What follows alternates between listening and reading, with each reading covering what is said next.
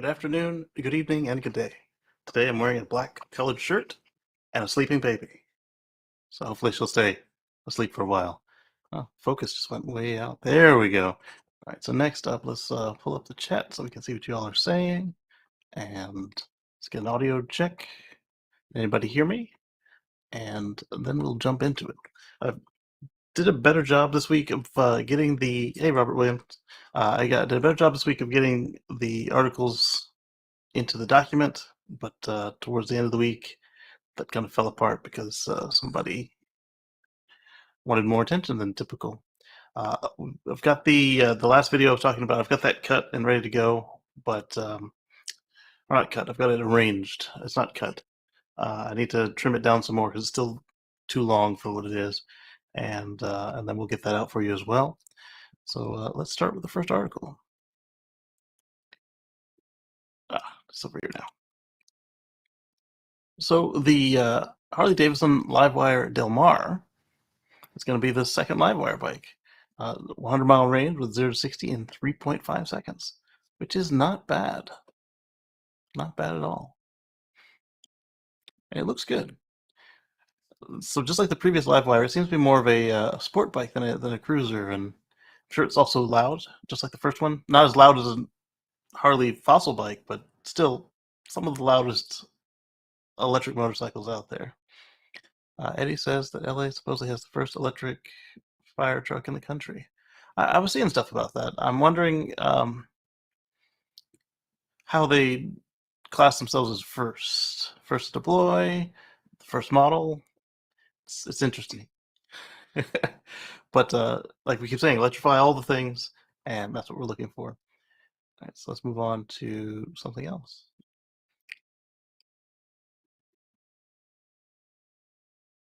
Oh, this one was fun.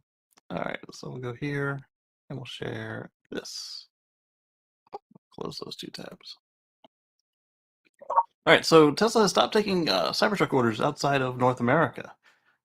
So this was first discovered in Germany, on my feed anyway, that when you try to order a Cybertruck, it no longer says order, it says updates, and updates are not orders. So a couple other folks checked it, and it looks like outside of North America, you can no longer order a Cybertruck. You can just get updates. This kind of goes back to earlier where Elon was on the FT Auto Summit, and he said they might stop taking orders. And Patrick and I, we were saying that it's a little weird to stop taking orders when you could just keep taking reservations and not guarantee the price. It does make perfect sense on Cybertruck when you've got 3 years of orders ready to go, or over 3 years of orders ready to go, and still haven't produced any. But for cars like the Model 3, the Model Y, X, and S, it it doesn't seem to make good business sense to not take any reservations for them. It does make sense not to be guaranteeing pricing on them, though. So the website used to say Best Ellen, which is ordered, and now it says get updates if you click on the pictures. And of course, it doesn't flip the picture when I do that. So we'll go over here. There you go. You zoom in, and now it says updates. This was yesterday, and it used to say order. Let's go back over here.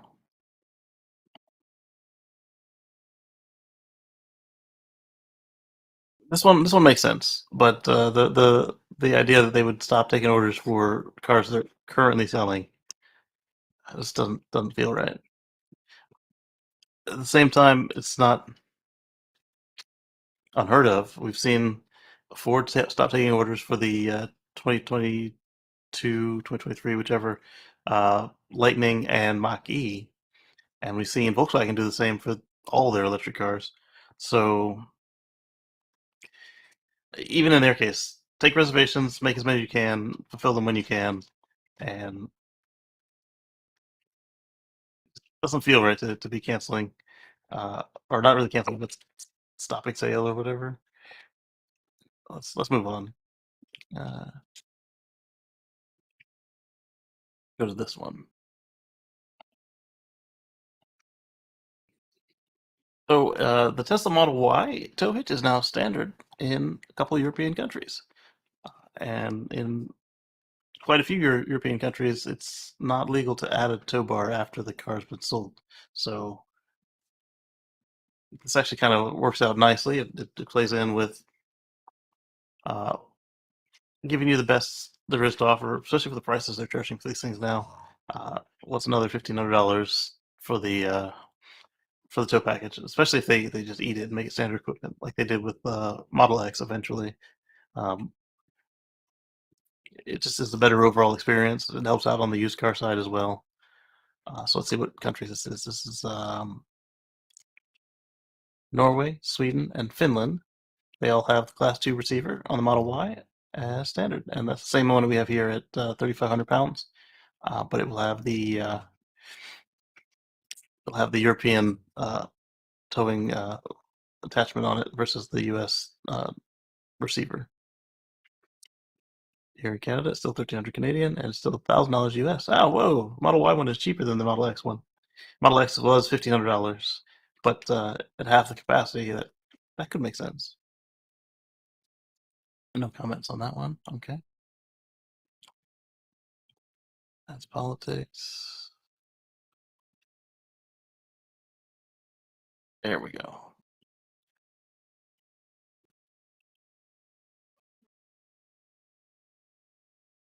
So, according to Tasmanian, Tesla is setting a new standard of water use per car, using less water than any other fossil maker.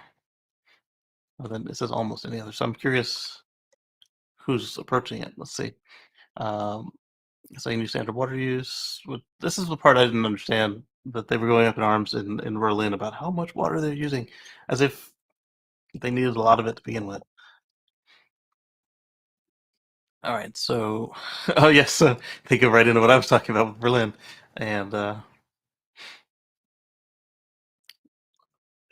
So let's see what changes they made to minimize their water consumption even more, or if this is just in general. So Tesla uses 2.2 cubic meters of water for the production of each car, including the production of the batteries, which means it'll go down because they're going for waterless batteries in the near future. This is below the industry average by more than 3 cubic meters, so 5.2 cubic meters or more for the average car. I wonder, part of that's got to include paint and like cleaning and all that. According to the company's explanation report, the cooling tower makeup is the single best contributor to water usage in any car factory. Yes, sweetie. Are you having back cream?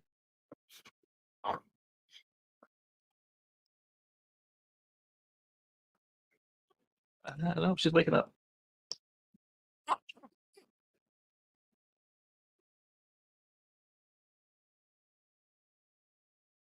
Hey, sweetie. Is it warm in there? Oh, oh, yeah. Oh, still sleeping. But she won't be asleep for long.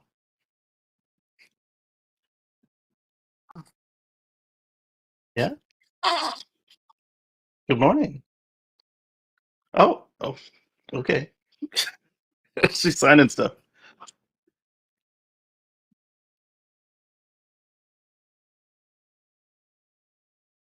All right. And she's back to sleep for now. She's not gonna stay asleep.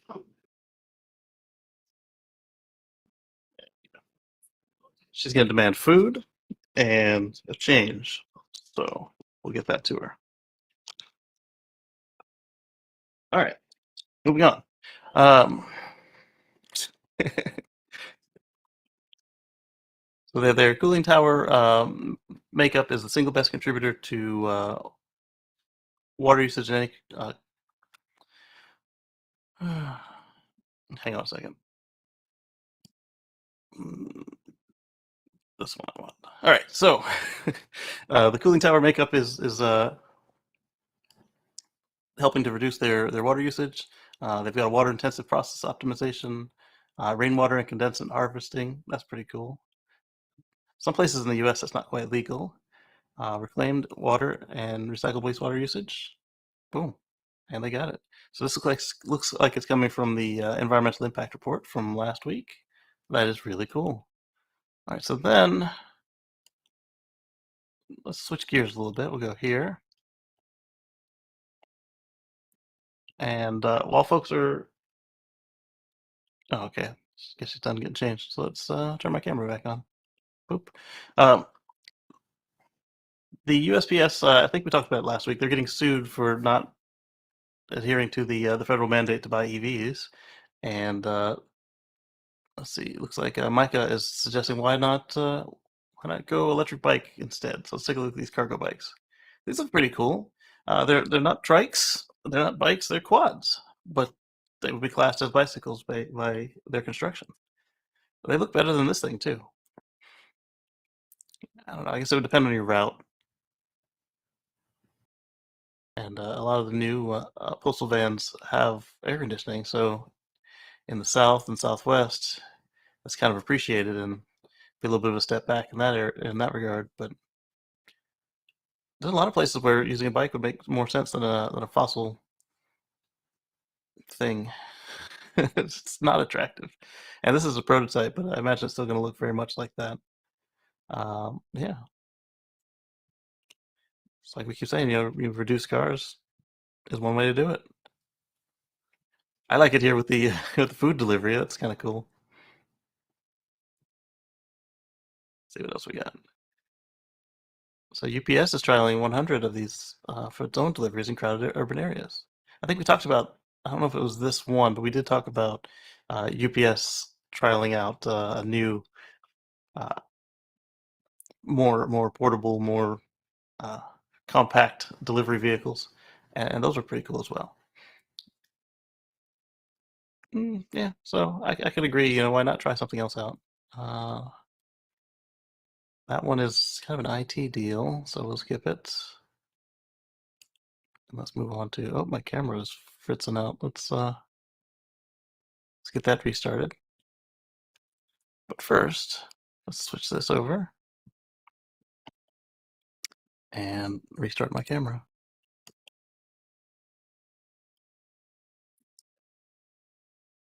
Oh, hey, it picked up with the right settings. I didn't have to reconfigure it. That's nice. Oftentimes when I restart the camera, I gotta, because it's mounted upside down, I had to reflip it in software. So John Felker is saying that the rite of passage for any EV automaker, or for that matter, any startup car maker, period, is their first recall. And in this case, Rivian is recalling 500 of its electric pickups for an issue with the front passenger seat airbag sensor. Uh, we've got a lot of recalls today, uh, not just from Rivian. So let's see if they say what is going on. They've got the whole narrative. Oh, they're struggling to keep up with demand. They're a new automaker. You can't just snap your fingers and make the cars come out. They are up to about 1,000 cars a week. I think that might be a story we touch on later. Uh, let's see if they say why the front airbags are uh, blipping out. All this businessy stuff. I'm Mr. Businessman. Let's just do Control F on airbag.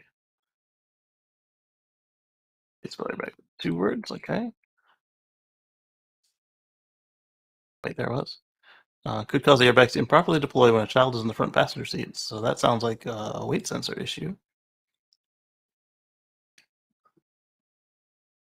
Yep, does not deactivate the front passenger seat airbag as required if a child seat or child is in the seat. In the event of a crash, which deploys the front passenger airbag, a seat with improper calibration may increase the risk of injury for any child or child seat occupant sitting in the seat. Uh, this is a crew cab, so you shouldn't have any child seats in the front seat to begin with. But yes, if there's a smaller child um, that the airbag should not be deployed for, that is a problem and it does need to be addressed. And yes, it also should not deploy if there's a car seat in the seat, but there should not be a car seat in the seat because it's not a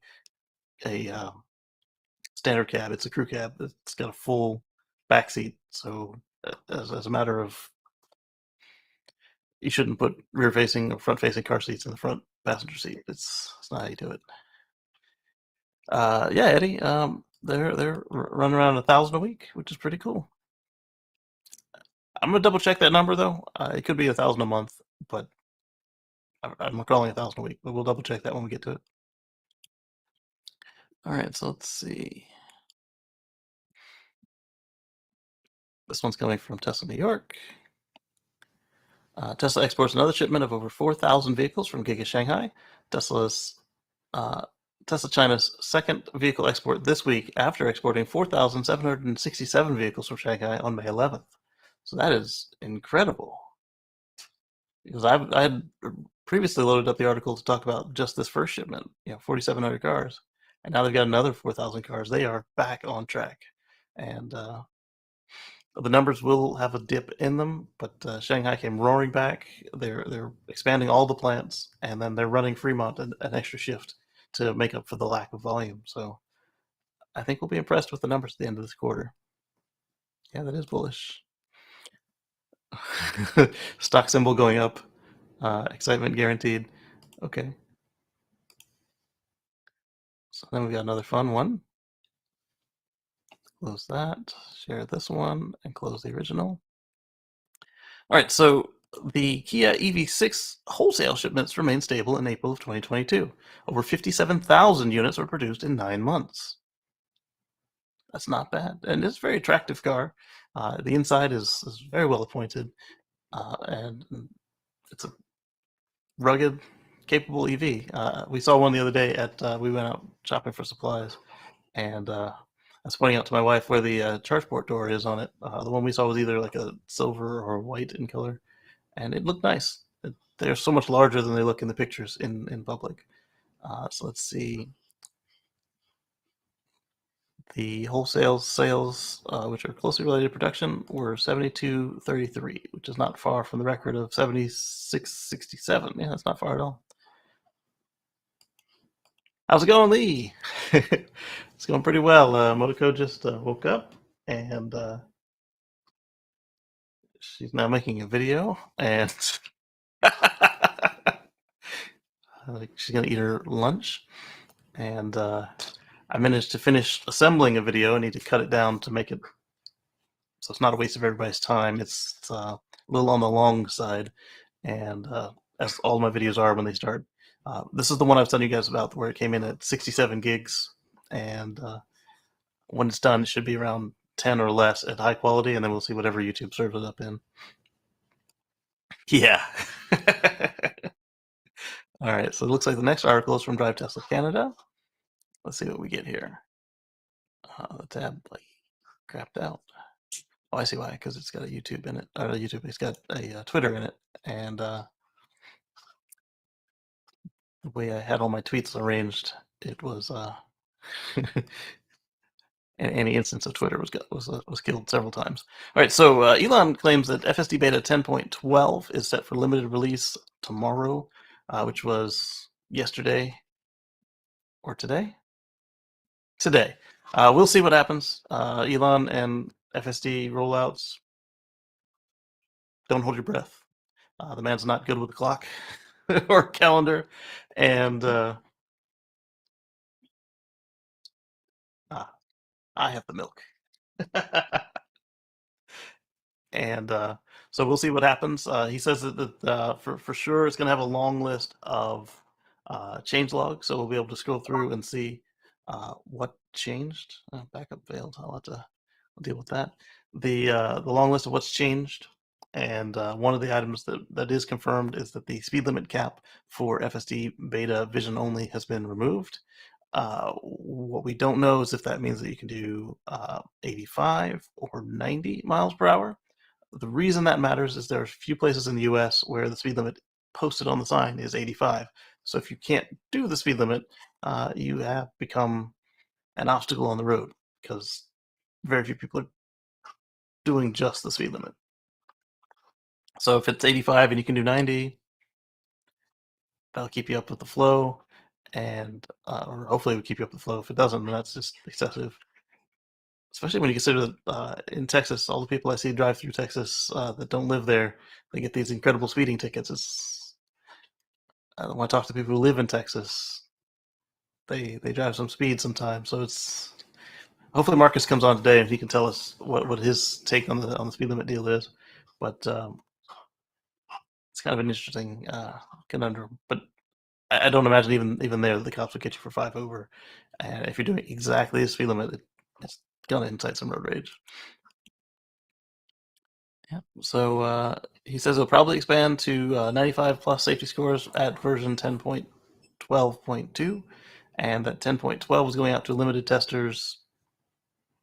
It was supposed to be yesterday, now it's supposed to be today. We'll see. And we don't know who limited testers are. Are they the social media darlings, the ones who got in early for safe driving? Or if it will be those of us that actually passed the safety score? Or if it's just employees? Or if it's just some employees? And we'll see how that goes. Okay, so that's all the tweets they have in here. I may have included more.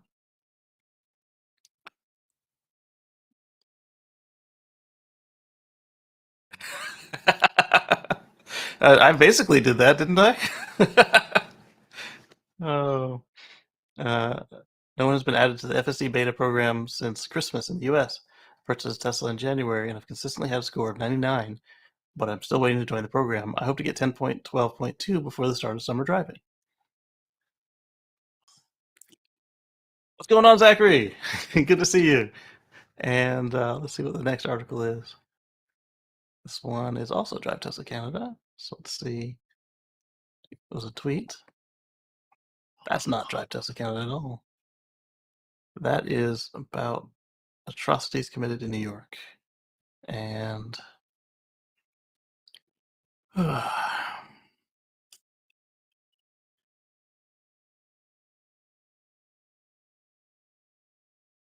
we go. Thank you, Zachary. That's a nice donation. Thank you for the great show you're doing.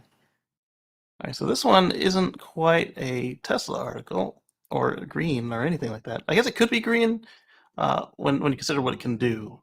But Kyle Connor's running around in a Audi that he just purchased for his channel, and I think it's the e-tron SUV.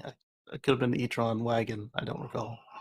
And he was pointing out how this thing seems to like know what's going to happen with the traffic lights. And so The Verge had an article on how the technology in that car works as far as interfacing with the traffic lights. So new Audis will count down to the light turning green. They get down to 4 seconds and then they go away. The reasoning for the getting rid of it at 4 seconds is so that if it's wrong or if somebody runs the light, you don't just launch out without looking. You're still responsible for looking, but it's pretty cool. So let's look into this. So that's how it works. Like there, you get to red light, it starts counting down, then it goes green. And let's see if they say how it works. So Audi's launching a new vehicle to infrastructure platform in its 2017 cars, allowing vehicles to notify drivers how long they'll be waiting at a red light. That's pretty cool. So how does it work, this vehicle to infrastructure technology? What are they using? It doesn't say. Well, sorry for wasting your time with that article. So then we've got the Audi press release on the same thing. You can tell that I was interested in this. This one is Herndon, Virginia, 2019. Okay. So I was here when this one happened, wasn't I? No, I was not. I was coming up shortly after that. So it uses Glossa. Glossa can provide speed recommendations to Audi drivers in select 2017 and newer vehicles that can assist drivers in catching the green wave, which is something we talked about all the time with hypermiling in our Priuses and other vehicles that we would hypermile, where if you go a certain speed, you can actually just catch all the green lights as you go through, and the system is smart enough to tell you what speed to go at to catch all the greens, and if you catch a red, it'll tell you when it's going to turn green, which I think is pretty neat. So it's using Traffic Technology Services. That's a company, and they launched the light traffic information on Audi Connect Prime. Interesting.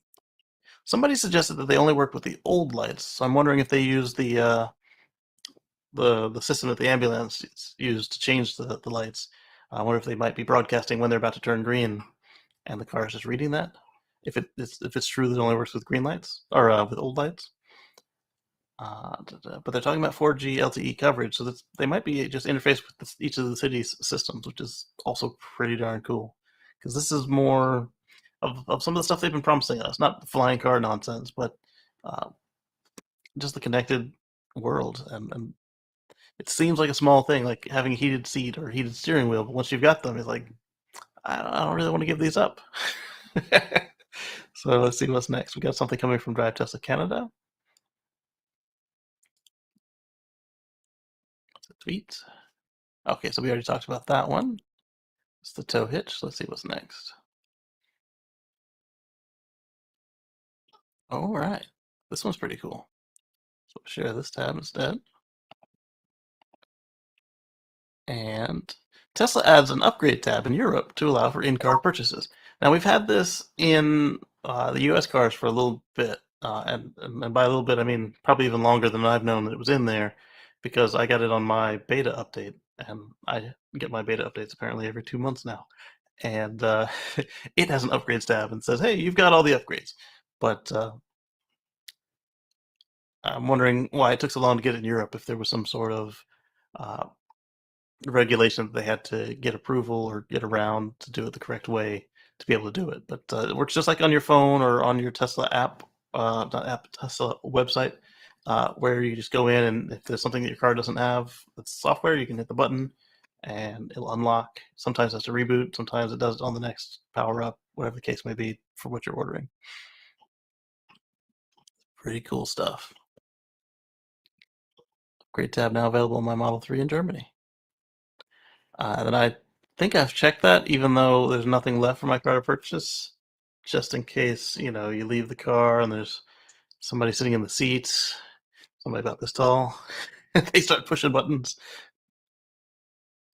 Zachary said I cashed 50% of my accidental petroleum options. I'm going to use percentage of my profit and continue to support important voices like you of the EV revolution.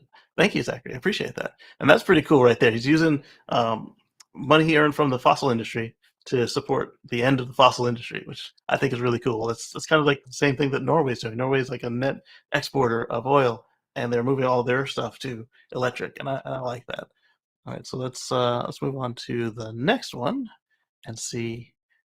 This one sounds like it might be politics. Let's see what it is first. No, that one's computers, but that one is like not even the other computer article I skipped was actually interesting to the rest of you, but this one is like Windows Server admin stuff. So we'll check the next one. Okay, so this one is from Melon, the people who do this platform that we're on for the streaming. They were talking about doing games in the browser, which I think might be fun, but not for this show. All right, Autoblog Green. This one is interesting to me. Volkswagen is resurrecting the Scout as an EV. But what was the Scout? So there's a lot of articles this week about them bringing back the Scout. And you're on the wrong track if you're thinking about cookies. It says international. It doesn't say Volkswagen. Interesting.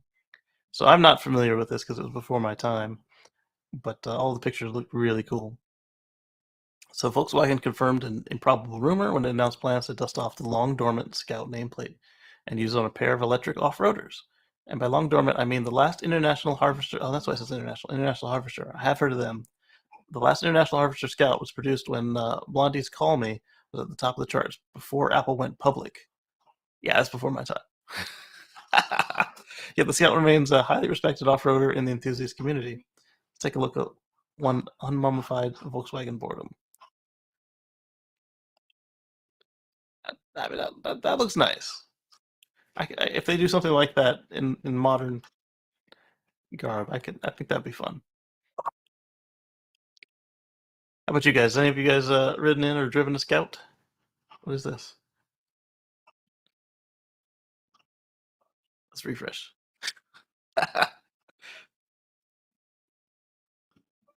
There we go. That was never a brand, it was a nameplate, much like Golf or Mustang. Okay. It was marketed as International Harvester. Yeah, they build farm equipment, yeah. That's pretty cool. That baby is, like, loudly guzzling milk. Moto! See what? You playing with it? Ugh, what a waste. There's starving children in America, Motoko. Not to make light of it.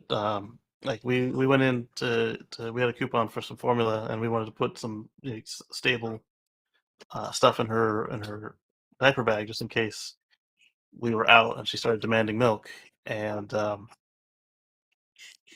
it's the shortage is real. Like we saw the shelf had room for like 30. There were 30 shelves, and like three of them had some kind of formula on them, and even what they had was like pick through, and it's a mess. It's And then folks are saying, "Oh well, why don't we get it from Canada?" We can't because we signed a trade agreement during the last administration that said that we can't import formula from Canada or much of anything for that matter. Well, the USMCA, he called it. So let's get this from Drive Tales of Canada. What are we looking at here?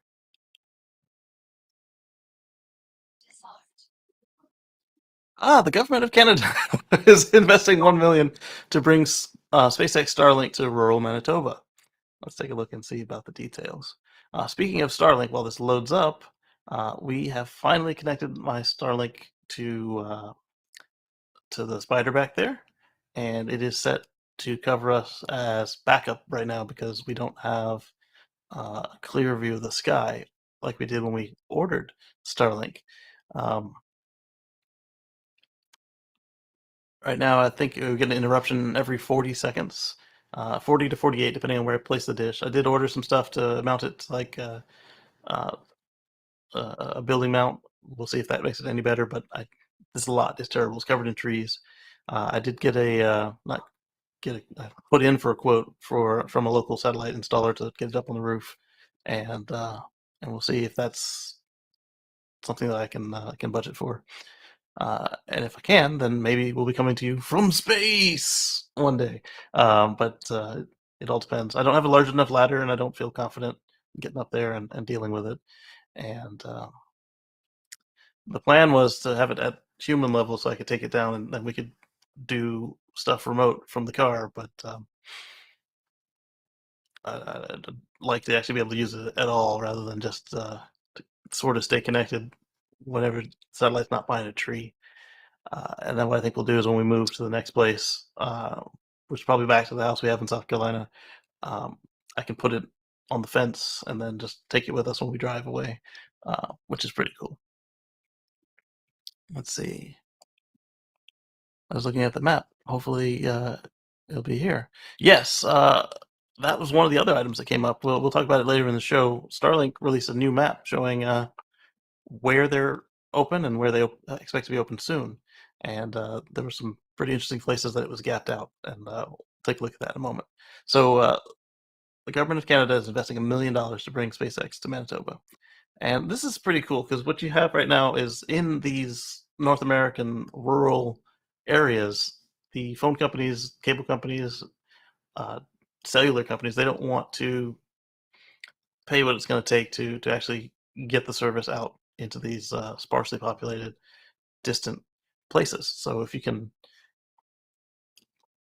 have something like Starlink rather than regular satellite internet, because regular geostationary satellite internet is you're talking like a ridiculous amount of ping time, and the uploads and downloads are often still pretty slow. Even with the trees blocking this thing, we can get anywhere from 20 megs to 200 megs, um, which is pretty cool. I think the highest upload has been 20 megs, but I'd like to see what it is without trees, and we'll find out hopefully soon enough. And then if it's not feasible to mount this to the building, I'll take it out into the car and maybe go to a park or something and use it in the parking lot to see what we get with a proper setup. Uh, as long as I stay in the cell, then I don't have to worry about the roaming. But if I leave the cell, then I would owe them $25 for that month of travel. We'll see. We'll see how it works out. All right, so they're investing in 1,162 homes in the communities of St. Laurent, Twin Lakes Beach, Lorenta Beach, and Oak Point. They'll be reimbursed for their cost to sign up for Starlink, which is incredible because the sign up cost just went up to $500, and that's just for your starter kit. And then after that, you pay monthly for your service, whatever the local rate is. And I think it's like either 5,000 or 1,000 to sign up for the business starter kit, and then it's significantly more a month. But what the business kit allows is, I think it comes with roaming and it allows higher speeds for upload and download,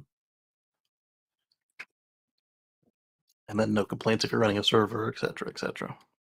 The reimbursement will only cover the cost of equipment, and the residents will still be responsible to pay the monthly fees, which is currently 140 Canadian per month. Connecting to high-speed internet will be a game changer for these communities,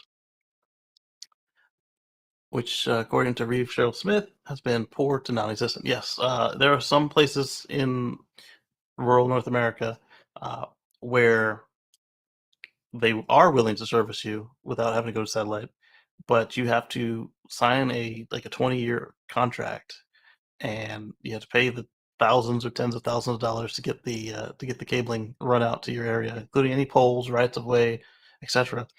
And then when you do get it, you're getting like 1990s DSL speeds. So I should say early 2000s DSL speed. And after spending, 10 G's and signing up for a 20-year contract to get those kind of speeds is, you can't even watch like an HD movie with it, which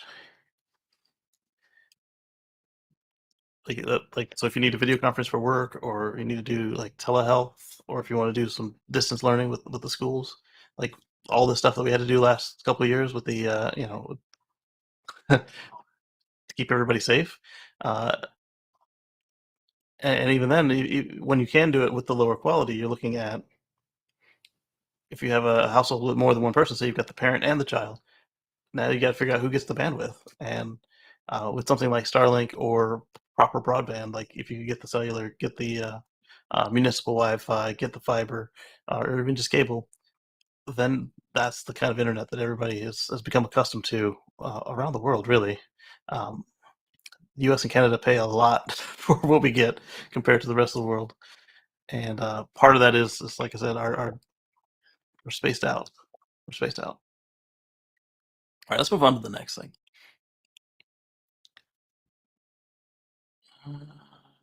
This one's Kyle, so let's see what this one's got. Okay, cool. So Kyle Connor was traveling back to his Colorado house, and he saw uh, electric FedEx delivery vans headed to get ready to start working. Let's take a look at this picture. So he's in the Audi, and the back of this looks like the Rivian, but it is not. Um, I wonder who makes this one. Is this the Bright Drop?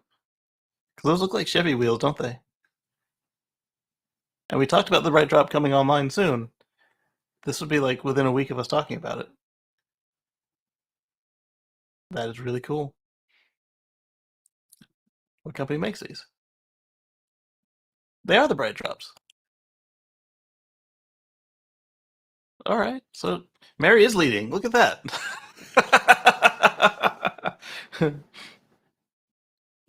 Hey, Timothy.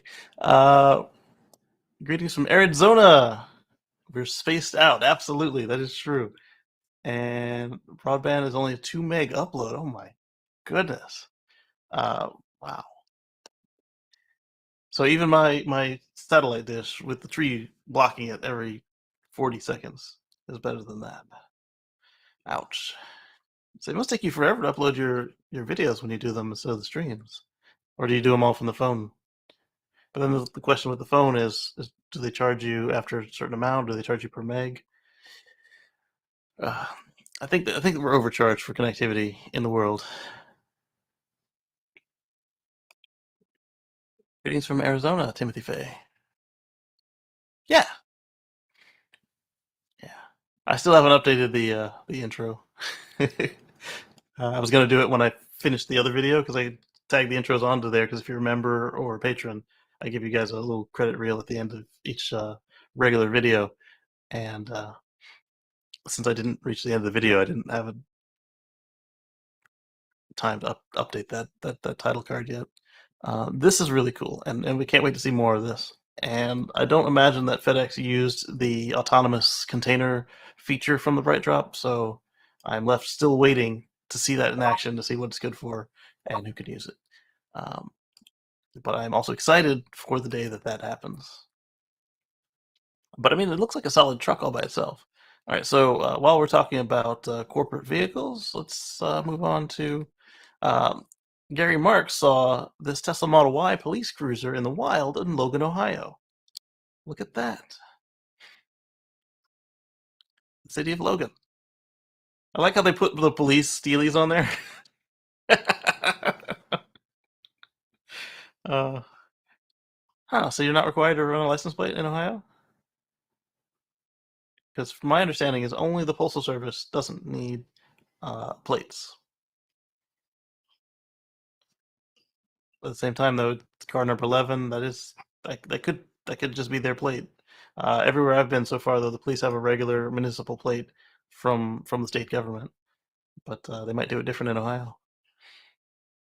But yeah, the Postal Service, they don't require a license plate or serial number on any of their cars. They can just run them out there. And it's really funny to see because on the Grumman vehicle, there's no space to put it, so that it doesn't look out of place. But when they buy something like the Fiat Ram van or just any of their other postal vehicles, and you see the eagle on the side, and then there's a blank space. They don't usually put anything in the license plate.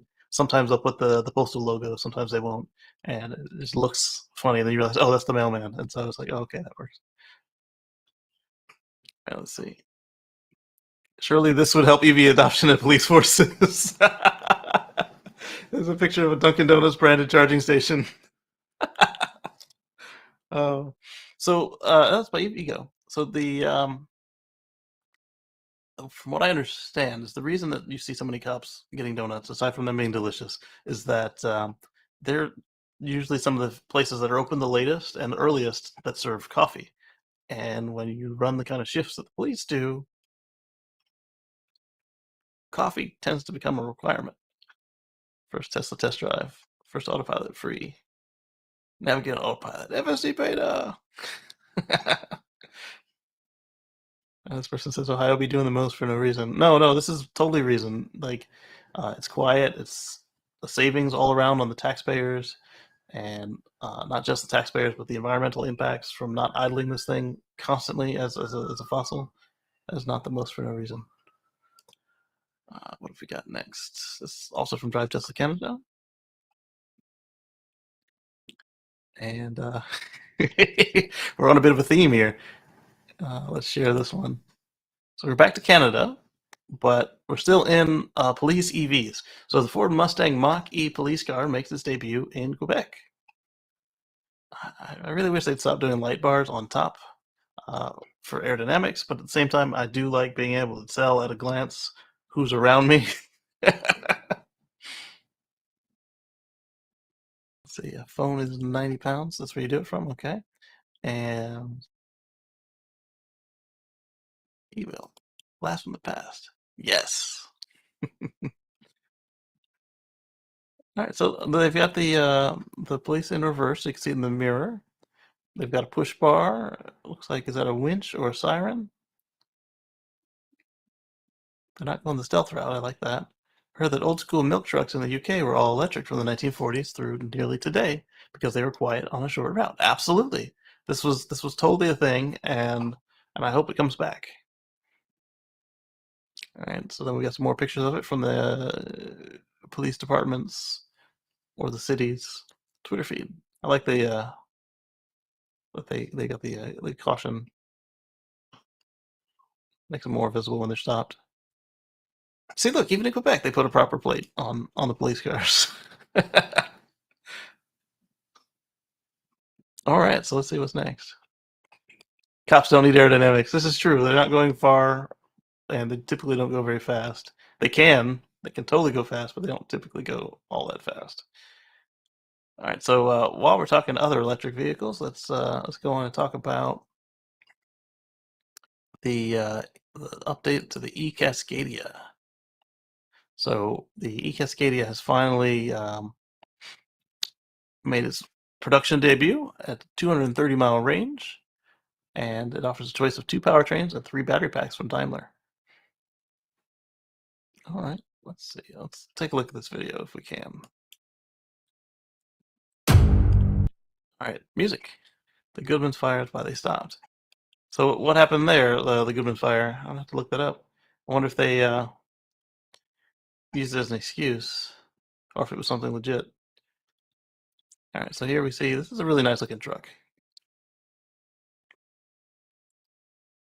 At 230 miles, as we talked about a couple weeks ago with the drayage vehicles, you got all the cars at the ports and all the trucks at the ports, and everything like regional and short haul. This is going to do a lot of impact for anybody who's complaining. Oh, they can't do long haul.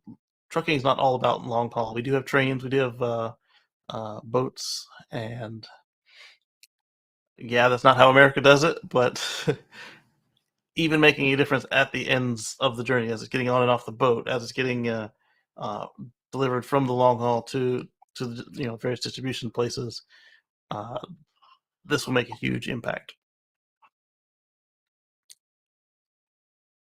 All right, so let's see if they give us any specs on this thing. All right, so you got a 440 kilowatt hour pack at the large end for 230 miles, and you get 320 horsepower for the single e-axle and 470 horsepower for the tandem e-axle. And there are 3 battery options. So I'm curious what the other 2 are. The e-axle is, oh, wow. My Windows 11 computer inside this Mac is making some noise.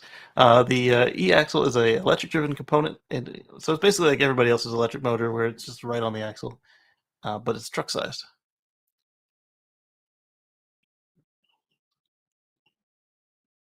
I mean, it looks just like a normal semi, and that's what they were going for. So it looks like a regular Cascadia, except they call it the e-Cascadia. Um, it charges off CCS. It's got 2 CCS ports. It looks like you can use both at the same time for faster charging. They only ever showed it plugged in to one at a time, which I guess would just mean it goes slower.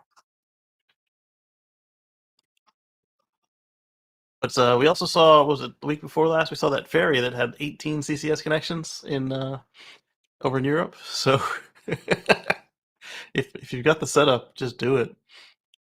Wait. Is that 3? Just 1, 2. It could be 3 CCS ports, unless that other one is like a Chatamo or something, or just not populated. Like you got to pay for each one, perhaps. And then inside is very normal. And then we're back to the first picture. Let's close that out. See if we can get any more stats on this thing.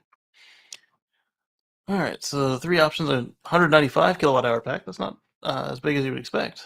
Charging times to 80% and 100% are 1.5 and 3 hours respectively. 291 kilowatt hours with 2 to 4 hours to 80%, and 438 kilowatt hours, which is 2 to 6 hours. And see, that's the other part right there. Is as you're adding more range, if you don't increase the input, that takes longer to charge. They utilize nickel, manganese, cobalt, so just the same as most other EVs on the road today, and they're using cattle prismatics. So yeah, another reason why cattle wants to produce cells here in the States, aside from the cost to transport these heavy cells all over the world. We've got Tesla, Cascadia, a bunch of other vehicles that the need the cattle cells. So why not make them where they're close? Let's see. According to the press release, the lithium-ion batteries enabled the e-Cascadia to meet its range targets without sacrificing payload, which peaks at 82,000 pounds. So it looks like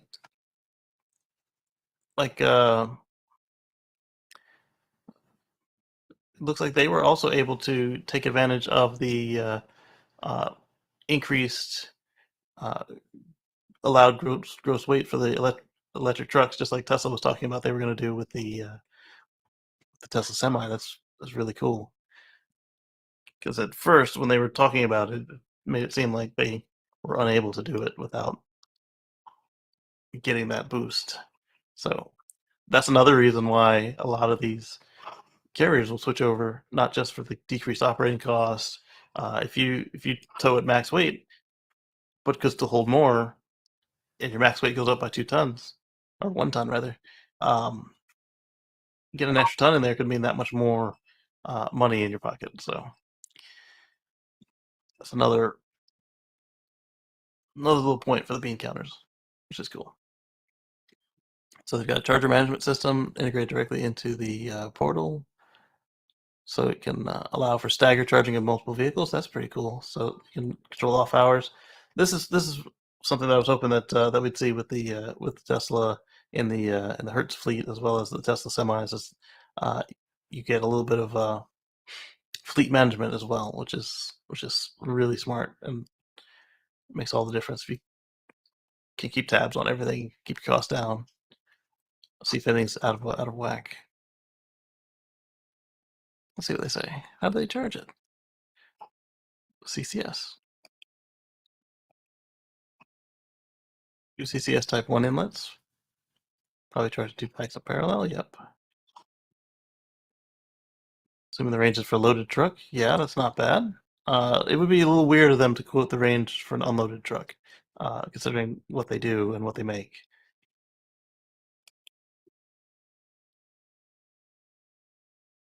That's 10 times the weight we saw in a pair of recent Model Y tow tests detailed on the site. One with a boat, and one with a teardrop camper for less than 4 times the energy.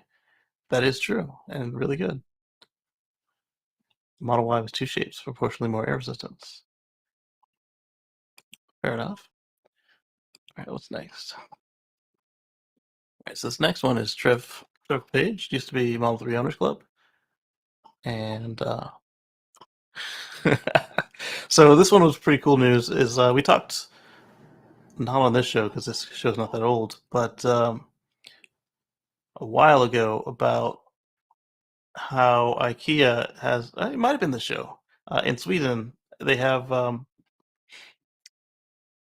they sell solar panels at IKEA, and now that's coming stateside. And Trev is saying that he's been a little angsty about it. He's saying, "Well, I bet you that they come to Canada before Tesla Solar does," and he might be right. Tesla doesn't seem to be taking solar seriously. It's such a great tie-in with EVs. It's just lost profits and lost opportunity. Yeah, every time they try to ramp it up, something goes wrong in the world, and they have to use those resources on the cars. So Ontario offers no rebates. Okay. Yeah, regardless of rebates, you don't need the rebates. They just make it quicker to pay off. So let's look at this article if I can. I've opened a lot of Business Insider. They may have hit my cap. I have not. So here we go. Then we'll look up the Goodman fire. All right, so Tesla Solar Roof has a new competitor. It's not. So, see, this is just like the cars. They're thrown in Tesla when it's not needed. Uh, that's a good question, Lee. Is do you have to assemble everything? And I bet you do. Here's a pallet of panels. Here's an inverter. Here's some wire. Figure it out. And then it's all in pictograms. IKEA said it starts selling panels in select markets in California this year. The company has been selling panels in some European markets since 2013. Okay. I didn't talk about it that long ago, but I did talk about it recently. Um, IKEA could become a direct competitor to Musk Company Tesla Energy. See, that's more reasonable, but again, you don't need to keep invoking Tesla to sell your article about other cars or other companies. It's annoying. All right, so there is what's different about the U.S. than Sweden. They're teaming up with SunPower Corporation, a residential energy services provider, to create an initiative called Home Solar. Launch in select markets in California this fall. So if you're in California and you don't yet have solar, and you are a fan of IKEA, check it out and please let us know how it's going. Yeah, IKEA, absolutely IKEA. The flat pack box store. Uh, I think when we talked about them is when they started selling in the UK. So that would have been what, a year, 2 years ago, and so this is exciting. It's really exciting. So it goes towards electrifying all the things. All right, that's a video. This status might be politics. Oh, this is computers. It's talking about file associations.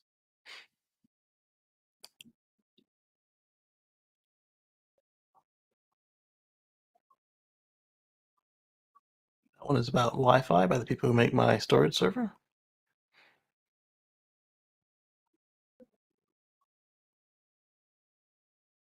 Okay, so this one was getting a lot of poo-pooing about in the news because it's an extension to the boring loop in Vegas. And what's different about this is it's only one of the two tunnels. So because of the volume that's expected right now to go from this destination to the convention center, it runs one way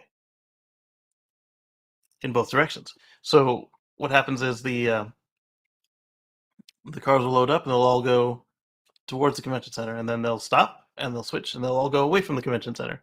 And people are like, "Oh, Elon made a one-way tunnel, so he made tunnels worse than ever."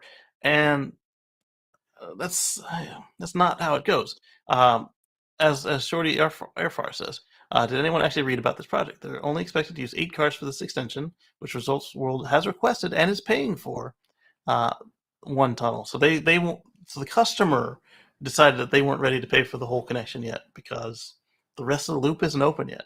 So they have one tunnel that goes one direction at a time, and they only have 8 cars in it because it's all they need to meet the volume they need.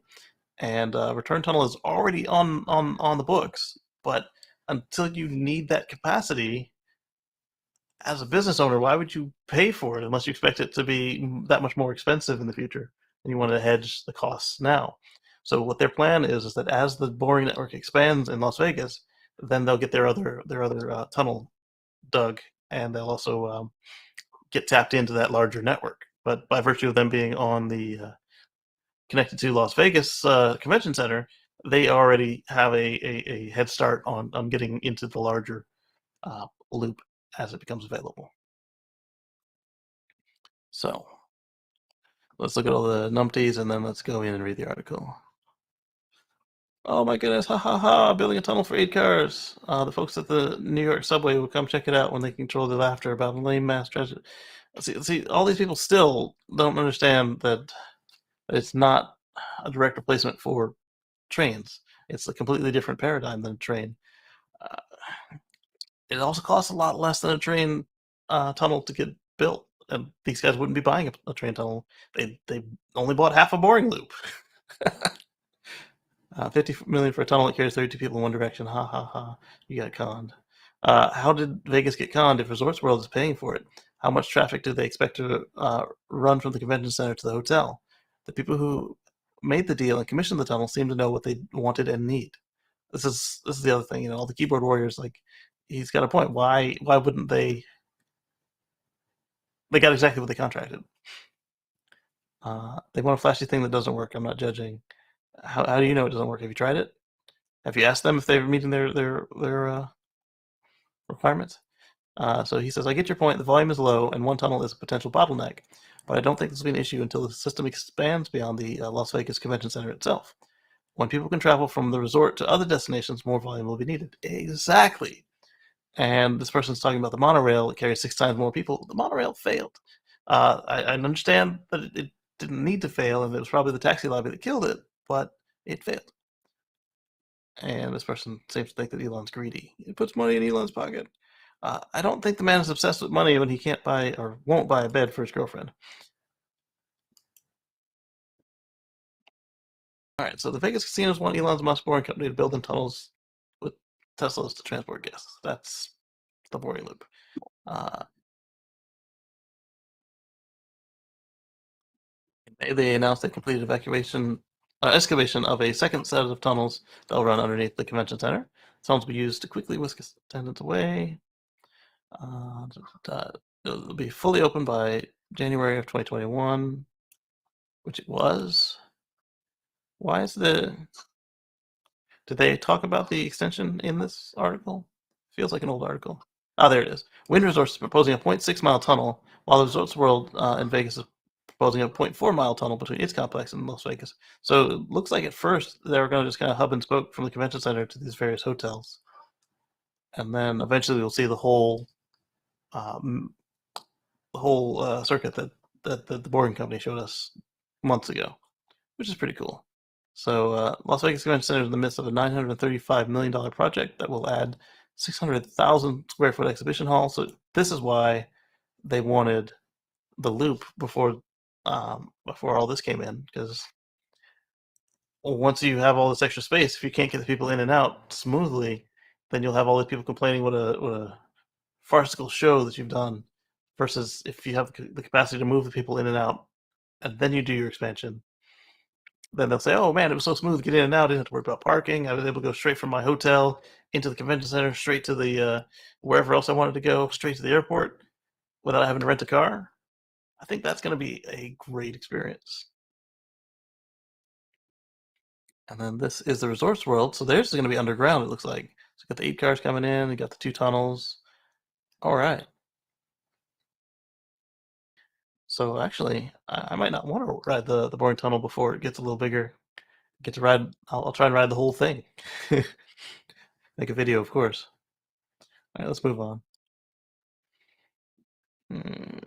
This is the same person, and I think what I did was no, I didn't. I did it twice. What I thought I was doing was that I probably clicked on the other tunnel, the other tweet, as I had been forgetting to do for so long. Yep, that's exactly what I did. Uh, Further down. Who have we got next? So on the same subject. Important note is that Phase 3 will allow the cars to return to Resorts World without using the same one-way direction tunnel. So yeah, I mean, why is it a bad idea to open up the finished tunnel while you dig the second tunnel? It's there. Why let it just sit there and not carry any traffic when you can have it while it's low volume carry traffic in one direction? Then they take a break, they carry it in the other direction. This whole "it's not perfect, why try, why bother" attitude that we have lately is just we see it in definitely with the environment and with electric cars and with politics. It's like, oh, I didn't get everything I wanted. Why try next time?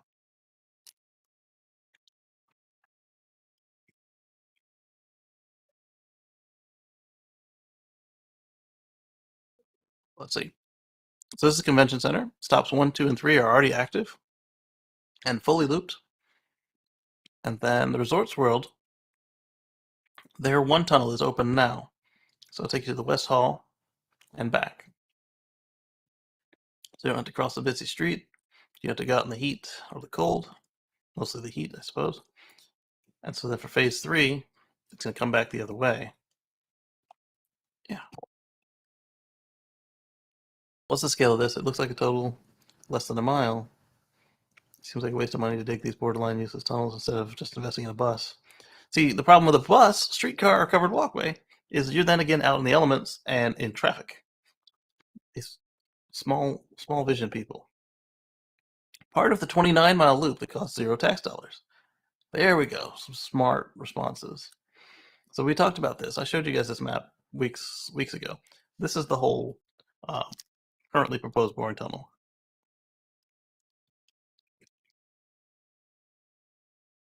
Be able to get out all the way around underneath Vegas without adding traffic, without having to walk, without adding any measurable emissions.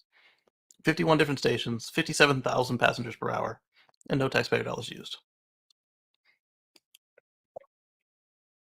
If NYC did this, it would cost $100 billion.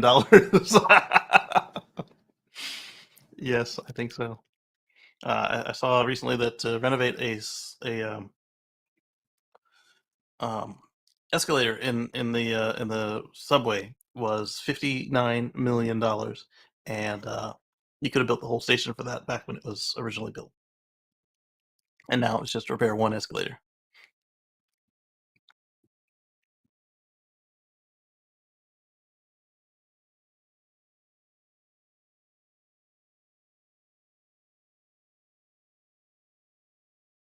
This is right on. That's right.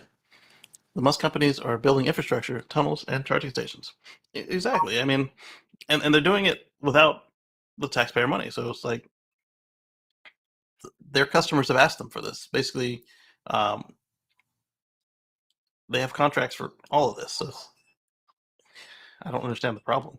The yellow loop right here is the one that's done today. The stops 1, 2, and 3, and Resorts World.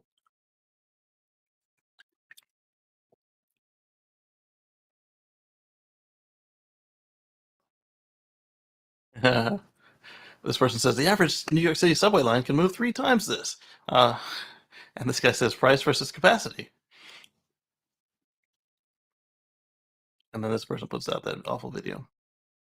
All right, so let's move on. Video.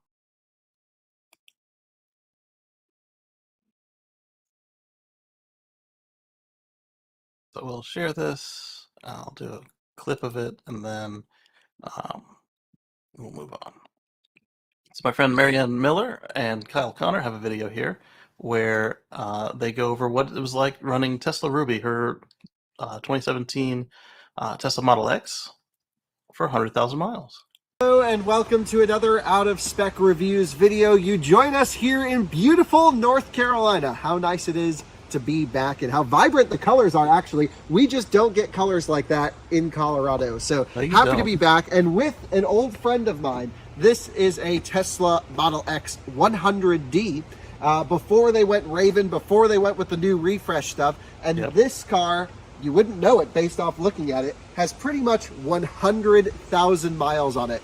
Now it's owned by my really good friends Don and Marianne. They have a great YouTube channel called Our Tesla Model X Journey, and they document their daily lives surrounding their Tesla Model X and their Tesla Model Y. They also have some other cool cars and projects going on here. And well, Marianne and I are gonna go for a drive in this video, talk about what it's been like, not only documenting her daily experience with her Model X, but also how the car is held up after 100,000 miles, which is no small feat. It's a 2018, right? 2017.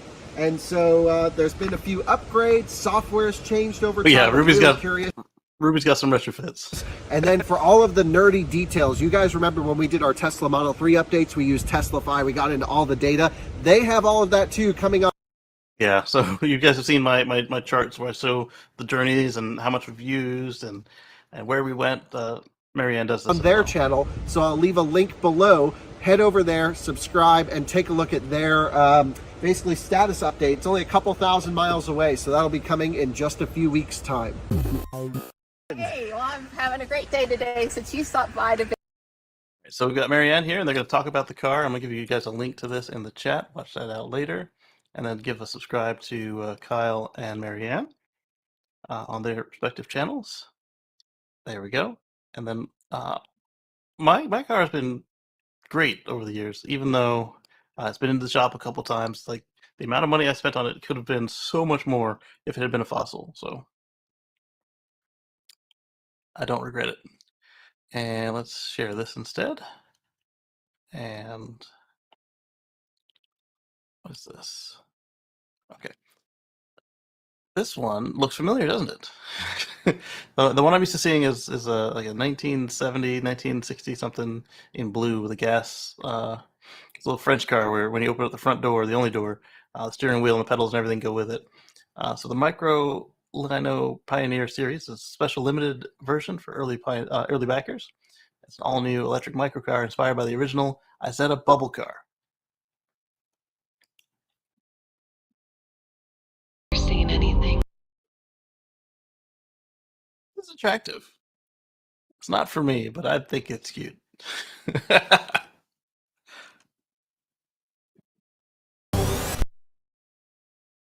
Hey, Steve, Frida, Elon. It said Elon. The Pioneer Series. Okay, so it's a limited edition. It looks like fun. Let's see after we watch this little promo. Let's see what the specs look like. Oh, it's 4 wheels. I was thinking it was a 3-wheeler.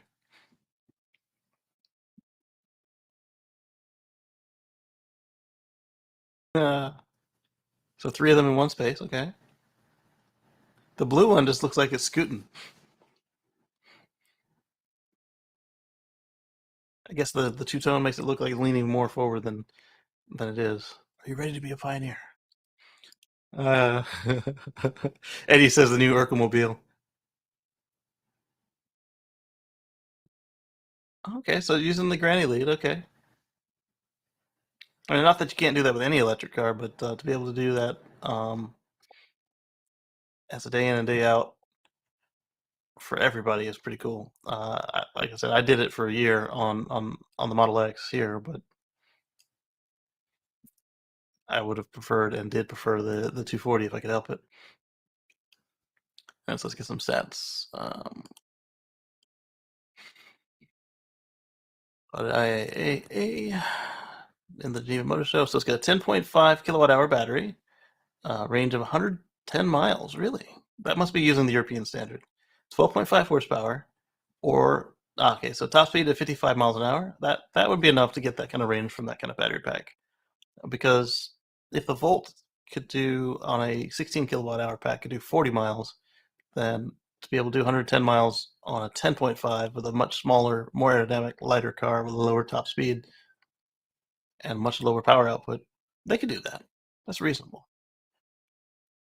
But that's still probably the European cycle. I might expect probably like 80 miles out of this thing. One of the cool things is it's only 12,500 euros or $13,000. Available for pre-order now.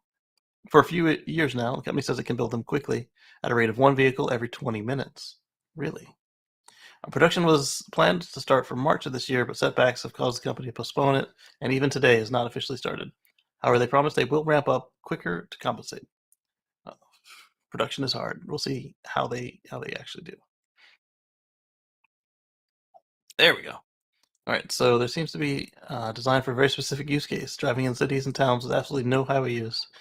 Yeah, that's legit use, especially in Europe. They're designed to milk clueless crowdfunders will never be produced. That's a possibility as well. See, a very useful second family car. Yeah, I mean, not legal on the freeways. Well, not every car needs to go on the freeway. It's not all the U.S. market. Notice it was priced in euros. Since it is not a car, I guess it doesn't have to pass crash testing. Clever. That's a possibility, but we've seen like the Aptera is also not a car, and it does pass crash safety testings.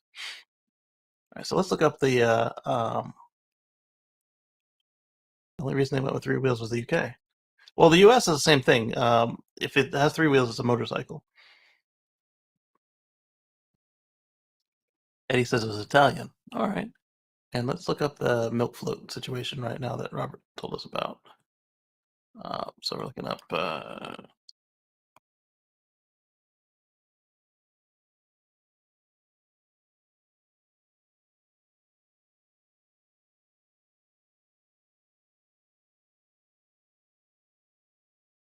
manufacturer calls more than 300,000 fire furnace components.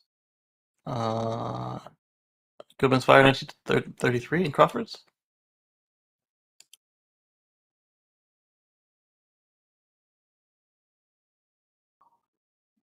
That's in Indiana. Whoa, whoa, whoa, whoa. What is this thing doing? Let's do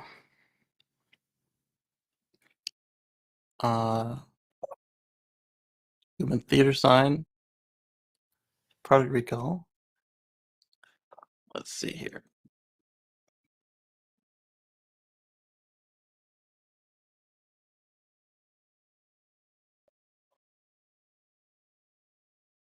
Let's do Goodman Fire milk float.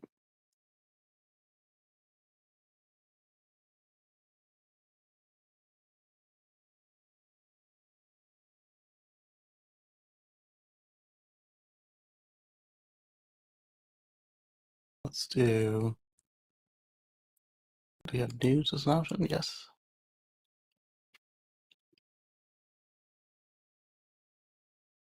Front wheels are spread out wider than the rear. Absolutely. Yeah. So if you do a Delta versus Tadpole, if you have the one wheel up front and you make a sharp turn, you're gonna flip it. And if you do the two wheels up front, you've got a little more stability, especially if it's got a proper.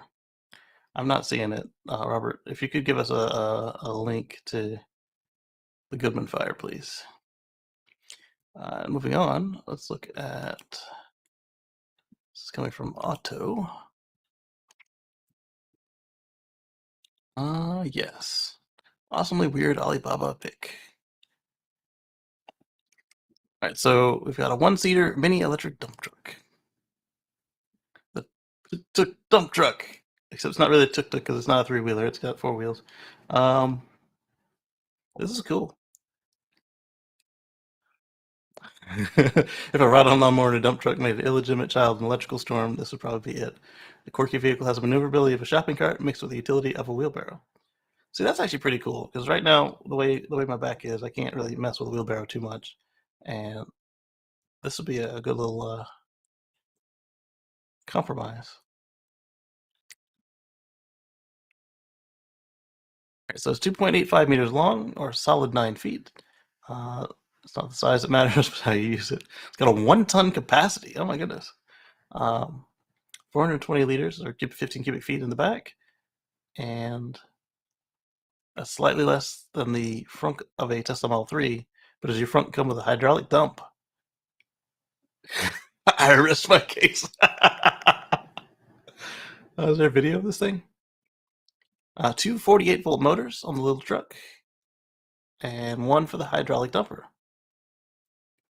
The drive motor is rated at 1.15 kilowatts, and the pump gets a 1.2 kilowatt motor. I have a sneaky suspicion the committee designing this thing asked how big to make the pump motor, and someone answered, I don't know, maybe bigger than the drive motor. Yeah, it looks that way. Just barely. It's 50 kilowatts more, or 50 watts more. And let's see. Either way you slice it, neither is a very big motor. That's probably appropriate for the job at hand. Gets up to a max speed of 12 miles per hour. So yeah, it is a wheelbarrow replacement. These are cute. Look at that. You can't accuse them of skipping out on features, though. Look at all you get. There's a padded chair. Looks like it was lifted from a church youth group for pneumatic tires. It does have a padded chair. The rear cargo bed looks just as overbuilt as the rest of the truck. Seems underbuilt. Half a chance they started with the bed and had to cobble the rest of the truck together after blowing their budget on the reinforced square tubing. This is possible.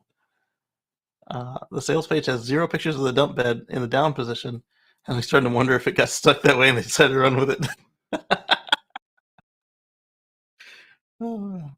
If I had one, there's a 0.0% chance I wouldn't draw a nose and mouth on this thing with a Sharpie.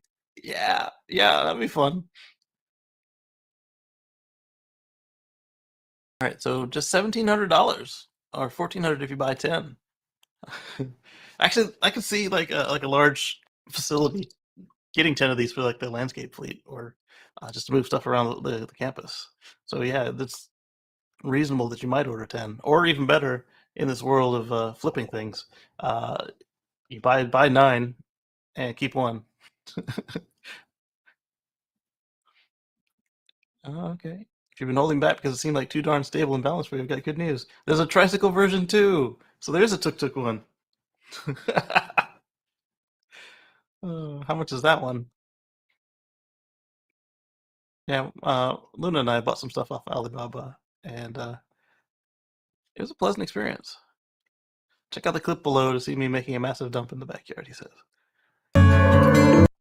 There's music.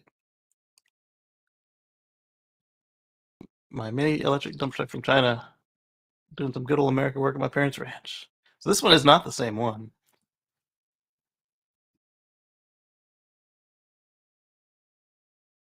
But I bet you could probably get this on Alibaba too.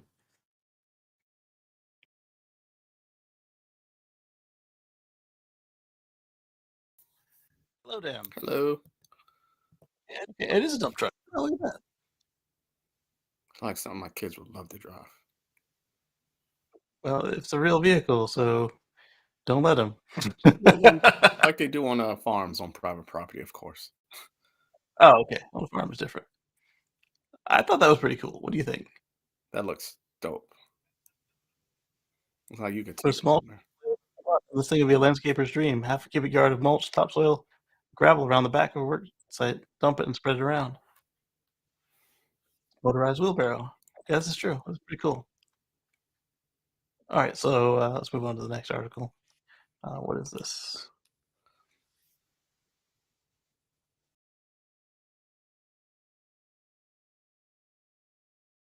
So that was for me. Um, that was also for me. That's Transport Evolved. Nikki is talking about Lordstown Motors. She's asking, are they doomed? So let's tune in, and I'll get you guys a link to the video, and then we'll move on. Special purpose acquisition companies, SPACs to their friends, are curious creatures. These so-called blank check companies can be the lifeline needed to help a startup get on the right track to becoming a fully fledged, sustainable business. But all too often, especially in the EV world, blank check companies seem to do little more than delay the inevitable, keeping a company alive like a zombie cicada, allowing them to go through their life with the impression that maybe one day things will be normal, but all too often ending in the company's demise. Sometimes SPACs can work, but other times, as soon as the initial stock market hype has died down, well, yeah. Exactly. So take a look at Nikki's video here at Transport Evolved in the chat later on, and so the one that she's talking about here is Lordstown Motors. They I have not been a very big supporter of theirs by any means. You've seen me complain about them left and right for over a year now, and if their product ever came to market and didn't catch fire and all that that'd be cool. But right now they're looking at they've sold their factory to um, Foxconn, the folks that make the iPhone for Apple, and It's about to become a rarity. One of few built before they went out of business, like DeLorean. I don't think they've built any other than prototypes. Ooh. Yeah. Well, such a shame, but they were doomed when the former administration showed up at their doorstep. That was so weird to me. Like it's like these guys are chaining themselves to this, and it's not looking like they were going to succeed. And No. And then when they went out the door, it looked like these guys followed them. We're gonna look good, and yeah, it didn't look good at all. That's Yep. I mean, they is compared to Rivian. Rivian's got vehicles on the road, but they also got a little bit of decent backing still there, even though the common shares. This seems to be worse than Fisker as far as the vaporware and just puffery. At least the Fisker prototypes aren't catching fire every time they go out of the factory. That is very true. This one looks like maybe a haphazard way of putting up. Like so their whole thing is they're using a version of the wheel motors that Aptera is using. I don't know who's making their battery, and they're using GM gliders trucks, and they've made them look even worse. And I mean, I'm not saying I want them to fail because I need more EVs out there, but if anybody asked me, hey, what do you think about investing in this company? I would be like, I'm not a stock person, blah, blah, blah, but don't do it. That would be my advice.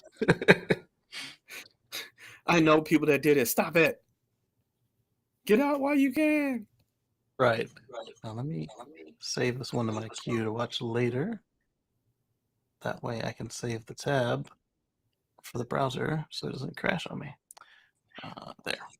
All right, so in Texas, you might remember last year there was an inability to keep the lights on because the natural gas plants were freezing over, and their governor decided to wheel on out and tell folks that it was because of windmills, despite the fact that Alaska and all kinds of northern Europe, like Norway and Finland, and everybody's got Canada, everybody's got windmills that work in Definitely. freezing temperatures, and so then it came out that everybody knew it was the natural gas plants freezing over, and well, see, now we've got another problem. Now it's hot, and so people want to run their air conditioners, right? Well, the ERCOT is asking folks not to run their ACs higher than, or set it at 78. So don't let it run colder than 78 in your house. They're asking you not to charge your car, run the laundry, cook until after 7 or 8 o'clock at night, and Basically, not live. just barely scrape on by. And remember, Texas has their own grid. They're not connected to the U.S. Or Mexican grids, and it's a free for all there. And so the whole point of all of this is Drive Tesla Canada found, well, not just them, but they wrote the article on it. I saw this in my feed as well from a couple of users where the Tesla cars are popping up a message asking you to not charge because of the heat wave to help out. So it says on the message, it says, heat relief wave stress on the grid is the title for the window. Or sorry, not heat. It says help relieve heat wave stress on the grid. That's the title. And then the message body says a heat wave is expected to impact the grid in Texas over the next few days. The grid operator recommends to avoid charging during peak hours, between 3 and 8 p.m. if possible, to help statewide efforts to manage demand. So don't cook. Set your AC to high. And in fact, we've seen, as we saw last year, they'll reach in and adjust your thermostat if you're on the wrong rate plan, if you signed up for something. What? And oh yeah, they'll reach in and they'll adjust your thermostat. And we saw them do that in the winter, and we saw them do that last summer, and they're doing it again with this. So more renewables, more batteries, connect with the rest of the friggin' continent. Yeah. Can't just fossil everything. But as we also saw in California, if you invest in your infrastructure, you can actually use it. And if you don't, it burns down around you. Same thing here in Texas. Literally. Or freezes Yes. up around you. Both. So over the last few days, temperatures in the Lone Star State have topped 100 degrees, which is 37.7 C. In places like Amarillo, where the average temperature this time of year is a more comfortable 78 or 25 C. So, 25 C is not terrible for outside. I don't like the inside of my house to be at 25 C. You have ACs for and fans, so they expect people to use fans. It's actually No, you shouldn't use the fan because that's using electricity. Okay, here's a zoom in on that same message. This isn't the first time Tesla sent a message directly to owners to warn them or ask them for assistance. At the onset of COVID-19, Tesla China sent a message to owners to notify them of free supercharging. It has also been used during natural disasters like hurricanes and floods. Yeah, in fact, they'll also do free charging during some of these like hurricanes and floods. Tesla also sent a message to owners in Germany to notify them of potential quality control issues on their vehicles. I don't remember that one. I remember when the P75s, 85s were out. It was basically a software feature to bring it into 75, and they unleashed the software blockage so that. Oh, you're talking about where they uncap the software lock batteries? Yeah. Yes. So there's no P75. It was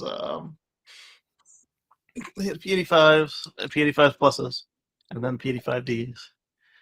See, Dawood says, I love how folks say they're leaving California for Texas due to the rolling brownouts in California. Have fun with that in Texas. Climate change is real. Exactly. And not just the brownouts, but also the flooding and the more extreme weather events as well. A lot of stuff. Mm-hmm. And it's bananas. Yes. Not to mention the fluctuating heat and cold all in 1 week. Yes. There was a week here where we had the AC and the heat on.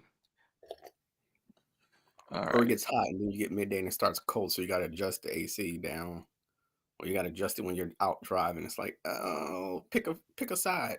Well, the driving is not so bad anymore now with the automatic climate control. You just set it where you want to be, and it'll take care of the rest. All right, so Renault is to bring a Mobilize brand to the UK and introduce the Twizy successor. Mobilize is a mobility brand focused on car sharing, and it will debut in the UK in the second half of 2023. So car sharing is a great way to reduce the amount of cars that are out there, because then you only need to have a car when you need it. So you can just go to if they park them on the street or at a parking lot, you just go there, swipe your credentials, pick up the car, use it for as long as you need it, and then put it back. This is pretty cool. And they're going to do it with a new version of the Twizy. Let's see. Hopefully they don't have too much music on this thing. Straight away with loud music. All right, so mobilize day. I want to see if they do a Oh, it's presentation. It's a talk. All right, so if you want to read, listen to the Mobilize Day presentation, it's over here on this article.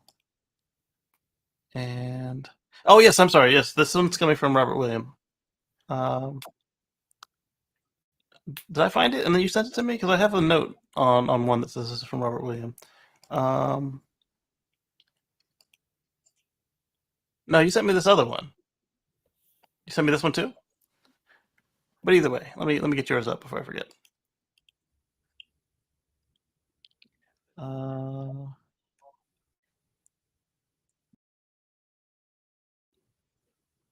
But this is definitely. I wonder if they're going to do like Volta and put up in various locations. Oh, I see. On his live stream, he had this one. That's really cool. What were you saying, Dan? Oh, some semi-rural areas might have like say a Dollar General or a random small end supermarket. I think they should start placing them in those areas where you only need a small trip. The inner cities, yes. To make your profit with these things, you need density. So that's why you only see them in cities right now. But if they were autonomous or they were cheaper, then like you're saying, you could get them in more places. But you would still probably want them in places that were more car dependent, because if you could walk everywhere, then you might not need them as much. Or I'm saying that backwards. Some place with a moderate car density, because if you have to walk to the car and it's a 10-mile walk, it's a little bit tougher, isn't it? Or have your buddies drop you off while going to work. Hey, stop here, okay? Only would it be good, because I've seen that before. Somebody had to go from a little out of the way, semi-rural, all the way back into town on the same road. So rather than that, they could just stop at, say, the local shopping center and rent one of these and take it all the way in town for the day and drop it off, and then do the same going backwards. And then buddy can pick you up. That's a 10-minute drive back to your house, but so many much mile walk. So it has this weird. I don't see it working in rural. It could, but I just it's like getting to a bus station. You got to get a ride to the bus station first. We've got to come up with something better than that. Like if this was autonomous, it could just come get you at your rural place, and then you can drive it off. So you use an app. That's pretty smart. I like this new look to the Twizy than the original one. The original one wasn't bad, but this one looks like retro future. Retro future. I like that term. Let's see here. Nobody commented on this? It's the tizzy. Yeah. It's right for no one, so you don't get in a tizzy. With Twizy. Yeah, with Twizy. See? Trademark. All right, so Dr. Nafiz Ahmad says the largest EU economy shift can shift an entire electrical system to solar, wind, and batteries by 2030 for less than 1% of its GDP. And country's entire energy system can go 100% clean by 2035 for less than what it spends on fossil fuels. Rethink disruption. So Nike should just do it already. Here's a link to that article. I haven't read it yet. I don't know why they don't think to do that. It would relieve stuff like because some people's money would be affected by it. That's the only reason. You can make new money. Like there's always you can't make new fossil money. Yeah. It's gonna be gone. But they'll be dead by then. Why do they care? Forget about us. There's people around after it. So Germany can shift its entire electrical system into solar, wind, and batteries by 2030 for less than 1% of its GDP. Yeah. Do it. All right, so there's a paper you can read on if you want to. And we've got something else from Drive Tesla Canada. Oh yeah, it's the Ikea. We talked about that. All right, so Yeah. this one's coming from Autoblog Green, and our friends at Nissan are talking about a third U.S. plant to help them meet EV demand. Again, electric vehicles bringing in more jobs. How Right. do you not? Exactly. You got the jobs, you got the local production, so it's less.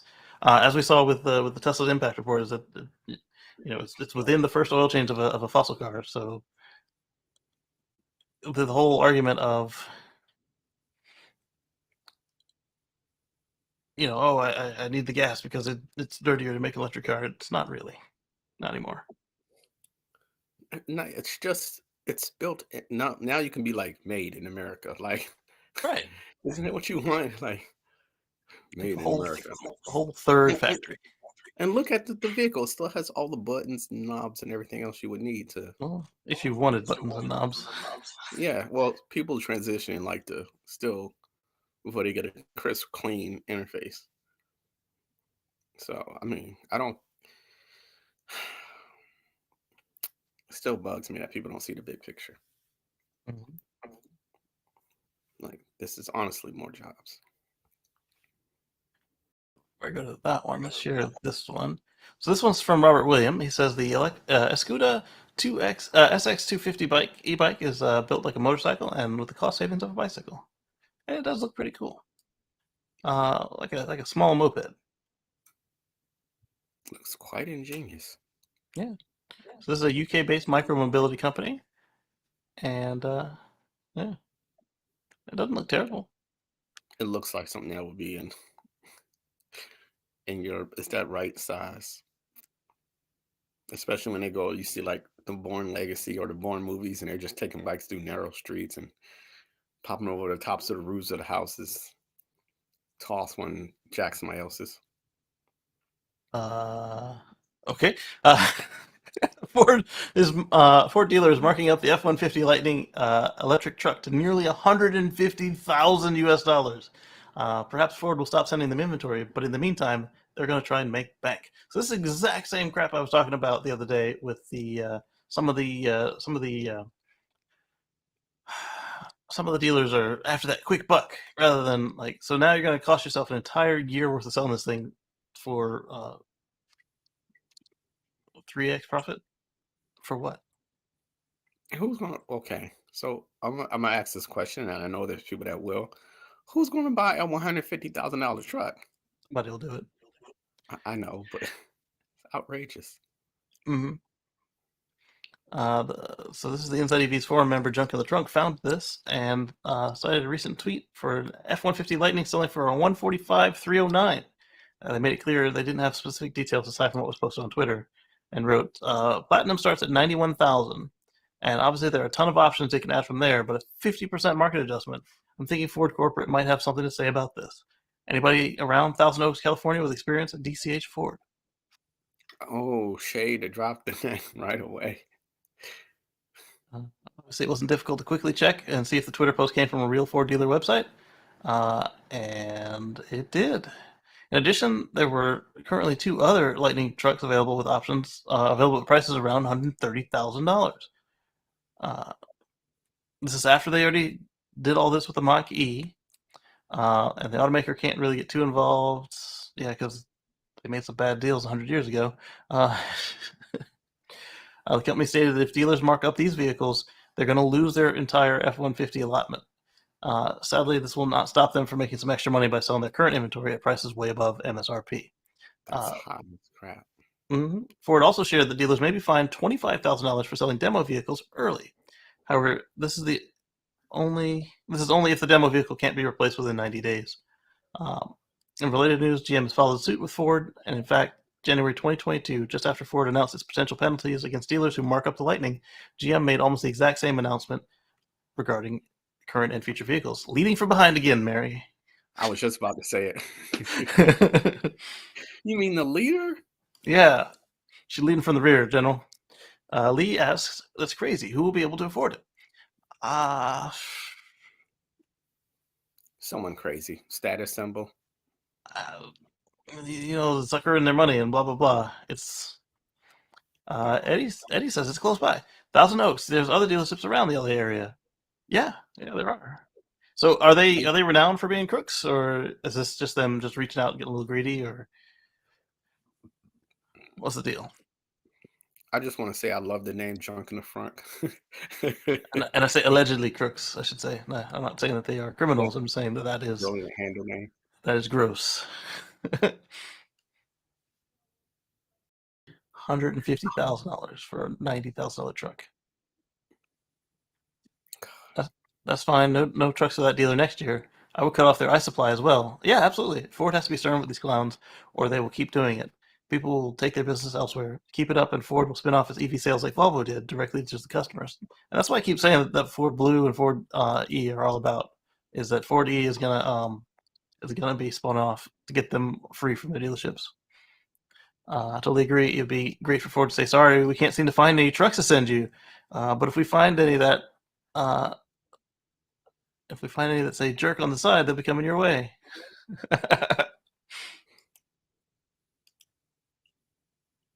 No next gen Ford EV truck for them either. In fact, made that online only and point at these fellows when someone complains. Yeah, I agree. there are laws in place to prevent dealers from selling, or automakers from selling online. This is true. Yep. That's I sick. think Ford can fight faster. Ford's a bigger company. Ford's gonna do what faster? Fight with the dealer association. No, I don't see it. I think they're just gonna cut them loose with Ford Blue or Ford Model E. All right, so this one was pretty cool. This is also from Dry Tesla Canada, but it's about Ford. So they're out of Canada and they're out of Tesla. I love Drive Tesla Canada. All right, so Ford is working to bring a lithium iron phosphate batteries to its first generation of EVs quickly. So it's very much like we saw with the standard range Model 3 and Model Y, where they are now equipped with cattle prismatic lithium iron phosphate batteries. Ford is thinking they can do the same thing for their shorter range batteries as well in their Lightning, E-Transit, and Mach-E. And during their recent Q1 earnings call, Jim Farley, the CEO, said they've been working on the plan for quite some time, adding that he hopes to be able to bring new batteries to the Mustang Mach-E, F-150 Lightning, and their E-Transit commercial van very quickly. Yeah. See, this is one thing I like. Ford isn't beating their chest talking about how they're leading. They're just doing the darn thing. They're copying Tesla. They're copying Volkswagen. They don't care. If it works, they're going to do it. And they're going to get the vehicles out there. The only thing really holding them back is their unscrupulous dealer network. I'm not saying the whole network, but the bad apples in their network. Are making Because as our friend Sergio showed, that you can not only get sticker price, you can get below sticker price if you're willing to do your homework and take a little trip. I don't know if you can get below sticker price right now with the supply crunch, but there are still reasonable people out there who are willing to accept whatever profit Ford had already set aside at sticker price, and then just sell you your car, maybe sell your friends a car, and move on to the next one. I'm sorry, Dan. Go ahead. Oh no. This. I like the way this is going to happen. I do agree they should. I don't know why dealerships just don't shrink their inventory and do it in a customization form. Like, hey, you want a car? They can't. Fill out If you don't have it on the lot, they'll go to the next guy who does. And there are some places that are like, you need the manufacturer tie-in where you can say, hey, here's our models, and you order it, and it'll be here in 2 months or whatever.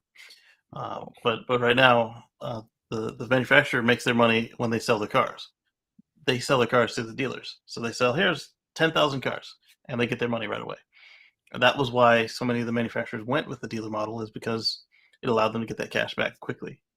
And where it hemmed them up is when they went through and did all these different agreements with all these dealers. And then the dealers started getting all the local laws changed because they were afraid of the competition from the manufacturer, which would have been bad. But if you're so good of a middleman, then you shouldn't need state protection.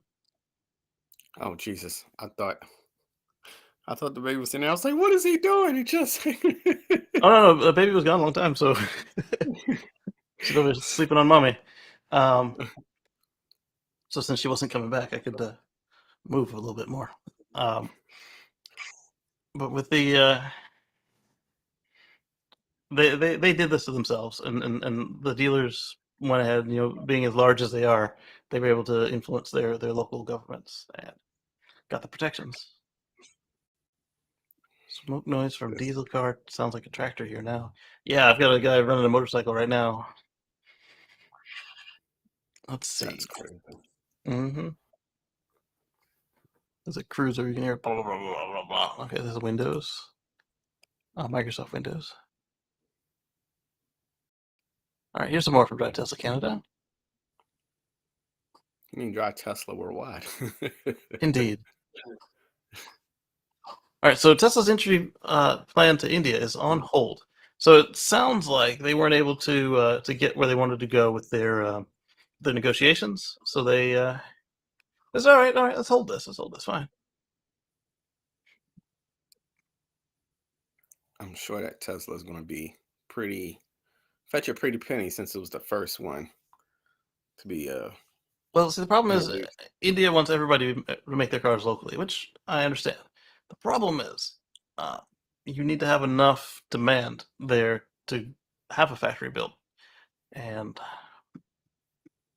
they don't get it. So, as per the reporting by Reuters, the company's in a deadlock over tariffs on Tesla's vehicles. The crux of the issue is that Indian import tariffs are extreme and often up to 100% of the cost of the vehicle. So if you buy a $50,000 Model 3, if you could find such a thing right now, it would be $100,000. And Tesla wants to import a set number of vehicles to see if the interest in the brand. And this is completely reasonable. Like, hey, before we go and build a factory, let's make sure we can actually sell any of them in your market. And India's like, no, we won't let you bring any of them in unless you have a full markup. So why wouldn't the easiest solution be to say, hey, let's bring some of these in market and you get to keep them with your local government or something, like see how they test it out. And well, you're not trying to give a gift to the government. You're trying to sell the cars. So I mean, that can give me, they'll buy the cars eventually, but you can test it in market, but it's still tested in market. You can compare the data. So the first few. But India doesn't want them to test it. India wants them to build them there. And Tesla's saying, well, he will. How are they going to build them, Dan? Find the we don't have a factory. If he ships so many in to find the interest to see how it's going to do. That's what they want to do. And India's saying you got to build them here before you can do that. Yeah, sell some, put some to the public sector service market, and then they'd be like, "Oh, we like these. Let's build these in house." But that's the same problem you have here. We're not going to buy a German car. We're only going to buy American cars. So,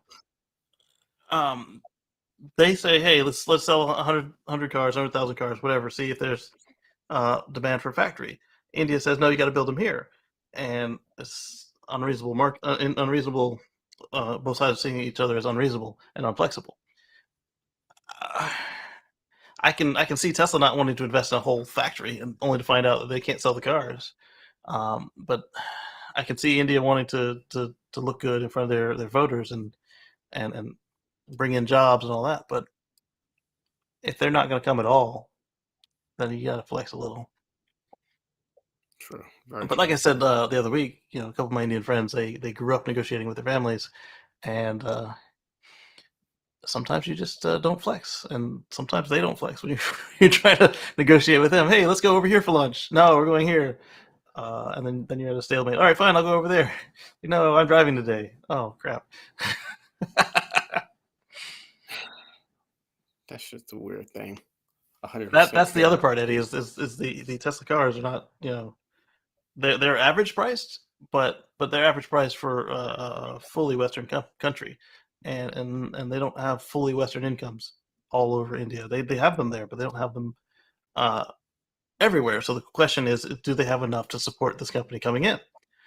They want to find out. And as Eddie's saying, even with 1 billion people, do they have enough? And unless they're going to make a cheaper car, which they want to, but they aren't making it yet. They have 4 models. And so this is when they need Twizy.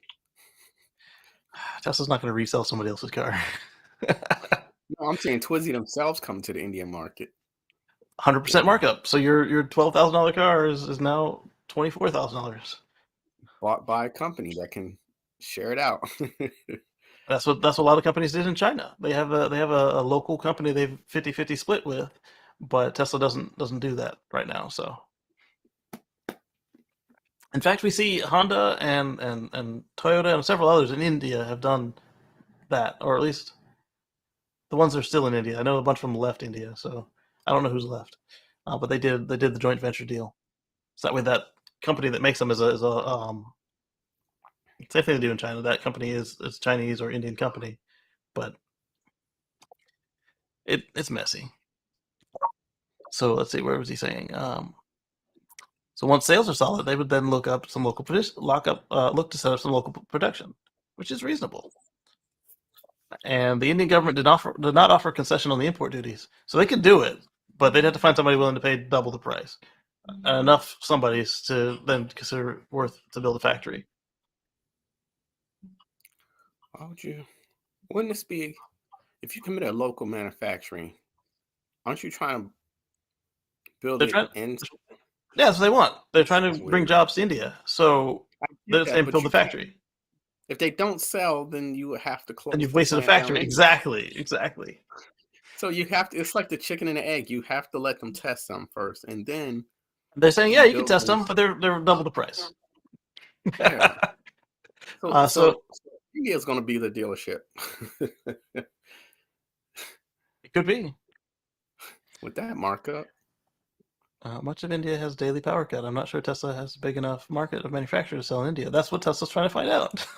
The labor productivity in India is lower than China and the rest of Asia. Apple still has no Apple Store in India, in addition to North Korea.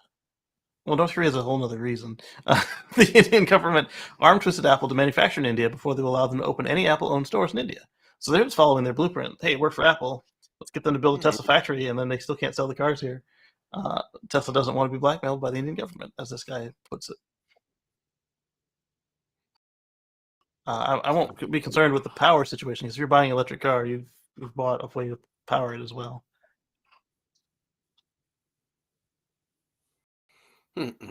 I wish everybody luck in that situation, because they're good cars, and it will help India's pollution problem. But you got to get the cars first. That's definite. That's just wild. Yeah.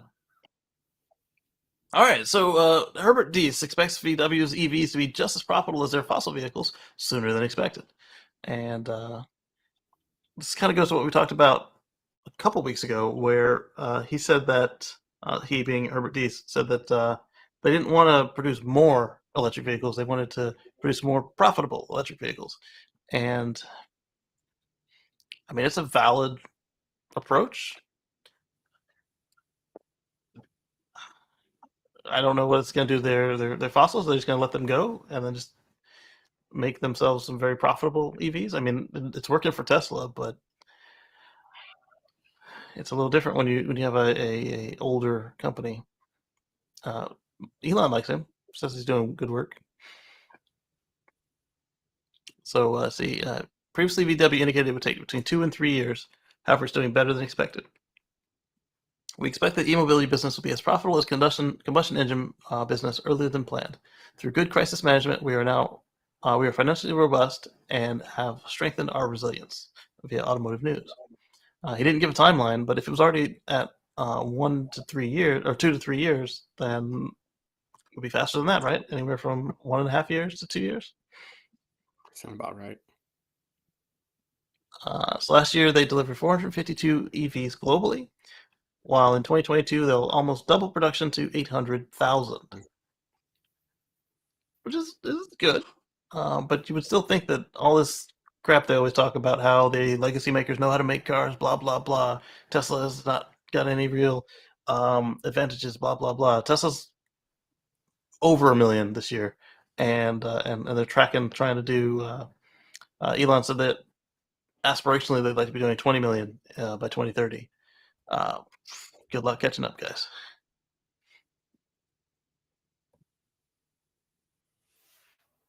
No comments on that one.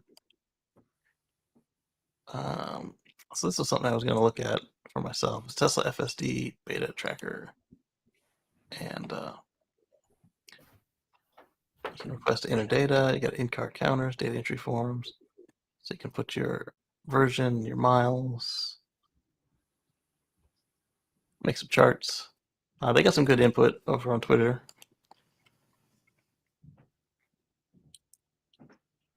And there. So the VW ID.5 gets the highest score in the Euro NCAP driver assistance test, which is interesting.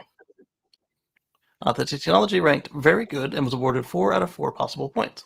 The NCAP testing regimen includes a classic crash test as well as structured evaluation and classification system for comfort and assistance systems. And you've seen this in some of the crash tests I've showed you guys where they've got like the bike that comes out and the pedestrian, and they've got the various speeds. They evaluate the headlights and the system's sensors. And the ID.5 did well.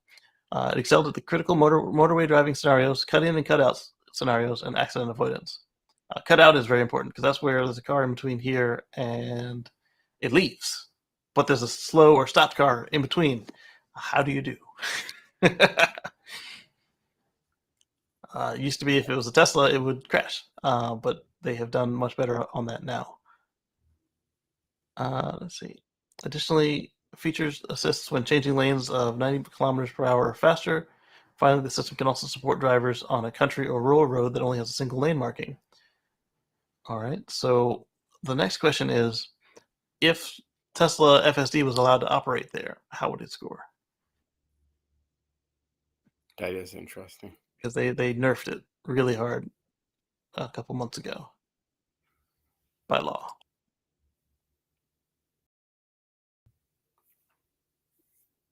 That's gonna be wild. I can't remember the last time I went for a test drive in an ID.4 or not.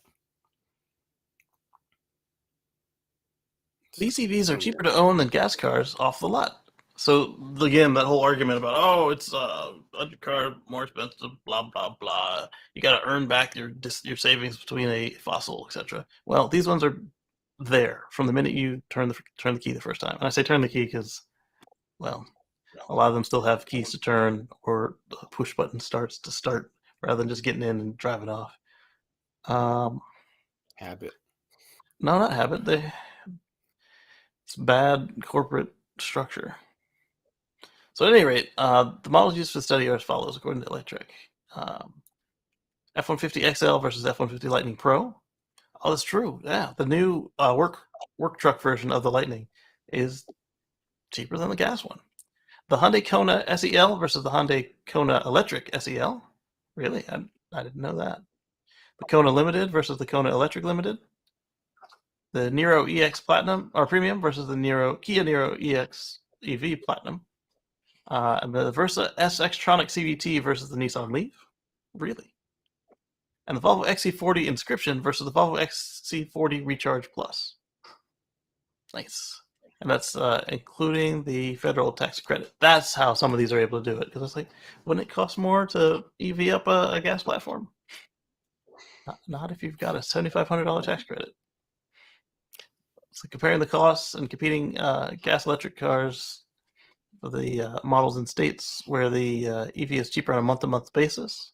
Moreover, the electric vehicles were found to be cheaper than their gas-powered counterparts in their total cost of ownership as well. Yeah, I mean, it makes sense. If you start them out on even footing or better with that rebate, they already cost less to maintain. They cost less to fuel. So they'll just make it up. The funny thing about this whole graph, it's been the EV part has either been close or overshot, except for the Volvo. Well, because the way the Volvo is structured, you got a plug-in hybrid versus an EV. But then over here, that's the monthly cost of ownership during the finance term. Now here's the total. They get it back, except for, like you said, the Kia Niro EX in this case.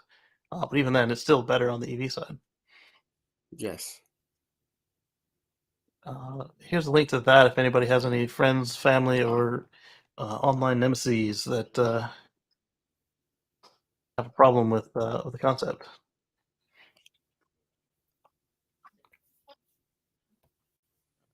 So we just read that article. I got it twice. I must have clicked it a couple times. All right, so this is also coming from Inside EVs. Panasonic says that Tesla has asked us to speed up development of 4680 type batteries. The Japanese company reports continued strong demand from Tesla for 2170 type cells as well. Yeah, Tesla said they're going to keep taking all the batteries they can get, but it's probably easier for them to integrate into the Cybertruck and the structural packs if they only come with 4680s, whether they be Panasonic, Tesla, or lithium iron phosphate. If they're all the same can, you can just program the robot, just grab these and put them in, and then you tell the software what it can take. As charge, discharge, temperatures, that sort of thing. And that's coming from their CFO. That's big news, especially when you consider how conservative all of the Japanese companies are, particularly Mitsubishi, which is Panasonic, Toyota, Honda, all of them. They don't like to make too many risky moves. I don't know how we got the Insight and the Prius from these companies. They are so risk averse. Yeah, so that was pretty cool. What's next? I guess.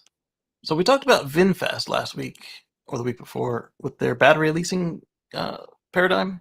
Well, they announced the pricing for Canada now. We already talked about how much it would cost in the U.S.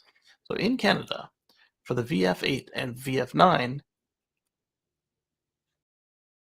you're looking at $39 and $59 a month for 310 miles or 500 kilometers.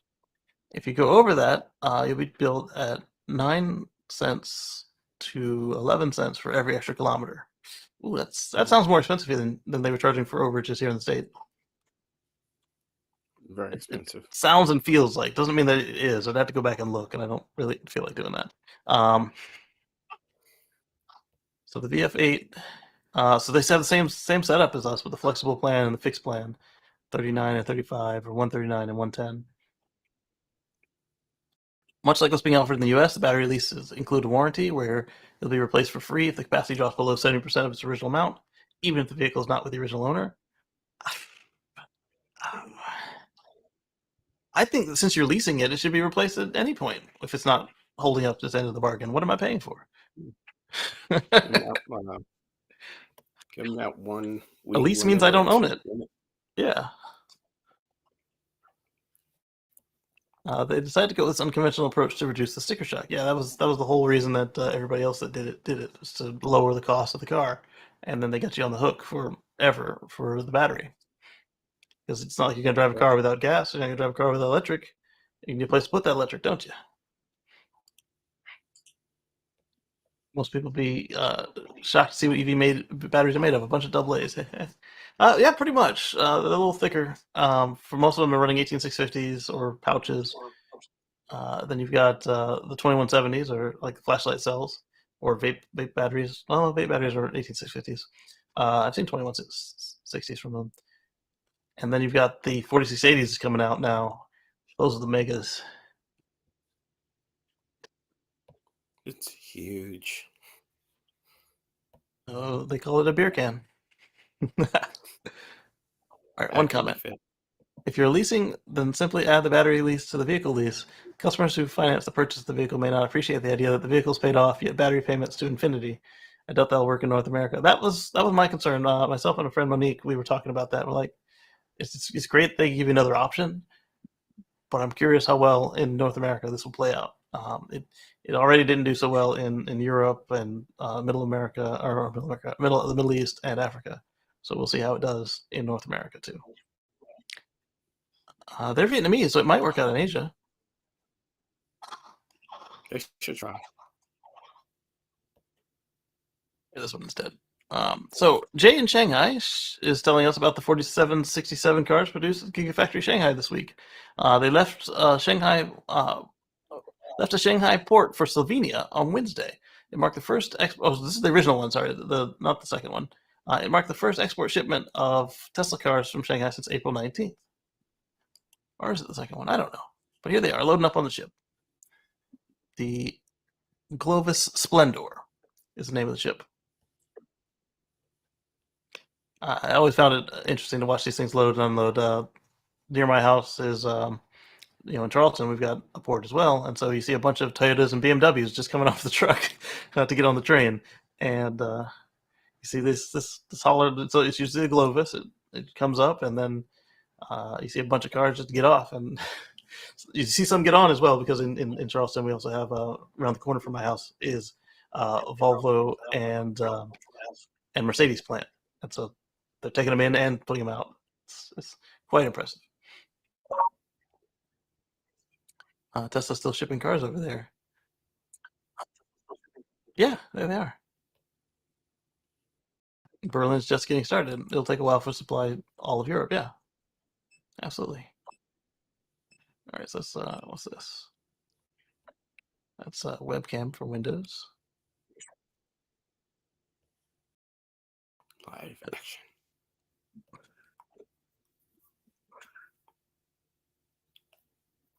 We'll share this tab instead. Right, so autonomous cargo ship completes 500-mile voyage, avoiding hundreds of collisions. Let's take a look into what Scooter's writing about here. So it'd be nice if it was an electric autonomous cargo ship, but hey. The computer control. Speaking of autonomous ship, What? that landing was beautiful yesterday. Spacex. Good evening, Anders. The world's first autonomous commercial cargo ship has successfully completed a near 500-mile voyage in the congested waters of Tokyo Bay. Oh, wow, that is... No wonder they had hundreds of near collisions. Traveling without human intervention for 99% of the trip. So it sounds like FSC beta. The gross 750-ton vessel was powered by Orca AI, whose software helped the ship avoid hundreds of collisions autonomously. They're a software developer for maritime vessels, and they're headquartered in Israel. Wasn't Mobileye originally in Israel before Intel bought them? I wonder if they might have any relation to Mobileye. Like they all went to school together, or these people left originally when Intel bought out and then started their next thing. Together, the two companies, along with designing the future of full autonomous ships, DFAS, have completed a 40-hour, 500-mile voyage with nearly zero human intervention. That is cool. You get to the bridge and there's nobody there. It's like, I'll see my way out. They shared the news of the voyage from Tokyo Bay. Are you wearing headphones, Dan? I'm hearing myself. Oh, no, I'm lost my screen. Ah. I'm trying to reform my screen. Just give me a second. I'm lost a bit. That's cool. You can see it Tab remote. windows. All right, so there's a video for Orca AI in there as well. What's next? So I was talking about Foxconn and Lordstown Motors, and well, Foxconn purchased the Ohio plant. Their EV endurance may be delayed, and they also announced a $100 million investment into the joint venture to co-design and develop commercial EVs. So at this point, I don't understand why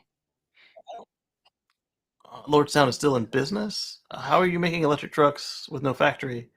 Or are you going to get somebody else to build them for you and slap your name on them? That slap the name on it. I think it's definitely going to put a name to it. I have no idea when they haven't put out nothing. It's the new what's that one that just went under or just started selling vehicles? It's the new Nikola Motors. Nikola got 11 cars out, 11 trucks. Right? Wow.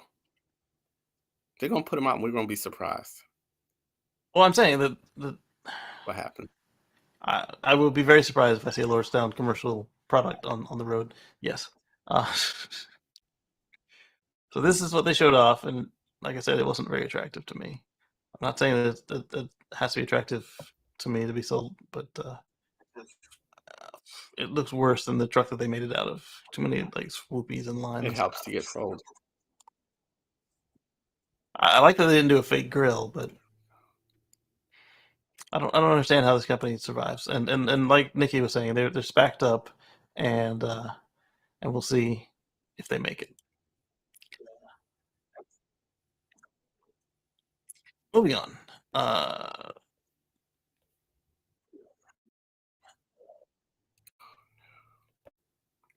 What's I'm political? here. I just lost the window. Give me a second. What's political?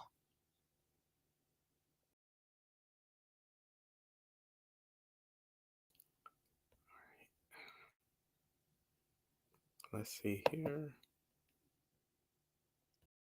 All right, so Rivian is sticking to their annual production outlook despite missing their targets. Q1 results were bad, but not as ugly as people had feared. So they reaffirmed their production forecast of 25,000 units, saying that ongoing supply chain disruptions and material costs prevented the electric vehicle maker from reaching its original target of 50,000 vehicles. But they didn't lower it any further than 25. Their shares rose 5% in extended trading after the closing day, were down 9.6%. This is after Ford sold 2 tranches of their shares at $8 million, and then I think $100 million. Like Ford is like, which I don't understand because they still own some more shares, so why tank it like that? Oh well. Maybe they had some faith. They wanted to get the money back at the share meeting. Who knows? Same thing with the Daimler and Mercedes dipping out of Tesla too early, but at least they made a profit. Ford lost money on this. Yeah. And they Can you get have, some headphones in, please? they're sold out of their EVs, correct? Who? Oh, earphones. Give me a second. Rivian sold out. Yeah, everybody sold out for the year.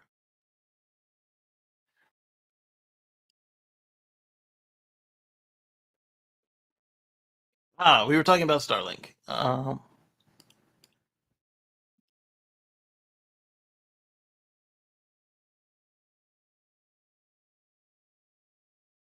We were talking about Starlink there next. So Eddie is asking about Foxconn is about to be fueled now. Yeah, Foxconn's gonna be making some EVs. That's right. Let's see a TV commercial about Fisker now. Yeah. Okay, so as I was saying, we were going to see about Starlink. So let's open this up. There it is. We'll share this tab instead. There we go. So I told you there's a map now of where you can get Starlink, and they've updated their website to include improved service and availability for when customers can expect to see service in their region. The previous map would only show regions where service is available now and areas where you could sign up to join a waitlist. This is what it looked like at the beginning of last week when I checked it out, and this is what it looks like today. The new version of the map now has 3 layers: available now, waitlist, and coming soon, with the latter 2 providing dates for when service will expand to those areas. Most Canadians in southern parts of the country can sign up for Starlink now, and for those in waitlisted areas like Calgary, Edmonton, and Toronto, Ottawa, and other smaller pockets can see Starlink in 2023. Canadians in the northern part of the country will be able to sign up for Starlink starting in Q1 of 2023. Along with an updated map, SpaceX also announced Starlink is now available in 32 different countries around the world. The latest to join was Hungary. And let's go there now. I've seen this map. I replayed the live stream from yesterday's launch. Daytime launches always look good. And they showed me this exact thing, and I was like, they had one back to back with the launches. Foxconn is about to Fisker now. I don't think so, because Foxconn produces. They produce other people's stuff, but they produce. All right, so here you can see you can pick up the address, and as I was saying, there's notable gaps in the coverage. They seem to be political in nature. Venezuela, Cuba, was it Syria? Yep, Syria, Iran, Afghanistan, China, and Russia, as well as Belarus. And wait a minute, China doesn't have? They're making cars there. Yeah, but China's afraid of our IT. So this one here appears to be technical. See how it's got that shape? It looks like a path of a satellite right there. Expanding in Q1 and Q3 of 2022. Q3 of 2022 and Q1 of 2023. And same for this little bit of New Zealand. A good portion of North America is covered.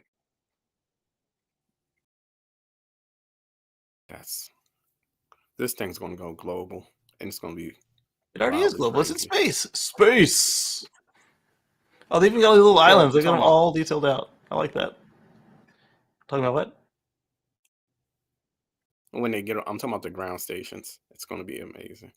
Well, the thing is, with the laser links, they so don't need as many ground stations because that's what's slowing them down right now. Is you need the coverage from the birds, and then you also need a ground station to bounce the signal to. So once you don't need that, then it's better. I've seen the new dish. Is the new dish all white receiver dish? Yeah, it's still all white, but I've seen people calling it the squishy instead of the dishy because it used to be a circle, and now it's a pizza pie. Yeah, square one. Yeah, I seen that. I was like, "Ooh, it's shiny white." Yes, it's right there in my backyard.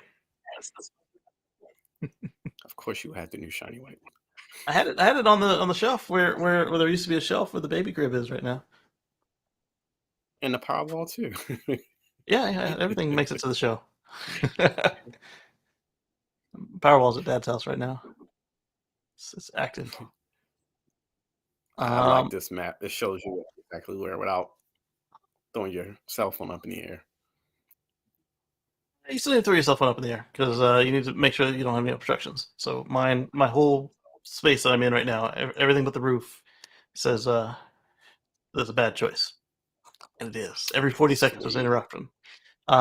So Jeff Jarvis is reporting on the Guardian's report. Says, holy cow! Scientists successfully grow plants in moon soil for the first time. And this is kind of more space related than environmental, but in order to have sustainable facilities on Mars and Moon, so Mars and Luna, you would need to be able to grow plants there. And so they find that depending on how much cosmic radiation the soil has been exposed to, it does impact the rate of growth from the plants, but they grow successfully. They got themselves a couple grams of lunar soil, and the University of Florida was able to test out their thesis and grow these plants with watercress, or sorry, not watercress, thailcress. That's pretty cool stuff. Crazy. Yeah, they said it did better in the lunar simulate that we used to test if the lunar regolith is going to destroy our equipment that we send up there, but it did not do as good in actual lunar dirt, which makes sense. So what they found is that if you go to a place that has had less exposure, like near a whoa.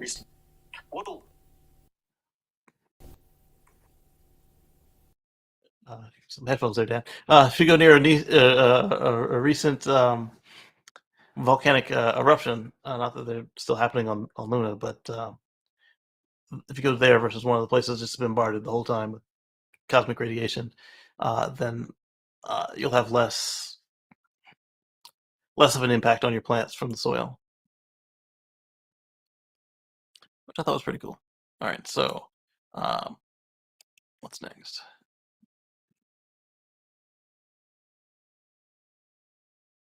I don't want top DC news.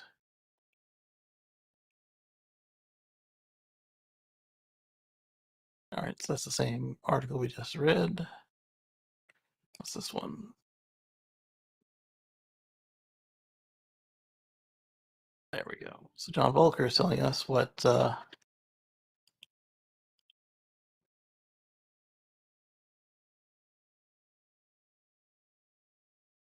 buyers of the new Cadillac Lyriq SUV in China are going to get. We'll be curious to see how it aligns with what's offered in North America in particular. Sorry. Yeah, there's an echo, Dan, and I can hear your keyboard. Oh, crap. Give me a sec. The volume was fine. It's your speakers that were the problem. If you put some headphones in, we can't hear the echo. All right, so here's what's coming on with what you get Got with the Cadillac Lyric. Um, you get a broad range of free of charge charging solutions, including 3 years of public charging, up to 1,200 kilometers per month through Cadillac's national charging network. I'm curious who their national charging network is provided by, unless they actually built one, which is also really cool. Uh, they they will support an estimated 55 kilometers average weekday travel. That's significant.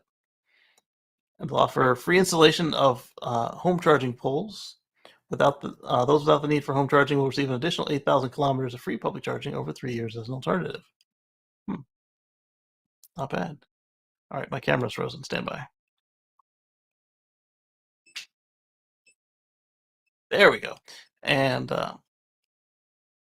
close that and that. You get an additional incentive of 15,000. I think it's won in China. The RMB for those that trade in their old vehicle for a Lyric through authorized channels. The choice of 3 additional exterior colors without extra charge. The Cadillac IQ app rewards points for purchase, vehicle pickup, and Cadillac engagement activities. 50G of, I'm guessing that's 50 gigabytes of free 5G connectivity and data services annually. Additional 100 gigabytes of free data service will be offered to enhance premium connectivity, such as 4K HD movies and high-quality audio experience. Over-the-air updates of systems and technology throughout the product lifecycle to ensure the vehicle remains up to date over time, and dedicated EV service, including valet charging service. Valet charging service is pretty clutch. 3 years of free emergency assistance and chauffeur service, and free lifetime vehicle inspections. I don't think that we'll see even half of that here. Some of it, yes, but I think they went above and beyond. Hello, 010.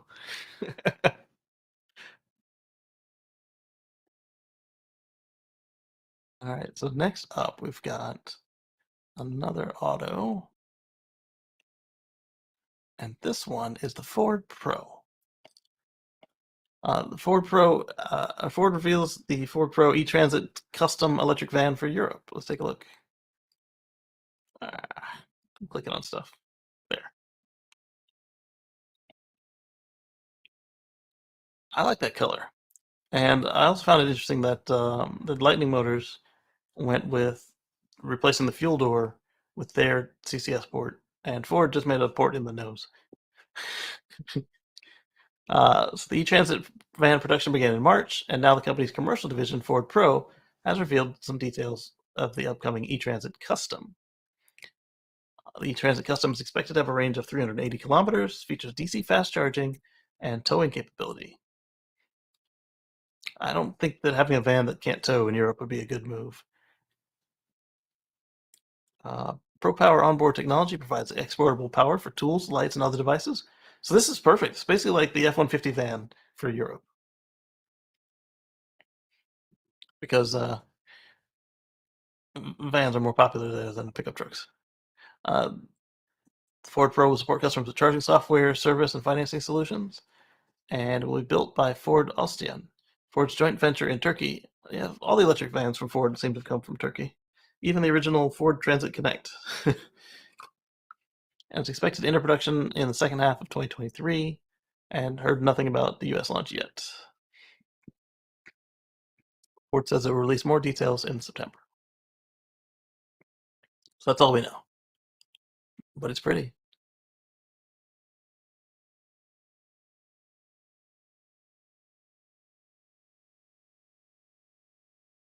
And I think Elon shared this one. California considers a $1,000 fine for waiters offering unsolicited plastic straws.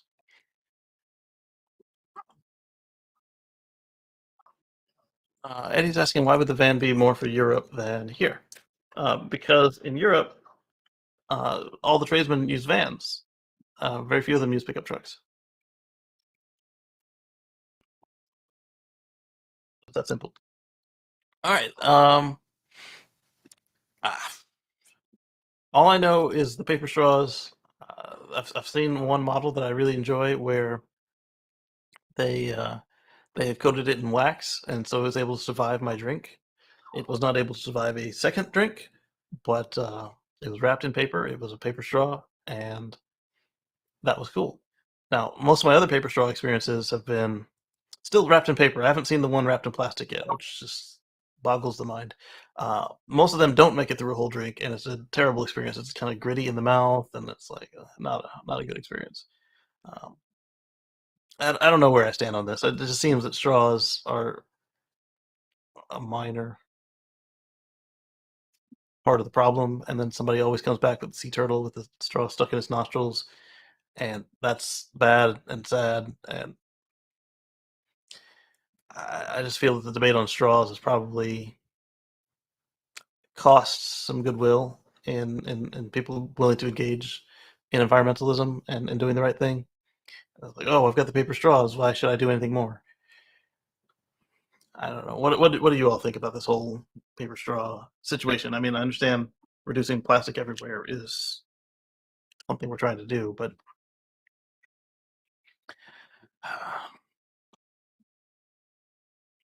there were some flippant responses to Elon's tweet, and then a bunch of people were like, "Why don't you just drink from the cup?"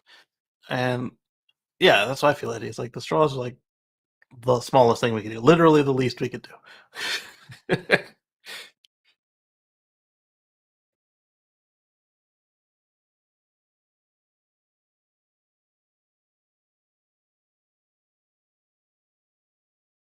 All right, so let's move on to something more exciting to talk about. Tesla's now selling via AutoTrader. So Tesla Motor Club members found that Tesla is now advertising used cars for sale on AutoTrader. So the advertising fee for the PR department is now $42 billion plus $50. Uh-oh, because they bought Twitter. Gotcha. Okay. But anyway, so they would pay a listing fee per car, and they would sell the cars on AutoTrader. So these would be the ones that have returned from lease or been traded in, and Tesla isn't hanging on to them for the robotaxi fleet yet because that's not a thing yet. And so if you're looking for a good used car and you want it like factory certified and everything, you can get it from AutoTrader, and it'd be from Tesla. Probably a better search than their own website anyway. They are listed as any other used car dealer. It makes sense to list cars on the website, on the only website most people go when looking for a used car. Interestingly, most used Teslas go for more than new ones, except Tesla's own listings. He has a point. The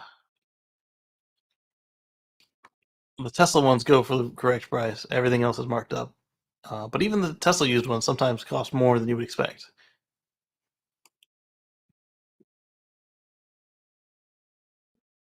Anyway, all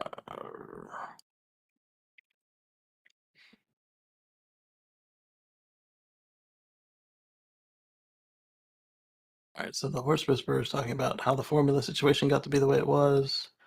I don't think that's really pertinent to this. All right, so I told you we'd have more recalls, and here's one now. This one is big, actually, though. As recall orders go, this is pretty extreme. If you own a Mercedes SUV from model years 2006 to 2012, stop driving it now. Mercedes issues a do not drive advisory for 292,000 SUVs. Now, this is serious. Like, this is not like all the ones I kept saying about Tesla software updates. Hey, be careful when parking your car on Sentry mode because the computer will overheat and reboot. Oh, your reverse camera may be broken on the Model S because they use solid core wiring like nupties instead of flexible stranded cabling, and you can just look over your shoulder. Well, a do not drive order to go with your recall? That's not an optional recall. That's not a hey when we get to it. That's hey, park it, put the parking brake, take the keys out, and we'll send a tow truck when it's time to repair this thing. I never saw a do not drive order when selling the cars. I did see a do not sell order, which is a completely different thing, and that was the same sort of situation, but the car hadn't been sold yet, and they knew from the factory that this car was unsafe. but I'd never seen a do not drive recall during the time I was selling cars. Those do not sell ones were fun. It's like you had a customer coming in, waiting on this car. The car's coming in on the truck, and then it lands, and they're like, "Hey, no." One of them was because it didn't have oil in it, and another one was similar to this with no brakes. So the reason you you don't want to drive these Mercedes SUVs is there's a potential problem which could cause the power brake system to fail. It can be fixed if needed. The recall and advisory applied to Mercedes ML, GL, and R class SUVs from 2006 to 2012. Obviously, these are not EVs, but sometimes we'll do non-EV recalls as well. So let's see. The brakes can corrode over an extended period of time, especially when exposed to significant amounts of water, according to NHTSA and Mercedes. Corrosion can allow air to leak into the system, weakening the power brakes, and this would cause drivers to exert more force, bringing the vehicle to a stop, could lead to increased stopping distances. In rare cases of very extreme corrosion, sudden hard braking could damage the brake booster, leading to brake system failure. Wow. The parking brake is not affected by these issues. Yeah, it shouldn't be. It's an auxiliary system for a reason. There will be no charge for any recall related repairs or inspections. Mercedes will provide free towing. Oh, that's nice. That's not always the case. But Mercedes will be providing free towing of the vehicles to the dealer inspections and repairs. But that makes sense, because if they told you not to drive it, how is it going to get to the dealership? I would, if they didn't offer it, I would be trying them for some free towing if this was my car. There have been no crashes, injuries, or deaths related to the issue, and they'd like to keep it that way. So if you own one of these Mercedes or have a friend who does, tell them to park that thing and to get this handled. Thanks for that, Dan. Am I good now? No, I mean, you belched in our ears. Oh, sorry. That means you can hear me. Sorry. Cool. That works. Sorry, technical glitch. When you said Mercedes, I was thinking Ludacris happened to be their brand ambassador. So Well, he does. strange concept. I didn't realize that. Yeah. Yeah, he happened to buy a new jet after getting his honorary degree, and he still has the same vehicle when he first cool. came up big. And now he's a brand ambassador because every car after that's been Mercedes. Gotcha. So, Thurrott.com is reporting that Android Auto is getting a major redesign. Google detailed a major update coming to Android Auto at the Google I/O. Today is the day of reporting. With split screen mode now standard across all types and sizes, you'll have access to your most used features all in one place. Now, obviously, this does not apply to Tesla, but some of you guys out there do have Android Auto. I think that you can get it on the GM vehicles, right? So let's take a look at what Android is saying. Without the music. It's probably okay, but I don't know that Google uses YouTube Music Library when they make their music. This I've never used Android Auto. It's always this looks nice. I've used it in a rental car or two. I mean, it was an okay experience. Okay, so they're showing you how it's flexible for no matter what type of screen your car comes with. Oh, okay. So that last one, the little scrunchy screen, was what was in my rental car. I didn't have that nice wide one, or the Tesla style, Ford style square one, or portrait style one, I should say, like that. Yeah, it's usually always the super small ones. Yeah, I had that little scrunchy one, but it was a rental car, so I didn't care. The infotainments are like 3.5 inches. Browse the web directly from your car display, but also cast your content from your phone to your car screen. Not sure that's the best idea. Maybe we can get an adapter that's using steering wheel controls to play games. Well, I mean, all that's already on the Tesla, so.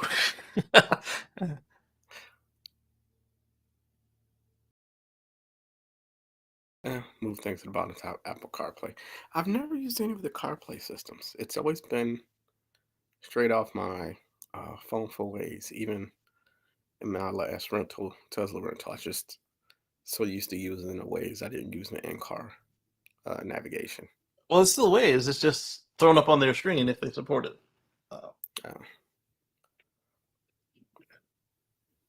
Sound like somebody crashed outside. We had a really bad crash yesterday outside my, or not yesterday, this week outside my window. Yeah, there was a family coming down the hill, and then I don't know who was driving the other SUV, but they managed to be spun around backwards the other way. It was pretty Oof. bad. Yeah, the kids were in shock. It didn't look like anybody was injured, which is good, or at least critically injured, I should say.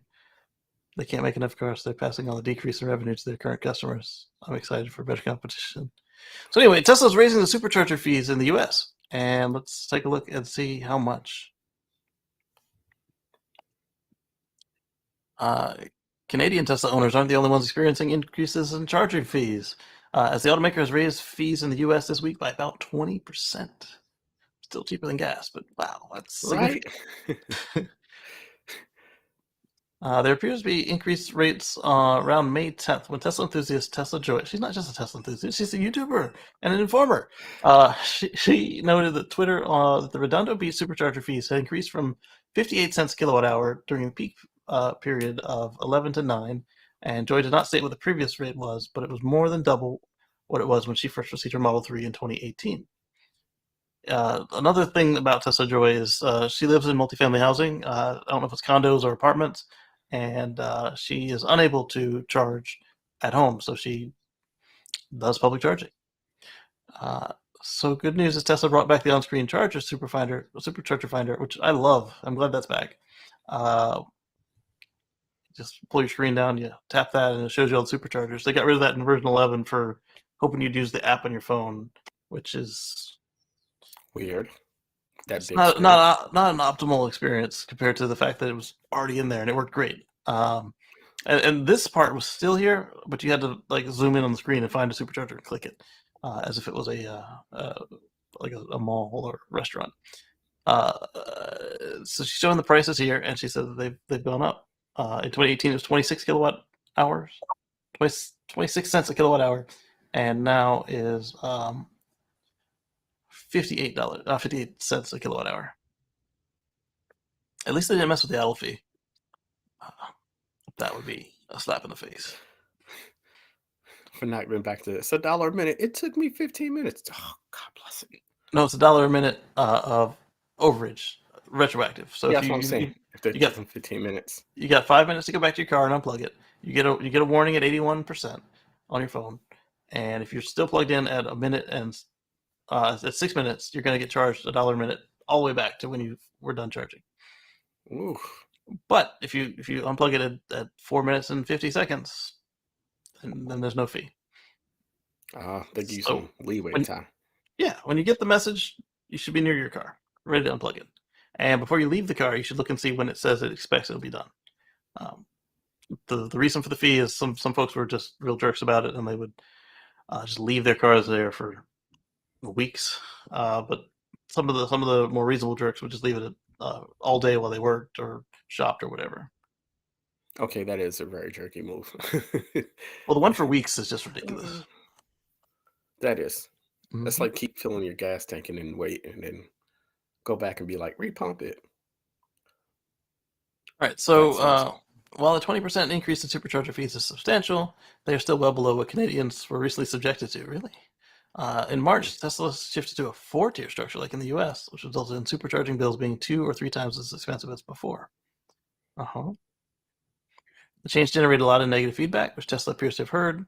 Also, earlier this week, the rates were adjusted slightly, with the higher tier seeing a decrease in fees, while the lower tier saw an increase. Interesting. The overall effect should be a decrease, but not enough to reduce it to what it was in March. Yeah, they have expenses. Timothy says, icing sometimes done by EV drivers. Absolutely.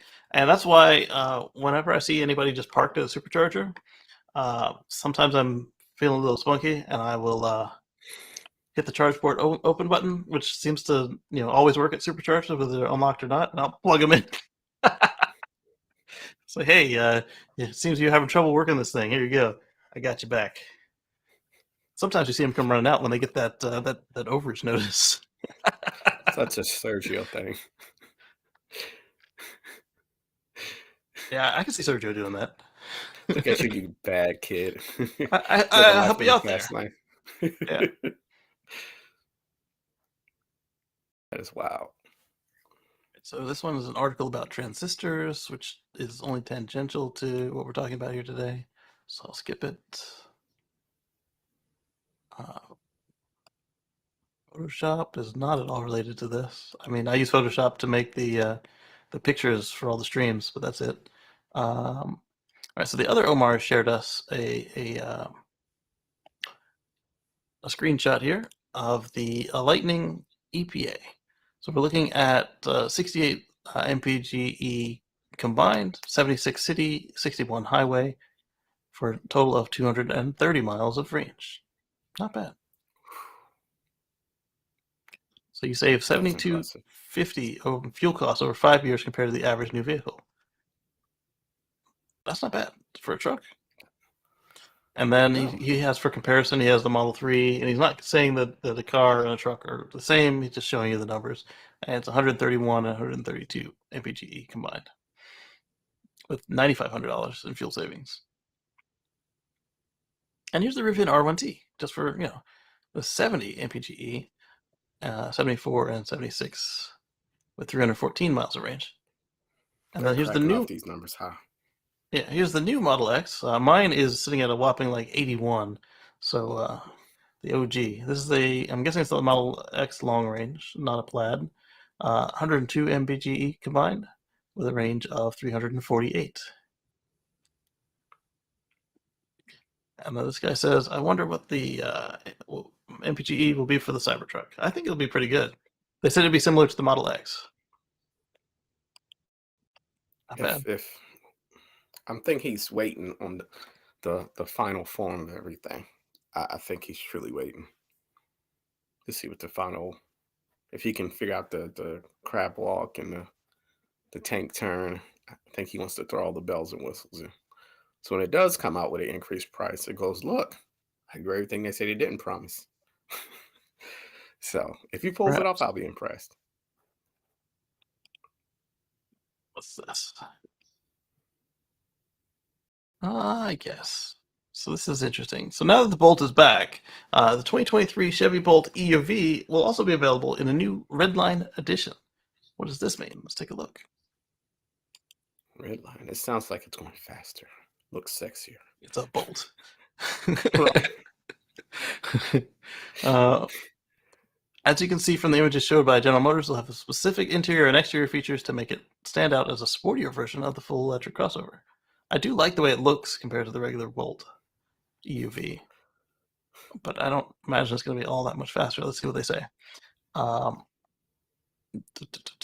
They recently restarted. It'll feature jet black leather upholstery with red stitching and 17-inch gloss painted aluminum wheels in gloss black with red accents. And red accents on the outside mirrors, an exclusive red and black Bolt EUV badge on the rear. However, the automaker doesn't specify any changes or improvements to the EV's performance or range. In addition, there's not yet any pricing information about pricing for the Redline edition. So it is a beauty kit for more money, probably. Yes, that's what it looks like. It looks nicer, huh? It's nice. Look. All right, pay up, sucker. No, it looks like something you would see on EV mods by our friend Tiff. Look, when you change the outside. Yeah, but you can do that on your own. Right? 3 inches additional ground clearance, 16 cubic feet of space. They didn't say that. Of the EUV versus the regular Bolt. The Bolt EV already has plenty of practical cargo space. I can transport standard over-the-range microwave and box behind the rear seats and still have room for 4 or 5 humans. And also transport a 40-gallon tall water heater in its box with no additional passengers. The Bolt EV is like a mini pickup truck. I'm guessing he's a contractor or handyman. As a former Bolt owner, that cargo area is quite tiny. Its usefulness is really only because it's a hatchback. Everyone has different needs, and it's definitely more on the smaller side of things. Shoot, I saw pictures of people putting a dining table, albeit a small one, and chairs into the back of a Volt. As a former Volt owner, I again can say that car had a pretty tiny cargo area and not much in the way of space in the rear seats. Again, it shows why hatchbacks rock. Yeah, man, I got so much scrap in the back of my Volt. Both Volts, actually. Let me do something real quick. Stand by. 2020 Bolt. You imagine the new commercials. It'd be like those little tracks like Back to the Future, and it'd be like back for the first time, and it'd be like the the flames you thought we were on fire before, or something brilliant in the marketing just to spin it in a different way. Oh, You don't want to mention fire in your EV. this is gonna be so bad. You put the regular one, and it just what should be looking like a Charger just comes out all black, like the new Redline edition. It'll just be great, or something. It has to be really neat. I went Get the to marketing. my photos and typed in Volt, and it found a bunch of Volts, but not the photo of the Volt I was looking for. So let me try something else.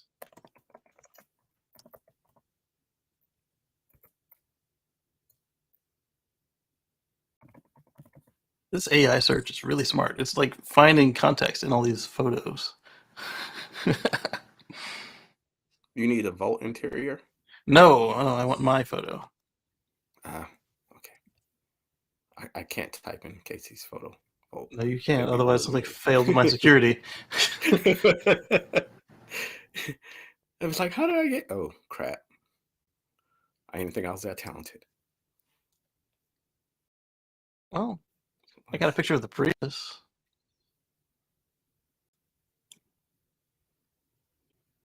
I did something similar with the Volt. Just loaded the heck up because it's a hatchback. I've done that before too.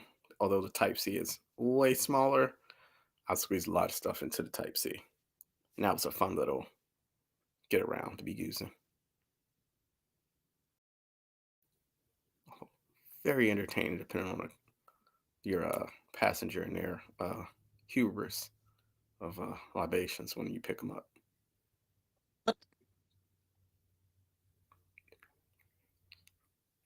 No, I moved by myself.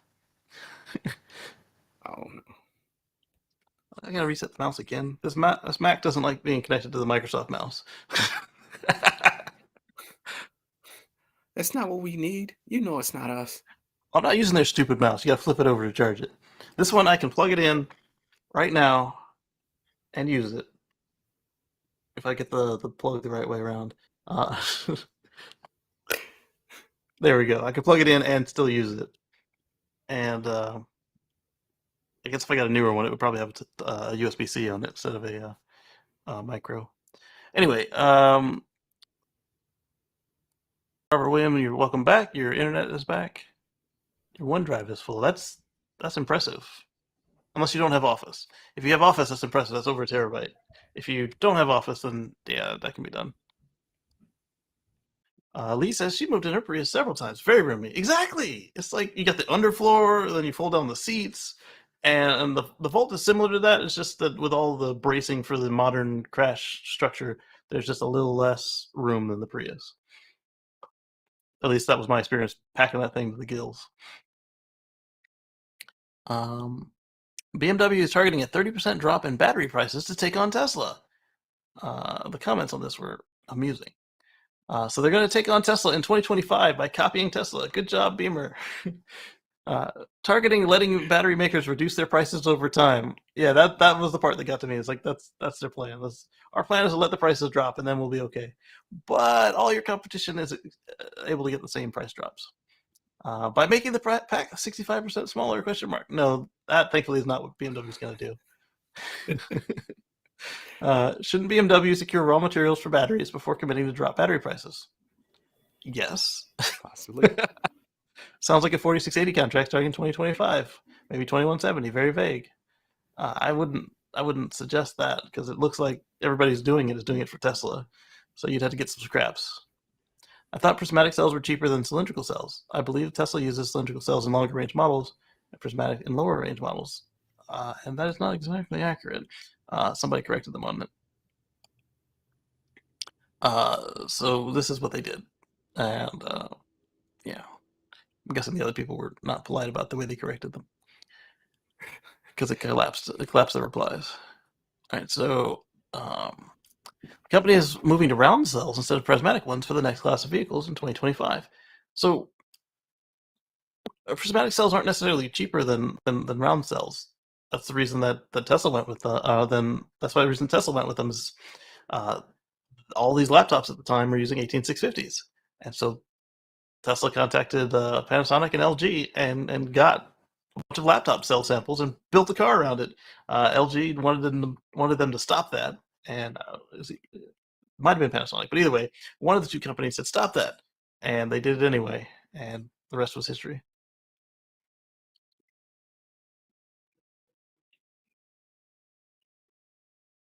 All right, so the reason for this is the battery cells make up about 80% of the battery pack price, and round cells are cheaper and have improved efficiency over older prismatic cells, depending on how you've structured your pack. I believe a 30% drop is taking rising raw material costs into calculation. We'll see. I wish them luck, because their EVs are actually pretty fun to drive. Even the roller skate one. Alright, so then we've got inside EVs on the spy shots. Looking like that the Chevy Blazer is being benchmarked against the ID4, which is an interesting choice because the Blazer is supposed to be a sporty, fun SUV, and the ID4 is the Camry of EVs, as in not sporty.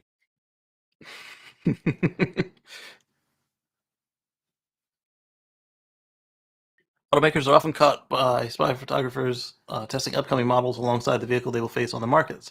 Teslas are usually the preferred vehicles to benchmark EVs against, but our spy sent us a batch of photos showing two Chevrolet Blazer EV prototypes alongside a future rival, the Volkswagen ID4. Even though the vehicle looks like it has a really stretched wheelbase, it appears to be bigger than the ID4, likely serve as a direct rival for Volkswagen. Did they stretch this ID4? And if they did, then that means they're probably hiding the real competitor underneath the skin. So they've covered up everything. How did you get so close that they were able to cover up the dash? Did they see you at a stop? We don't know exactly what underpins the Blazer EV, but it's not the same platform as the gas-burning Blazer. Proportions are just too different. And in the gallery below, which was part of a test convoy. All right, so let's take a look. Yeah, I see. Yeah, that's the gas one, right? It's got the. They could have made an EV out of it, but I doubt it. Let's take a look. That's the ID4.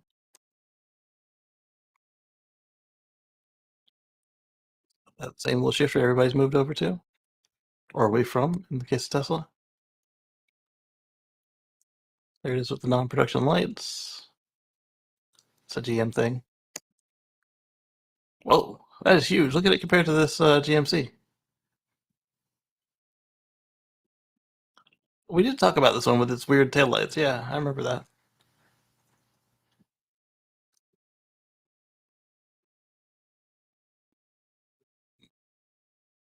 I used to look at splash shots all the time. Then kind of fell off a little bit. Oh, well, there it is with the stuff flipped up. And flip down. Looks like it'd be fun. But I don't know when they've compared it against that ID4. How fun can it be? Unless they're going to have a base model and a sport model. That's a possibility with EVs. It's very easy to switch the motors and batteries out. Assuming that you build it for each capability. Because the lighter, cheaper battery is going to be less weight, which will affect your suspension. But if you make two of them,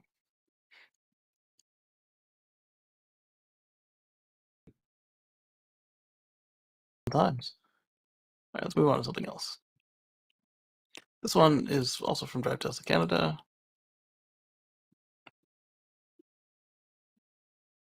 Tesla owner claims brake failure as Model 3 flies into Greater Columbus Convention Center at 70 miles per hour. Here's a video.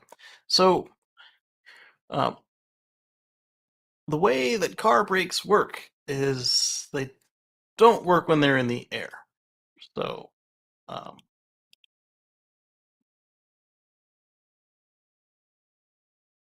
you need to stop. Don't be pushing the brakes in the air. And maybe it also don't do 70 miles an hour in a 30 mile an hour zone. Let's go on over to Drive Tesla Canada and take a look. It'll be the same thing as always. Human error, pushing the accelerator instead of the brakes. I don't even think so. I think they just kept going. Put the car and I just kept accelerating. Just went down. Knowing the area, yep, completely doubtful. 250,000 kilometers and only 08. Nope, never tapped the brakes and failed. Unless, of course, I wasn't paying attention.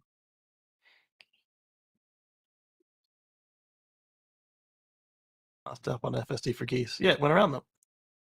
What's the problem? Oh, somebody's running an electric weed whacker. Kudos. All right, so here's some video of what happened, and then or a photo, and then here's some video of what happened here.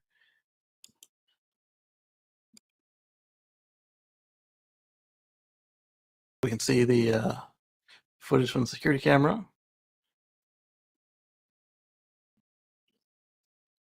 A lot of people are talking about how much air the Tesla got. Well, when you're going downstairs, it's very easy to get air.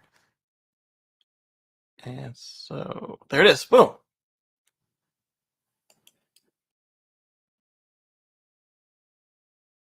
Yeah.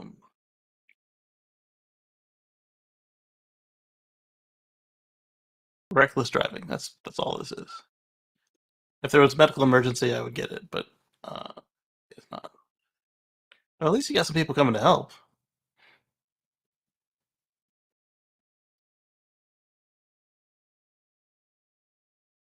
Boom, there's a car. And see, this just goes to show the safety of these things constantly. Like they're always getting into these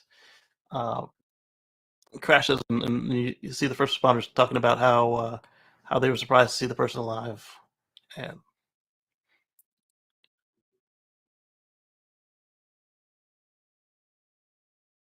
Wilby has a point.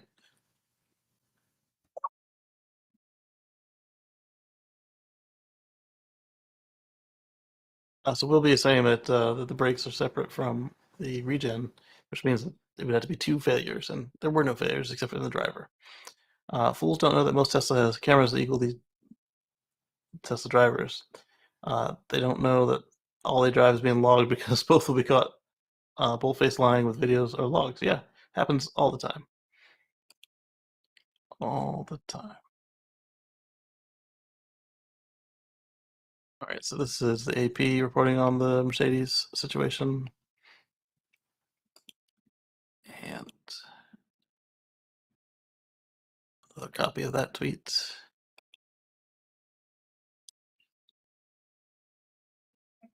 That one is American history, so we'll skip that because it is gross. So we talked about Lordstown. They closed the sale of the Foxconn plant for $230 million in much needed cash. However, where are your cars coming from?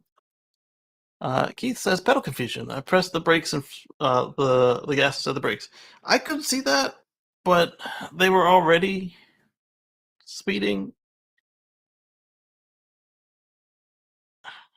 Maybe that was the reason they were going that fast to begin with, and they just lost control. But like we keep seeing with all the like the P100s and the Plaids running through neighborhoods in Florida, I'll give them that benefit of a doubt, but I'm more likely to lean towards Hoonigans. Got an article from Electric. Renewables will break another global record in 2022 despite supply chain problems, according to the IEA. These look like a floating solar panel farm, which is cool.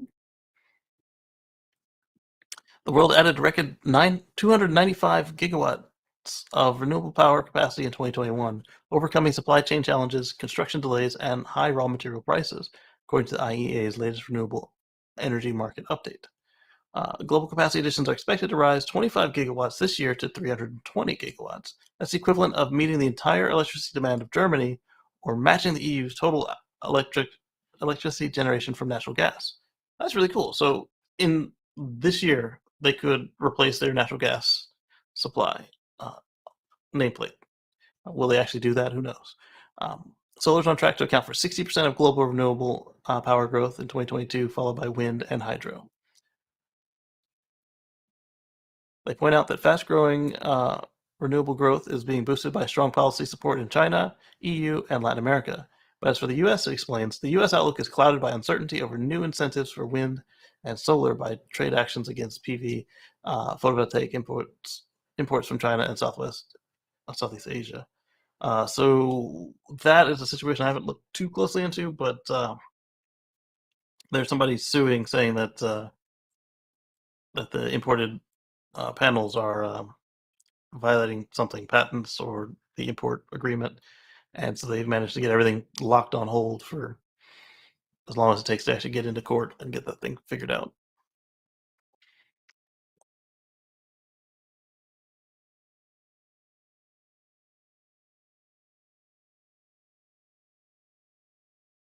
So we talked about Ford LFP batteries.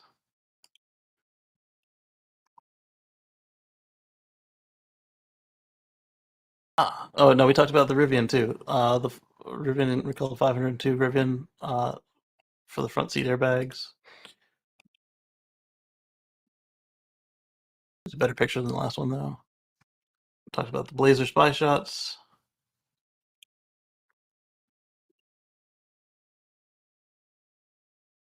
I was wrong. I was telling Dan earlier how much the Rivian was making is not 1,000 a week; it's 1,000 a month. My apologies. Still, 1,000 a month is better than the 2 a day they were making when they first started. We talked about how Volkswagen expects to be more profitable on their EVs. Don't doubt it. The ICE business continues to decline, so not as hard to do better than with EVs. They need better battery technology and better software and UI. Yeah, I agree.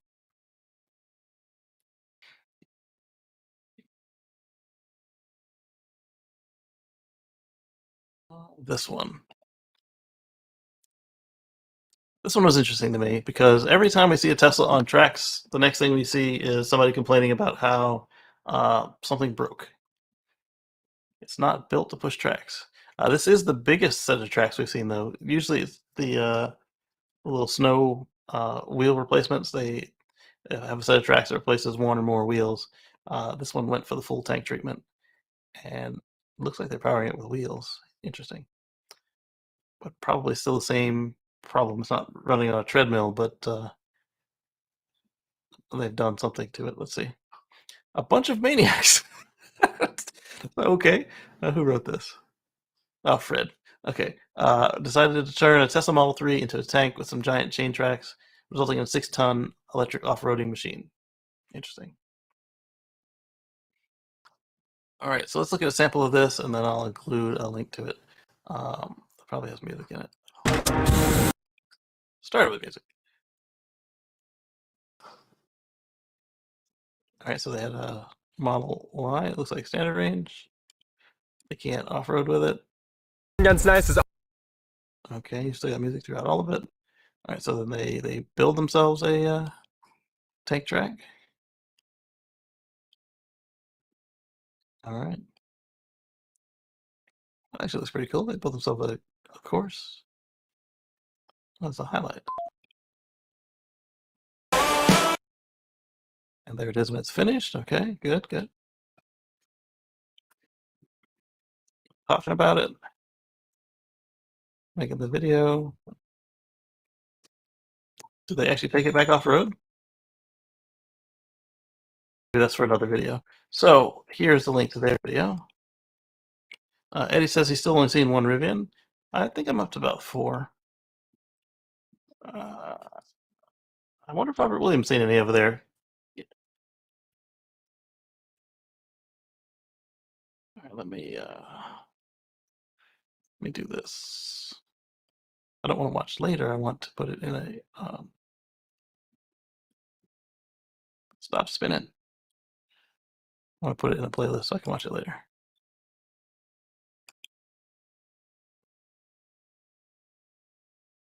There we go. Close that. Close that. Whoops.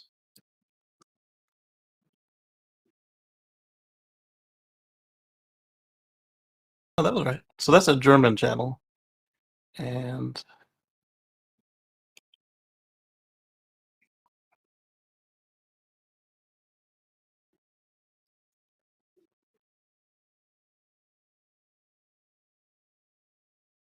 Elon details how superchargers will open all EVs. Did he? I didn't see that.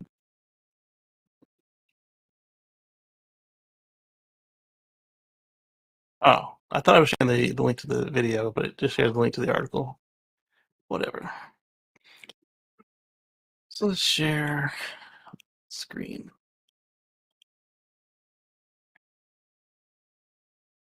So Subaru is going to build their first EV factory around 2027, which means they're starting today, and they're going to build an EV factory. The factories take just as long to implement as the whole car line. So 2022 plus 5 years, 2027. It's going to be in Japan.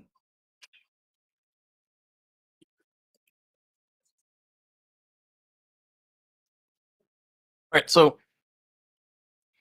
it's going to cost them 250 billion yen, or $2.5 billion, over the next 5 years to accelerate their shift to electrification. And the Subaru Solterra that we're seeing in the photo right now is actually built by Toyota. It's a partnership rebadging effort. Subaru designed the all-wheel drive system, and Toyota built the car and the motors and everything else. And I still think the Subaru looks better than Toyota. And when Toyota runs out of their $7,500 federal tax credit, Subaru will still qualify. So if you like this car, or it suits your needs, suits your budget, and you miss the Toyota for some reason, just get the Subaru. They haven't wasted any of their tax credits on 11-mile EVs. I thought the 40 was kind of a stretch on the Volt, but 11 repeatedly. Yep. So it's made in the same factory that makes the BZ4X because they're the same car. It probably has different programming on the Subaru just to be more Subaru-ish, but we'll see. Can't wait to take that out for a spin and compare it. All right, so that is more American history. We'll skip it. It's Microsoft Excel for some reason. Here we go. Let's share this one instead. So Elon Musk discusses the future of Tesla with the Financial Times at the Future of the Car conference. There was a lot of stuff that went on there. Let's see what the not a Tesla app summary came out to be, and we'll see if I have anything to add to it. All right, so they started with Elon and JB. Yep. JB now mentioned how it's tougher now for EV startups because, what they're going to do that Tesla, or what are they going to do that Tesla hasn't or won't do, is their niche. Yeah. Yeah, Eddie, it's the same car as the Toyota. It's just got a Subaru badge on it. The only thing I like is like the way that Toyota did theirs. It looked cheap the way they did the fenders, and Subaru had the same problem because it's the same car, but it looks like they painted theirs to look a little nicer. And to me, I don't really know. I would call that SUV as much as I call it like a Subaru crossover wagon-y thingy, because Subaru raised all their cars up to avoid fuel economy standards a couple of years ago, and that's when all their cars became trucks, even though they were still cars. Let's see. So the interview between those two, Elon was asked who he views as the most impressive EV startup, and he answered Volkswagen. This is true. And they were asking, as a second to Tesla. They weren't asking, they weren't suggesting that Elon thought that Volkswagen is more innovative than Tesla itself. They talked about supply constraints, and he sees lithium coming online in about 3 years. Basically, he's saying that we have the materials, we just need them in supply, and that takes time to actually go out and either do the mining or the evaporating of the case of lithium. And here is a link to the video so you can watch it later on. This is another article that we were going to bring up later, so might as well do it from here. Tesla to add a CCS connector to superchargers in the US. The CCS is the standard all around the world. We use Type 1 here, and the rest of the world uses Type 2. And, well, the rest of the world being Europe and most of Asia. Not all of Asia, though. So today, CCS goes up to 350 kilowatts, and the latest V3 superchargers can charge at up to 250. Although Tesla plans to update V3 to something later this year, around 324. Yeah, so it's inevitable, I guess. I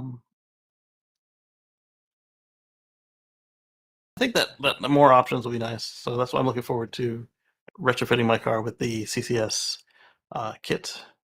We'll see. Oh, cool. This time it did what I wanted, and it took the YouTube link and not the article link. Let's see here.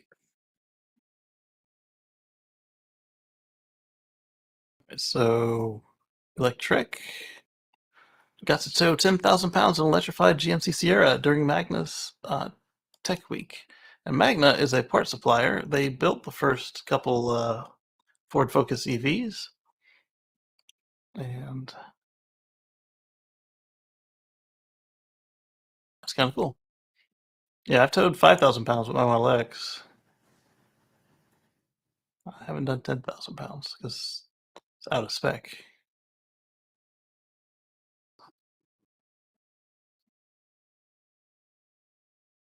Yeah, effective as any ICE vehicles here. So for that though. Oh, that's, yeah, effective as any ICE vehicles here. So pretty cool stuff. Something looks off with this Model S. What have they done to it?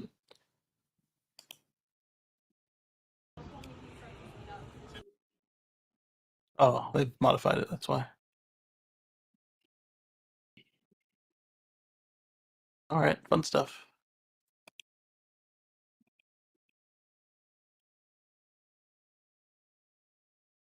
Alright, so we talked about the Model 3 that went flying through the window.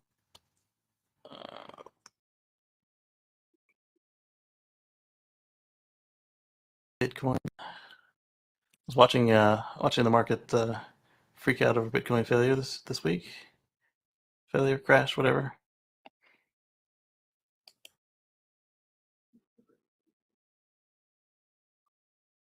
This was an interesting one.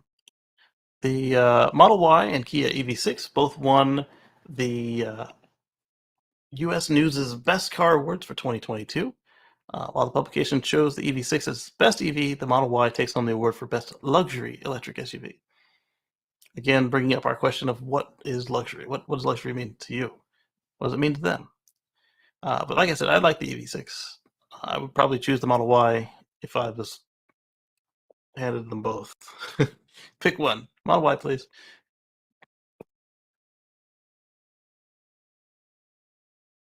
Does it give the criteria? No, it just talks about the cars. Congrats to both manufacturers for winning their awards.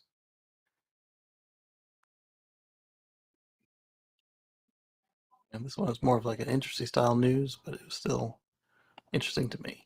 FreeWire introduces its most powerful and flexible electric vehicle charger, the Boost Charger 200. Thanks to an integrated battery, it can supply up to 200 kilowatts DC with input power of just 27 kilowatts AC. That's impressive. That's less power than typical North American house, and you just slowly trickle charge the battery, and then when a car comes up, just blam, just blast all that power out into the car. Smart way to handle it. Tesla does that with a lot of the superchargers. I think all of the Gen 3 superchargers. As the name suggests, the FreeWire Boost Charger 200 has a total peak power of 200 kilowatts compared to the original Boost Charger, which was able to do 120 kilowatts, which was later upgraded to 150 kilowatts. That's pretty cool. So it's got DC to DC conversion of silicon carbide switching technology. Okay. 160 kilowatt hours of integrated battery. So it could charge a couple vehicles before anybody even notices. And if you take into account the taper on most electric vehicles, you might be able to get up to 3 or 4 vehicles before anyone notices that the battery has been depleted on that thing. CCS1, CCS2, and CHAdeMO connectors. And so anybody on CHAdeMO, they're only running at double the, at their peak, they're only running at double what the system can do from the grid. Over 30,000 average savings compared to conventional charging equipment. Yeah, because you don't have to beef up your connection. 70% lower operating costs, 5% smaller footprint, incorporating electrical equipment with legacy chargers. I like it. Any comments on this? Yeah, there are comments on this. Okay. That makes a lot of sense. So you don't hit huge fees for drawing a lot of power at once and reducing the cost to install, as all but the most popular chargers have plenty of downtime for batteries to charge back up between cars. Good compromise on a full battery. The boost will charge 2 to 3. That's what I was saying. 2 to 3 cars in quick succession, and a car every 2 to 3 hours after that. Many DC fast chargers are not utilized that much. Exactly. The only time they'd really have to worry about it is during some sort of crush. And if you had that constant customer base, then you would not install this. You would install what you need to handle more cars.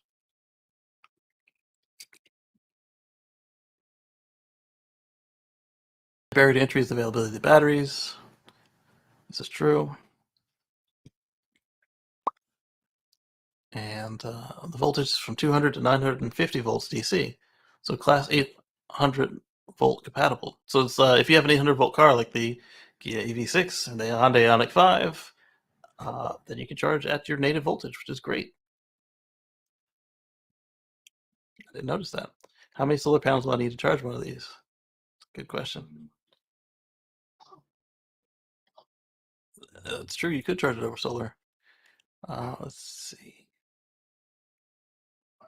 We talked about this little car.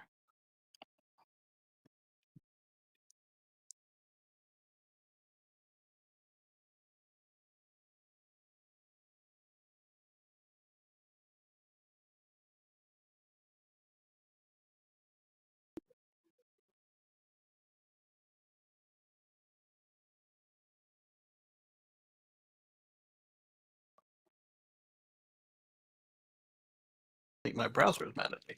So I'm sharing an article, and there it is. It wasn't showing. Tesla faced jury litigation over Model S crash in 2018.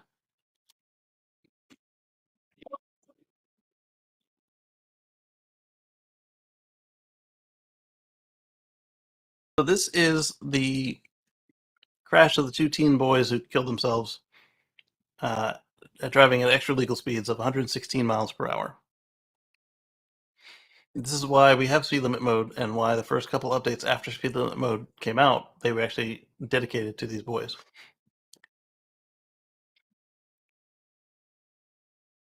But they are alleging that Tesla was wrong for removing the 85 mile an hour speed limit cap that the father had put on the vehicle after the kid was in trouble for driving 120 miles on a previous incident with the car.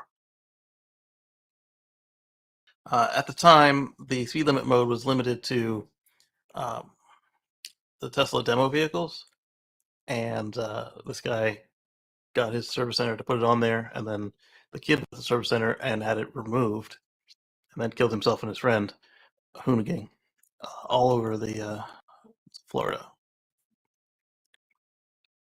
So they crashed. The car burst into flames, and the other part of the lawsuit is not just that Tesla removed the speed limit cap, but that the car caught fire because the batteries were inadequate. You crash any car at over 100 miles an hour, it's going to catch fire. It doesn't matter if it's electric, gas, propane. Come on. So they argue that he might have survived the incident if the Model S hadn't caught fire. Seriously. And they also claim that Tesla removed a speed limiting device from his Model S. It is not a speed limiting device. It was the same software that Tesla used. We very much look forward to proceeding to trial in this important case against Tesla, says their attorney.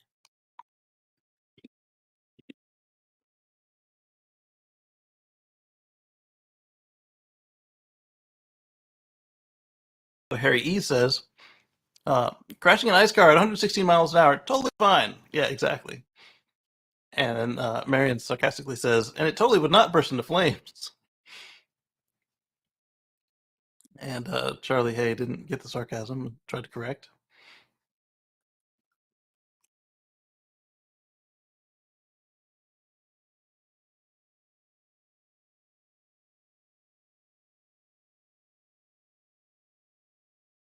Simon says the whole premise here is messed up. He had already been ticketed for driving his, sorry, not 120, 112. He had already been ticketed for driving this very car 112 miles per hour in a 50 2 months prior. Then he dies doing 116 in a 50. The parents have to take responsibility for their lack of actions, i.e., do not let him drive your car, as he has already proven himself incapable of being responsible behind the wheel. Then try to blame the manufacturer for making a car that goes this fast, or some other feature you want to have is just a deflection from the parents' total lack of parenting skills. I wouldn't say necessarily that they didn't try to parent the kid, but I will say that, yeah, he should not have been in their car at that point. At what point, what's the penalties in Miami for doing 112 and a 50? Is there not a case that he should have had his license pulled at that time? Yeah, here in Virginia, if you go a certain amount over the speed limit, they will pull your license stealthily from you usually. I don't know what crashed in front of the article because it looks fine on my screen, but you guys are seeing a big gray square in the middle. Probably like a slide out advertisement.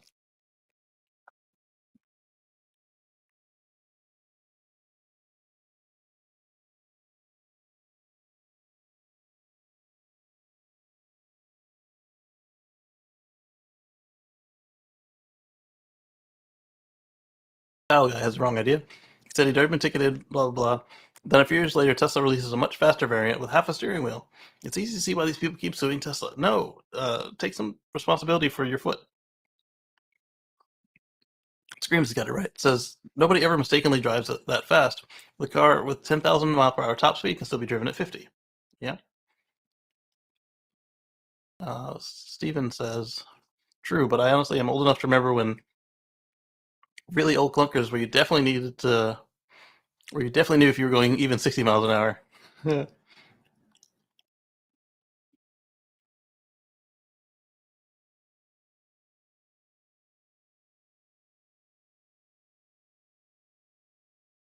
All right. Let's go on to the next thing.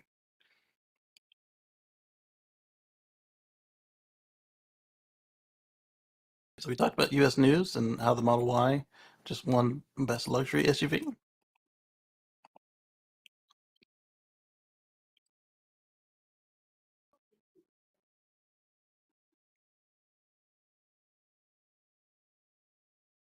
It's a little exchange between the other Omar and Elon.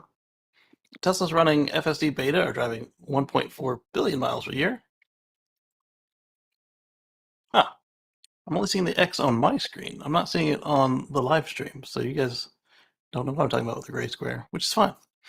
The broader fleet of FSD-compatible Teslas are driving at around a rate of 32 billion miles per year. Elon says without billions of miles of training data, self-driving is impossible. Solving self-driving is impossible. Us humans can learn to drive with less driving data, but it takes us about 16 to 18 years of real-world training data before we can even be trusted to start learning. That's the point.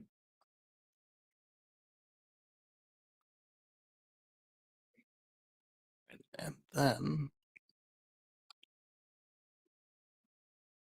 there was more to that, but I didn't save any of the tweets. I'm sorry. All right, so Mary's actually leading somewhere. They're going to return to Europe, they being GM, as an EV-only maker. Because right now, GM is absent from Europe. This first commenter says, we failed in Europe with ICE and had to retreat. Despite having established brands, dealer network, factories, and employee base, but now we'll succeed as an EV in Europe because we can only build on the nearly 500 EVs that GM made in Americas over the last 6 months. Sure. Ouch. Makes sense. Europe is a pure growth opportunity for GM EVs, but I think GM needs to worry about supplying the American market first. Currently, there's more demand for GM EVs than in the USA than they have production for. Yeah. You give them 6 years since it's buyable tops. 2035, no ice fee by then anyway. Not a choice. Mary, very funny.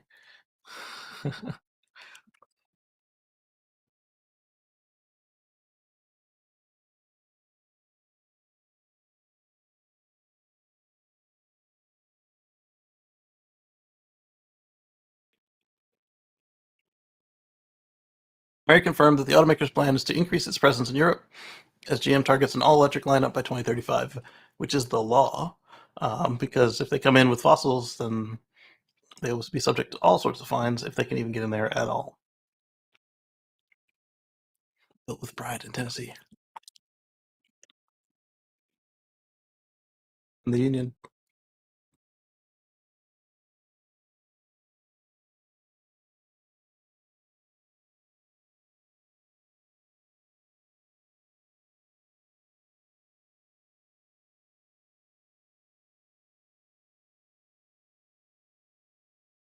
So Inside EV says the first recorded Rivian R1T dyno run was hampered by safety systems.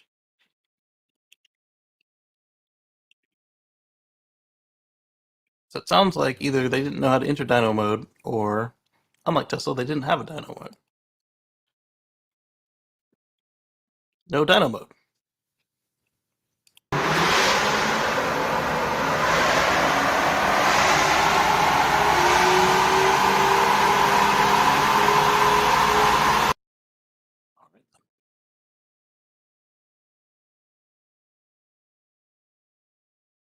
So, trying to run vehicles with all the safety features on a dyno is not easy if the vehicle in question doesn't have a dedicated dyno mode.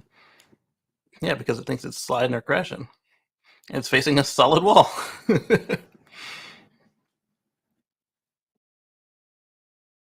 Well, there we go. All right, so more about Lordstown.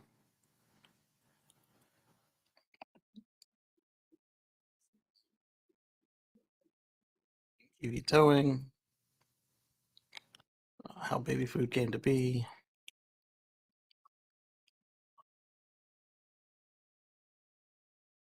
All right, so we talked about the Delmar at the beginning of the show.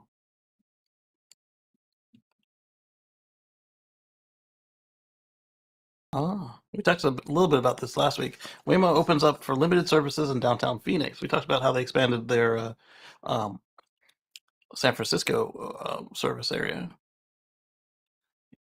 And now, if you're a specific test rider, you can try it in Phoenix. Here.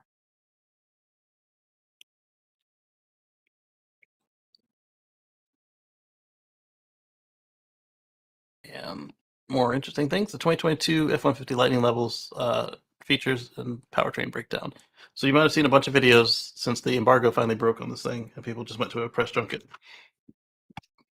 of people trying out the F-150 for the first time, first F-150 Lightning. Let's see.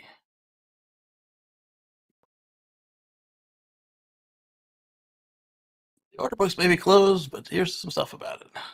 131 kilowatt hour extended range battery, 452 horsepower, 775 foot-pounds of torque, or a 98 kilowatt hour battery for 230 miles. Not bad. 5.5 foot bed, 8 outlets. You got a $17.95 destination charge, and currently still eligible for the full $7,500 tax credit, which makes the work truck model, the Pro, downright affordable. Cheaper than a Model Y. Or Model 3 even.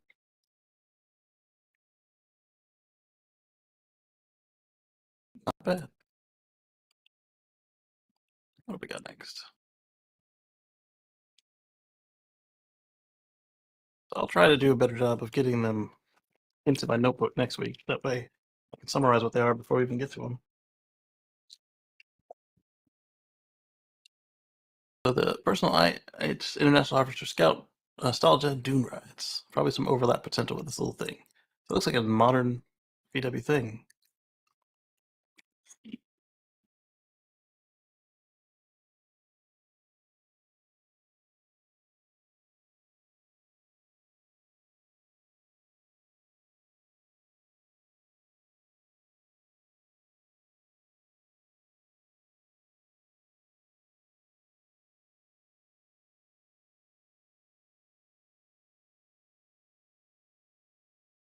A bunch of repeated news, and I had a mouthful of cookie.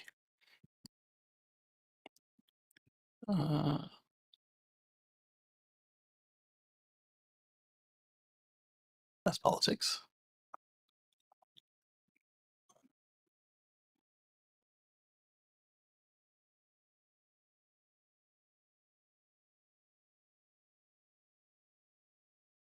Watch StoreDot's pouch battery cell charge 100 miles in 5 minutes.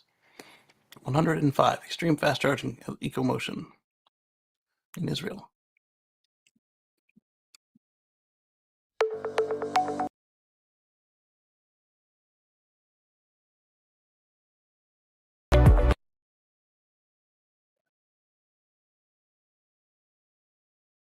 '51st.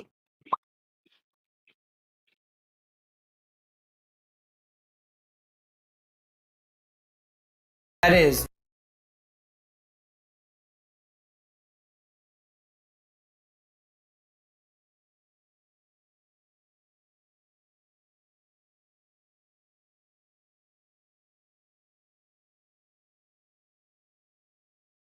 Not bad. Not bad at all. Because shorter stops is fun. The faster you can get these stops done, the less of an issue it is about range, which means you can use smaller and cheaper batteries.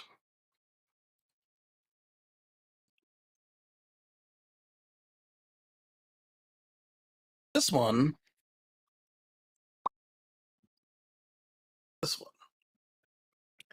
San Francisco police are using driverless cars as mobile surveillance cameras.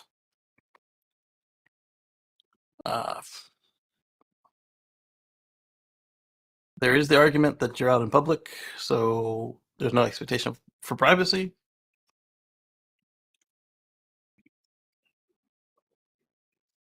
There's also not the assumption that they're doing mass surveillance out there either. It's not necessarily that these car companies are out there just being agreeable. It's more of that they're being subpoenaed and having to give it up.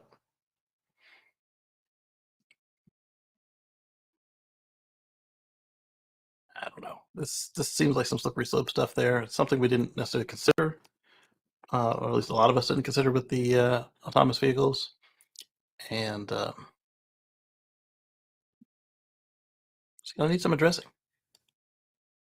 Didn't they detain one recently? Yes, they did. And it tried to drive away.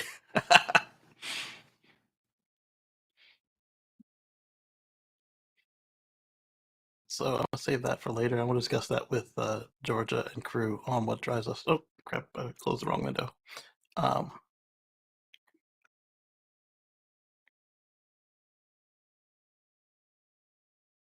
right, so we talked about Panasonic and Tesla. Speaking of robotaxis, the Hyundai Ioniq 5 robotaxis are rolling out in Las Vegas next year. Motional's rollout of the Ioniq 5 robotaxis in Vegas looks to be on track for release sometime next year. Getting more details about the thing. Currently, they're running a fleet of BMW 5 Series, and they plan to launch robotaxi in the U.S. over the coming years. No release window and no specs. Sorry, guys.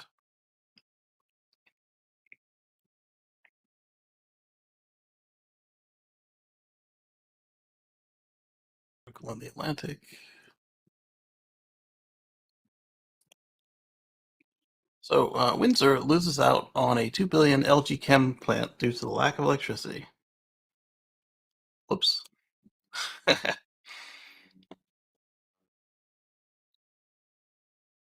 So the Windsor-Essex region in Ontario has lost the opportunity for a $2 billion LG Chem plant. And the reason was that the region does not have the amount of electricity needed to power the facility. So I guess they weren't planning to come in with their own power, solar and wind, are they? Or at least not enough of it. It would have brought 1,000 to 1,500 jobs to the region. But this move by LG Chem does not affect the recently announced battery plant in the region.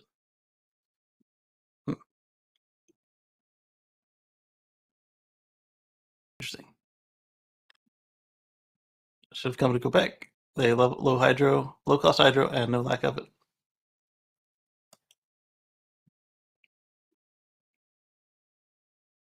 Then, my favorite curiosity, the GoGoRo battery swapping. They are now launching in Israel.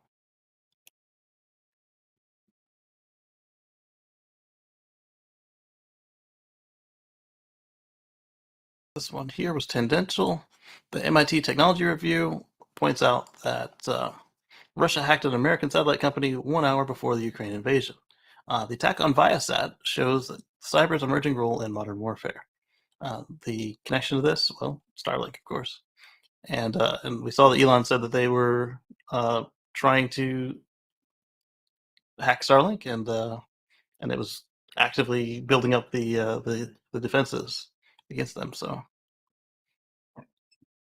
it's an interesting article, and let's put that in the chat for y'all.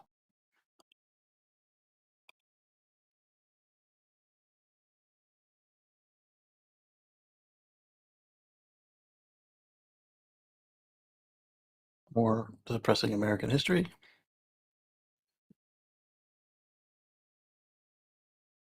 This one was cool.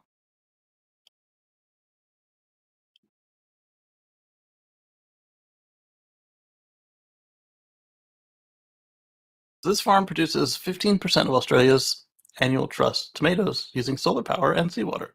It uses 0 fossil fuels, 0 soil, and 0 pesticides, and 0 groundwater. We have solutions, implement them, act on climate. Take a look at this video. So here's a aerial view of their farm. It turns seawater into fresh irrigation water. It's used to grow 17,000 tons of tomatoes per year. And this is 15% of Australia's annual production. Not bad. The farm is built over an arid area close to the Port Augusta, but inside the Sundrops greenhouse, there is no need for soil because they're using hydroponics. The system is used to grow plants in hydroponics. Yeah. Outside, there's a 377-foot solar tower power with 23,000 mirrors pointing at it. Okay. It produces the energy needed to power the desalination plant, processing 1 million liters per day. All right. Producing food is in an unexpected area without exploiting the planet's scarce resources. You know. More of this. You might also like these age-old sustainable food consumption and cooking practices. Yeah.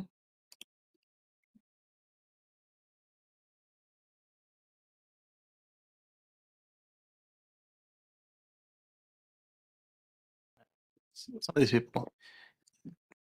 It's not perfect. Why try? Robert says cooking vegan roast potatoes, toad in the hole. Cool. Share. And then we'll also pull up Robert's message here. Well, if the computer wants to participate with me, it appears not to. It's okay. We're going to the next one. A lot of F-150 first drives, but those are for me. The E-Transit.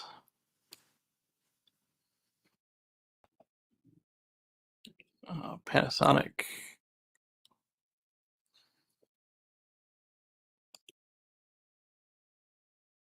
We talked about Tesla urging them to make 4680s.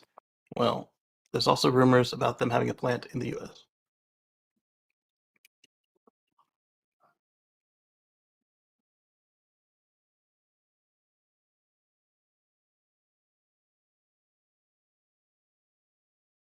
Sense. They already have a plant inside of the Gigafactory Nevada, but they may have one of their own as well. Then over at Tesla Motor Club forum, there's some folks that installed the CCS adapter in a Model S and got it to work. Somebody else did it in a Model X and it did not work, and they removed it. Um, they do have a proper kit for the Model 3, and if your car is already equipped with the appropriate adapter, then you can just buy the South Korean version and plug it in and go. If you don't, they have a bunch of wires kit that if you know what you're doing, you can install that yourself, and it would give you that same capability. It's a little more involved on the Model S and Model X, as always.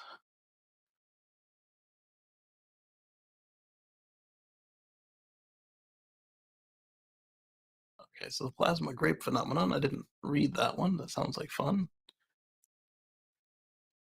More F-150 first drives. Elon also mentioned that they might buy a mining company,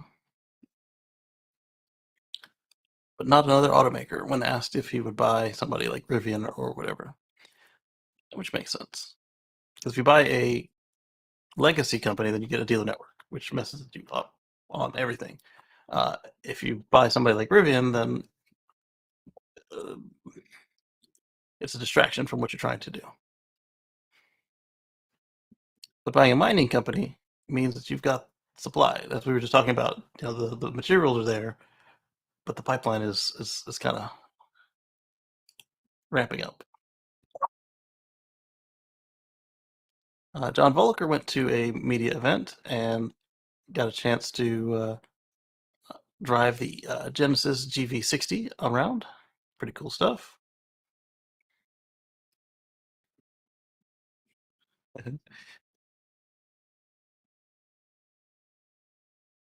Actual colors.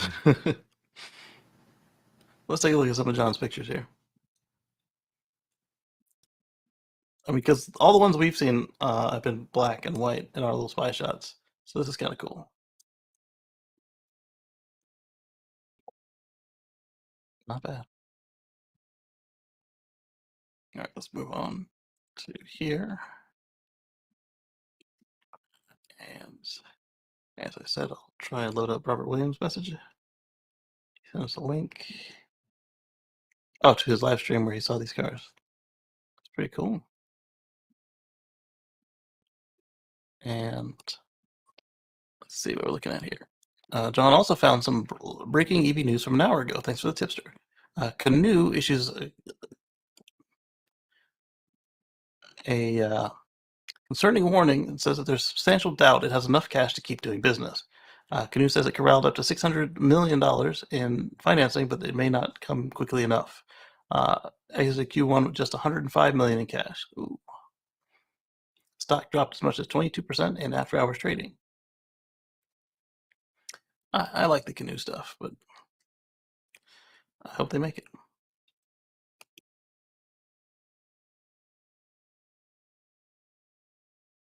So, book. American politics. A soundbar. This is really good. So United Rentals agrees to purchase 500 F-150 Lightnings and 30 E-Transits from Ford Pro.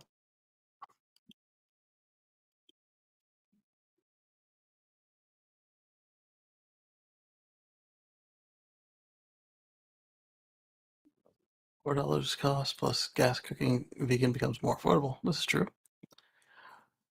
All right, so let's see what United Rentals is doing. We already saw Penske jump on board with some EVs. Now, United Rentals is in 49 of 50 states and all 10 Canadian provinces.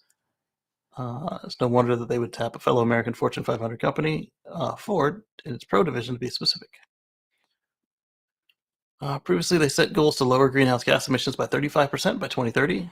Slow down, guys. With newly announced agreement with Ford Pro, United Rentals will soon be operating both of the electrified models mentioned above to help achieve its emission goals. That's one way to do it. Electrify all the things, especially the rentals.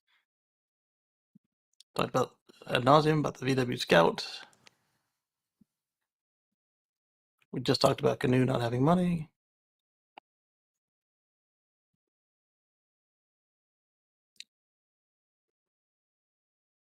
More American politics.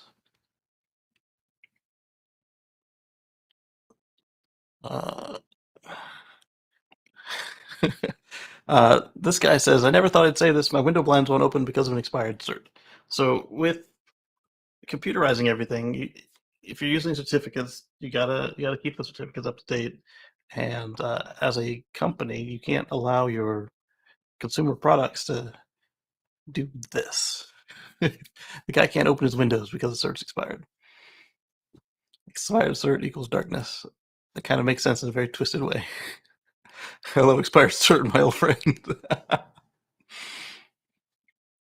I was the first of my friends to need to reboot a light bulb. I've had to reboot light bulbs before, which is weird as heck. 010 says it would be a culture clash if Tesla bought a legacy car company. They'd have to fire 98% of the people anyway, since they would resist doing things anyway, other than the old way that they've always done it. This is true, especially if they buy an old place with a union. It's not only do they have that same mindset of, oh yeah, it's the way we've always done it, now they can try and make you do it the old way. Very good point, 01010.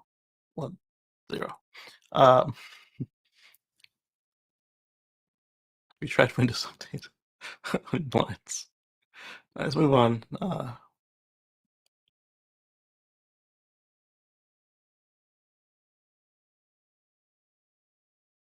So this is kind of the same thing we talked about earlier with Viasat. Russia down satellite internet in Ukraine, Western officials.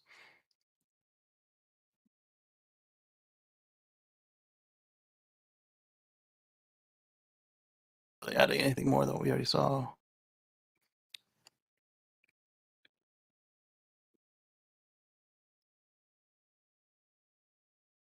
So Exos, previously Thor Trucking, what's this?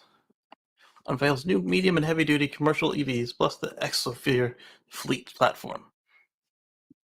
Electric trucks.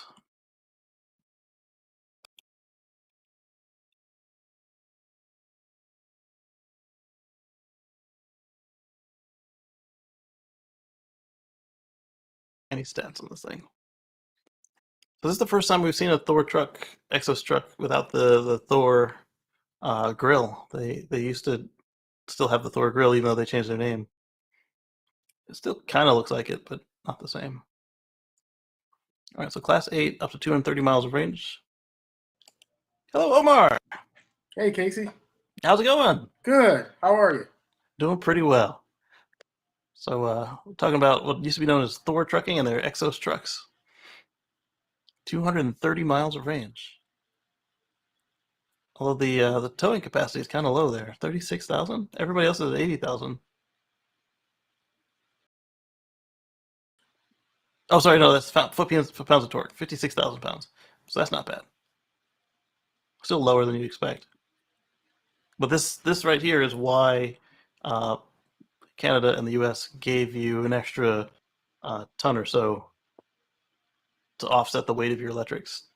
Whereas we saw with the e-Cascadia and we see with the Tesla Semi, they just made the truck lighter, and so now you get bonus miles.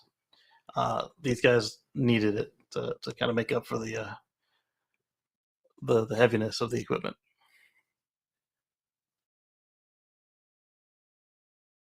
Still pretty powerful though.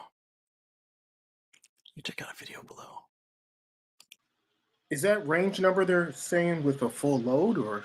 It better be. Because if you can do 230 miles empty, then you're not getting anywhere with towing. Exactly.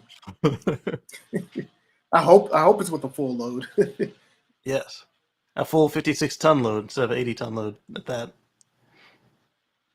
Maybe that's why it's rated so low, because if you did 80, it would only get 100 miles. Yeah, maybe. Or maybe that's all they're going to warranty it for. Somebody will find out. Because if you can self-warranty and it can do it, it might be worth the cost to do it. But I'm not suggesting anybody try it. But if you've got like 80 of these things, you can sacrifice one as a parts truck and try it out. It's be interesting to see. All right, some more American politics. I think we're going to run into more of that as I get into this list. All right, so baby formula. Here we go, Sawyer. Sawyer says that on Wednesday, Toyota reported a 33% fall in quarterly profit. The world's biggest automaker by sales posted a profit of $3.56 billion in Q1, below an average estimate of $4 billion from 7 analysts surveyed by Retniva.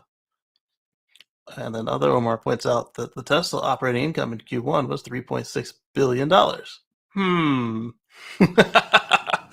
And with 7 to 8 times less cars, adds in ALM. I think that's actually good on Tesla's part, really.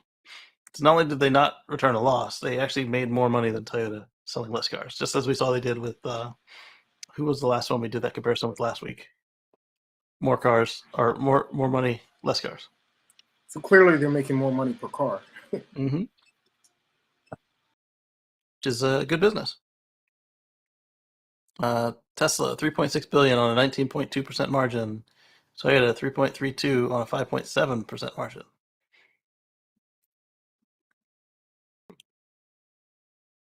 Their net profit comes close to $5 billion, though. Curious how much more than operating profit.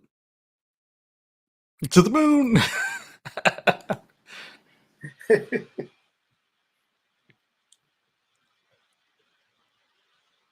All right, there we go. So that time I did the right thing and kept both tweets.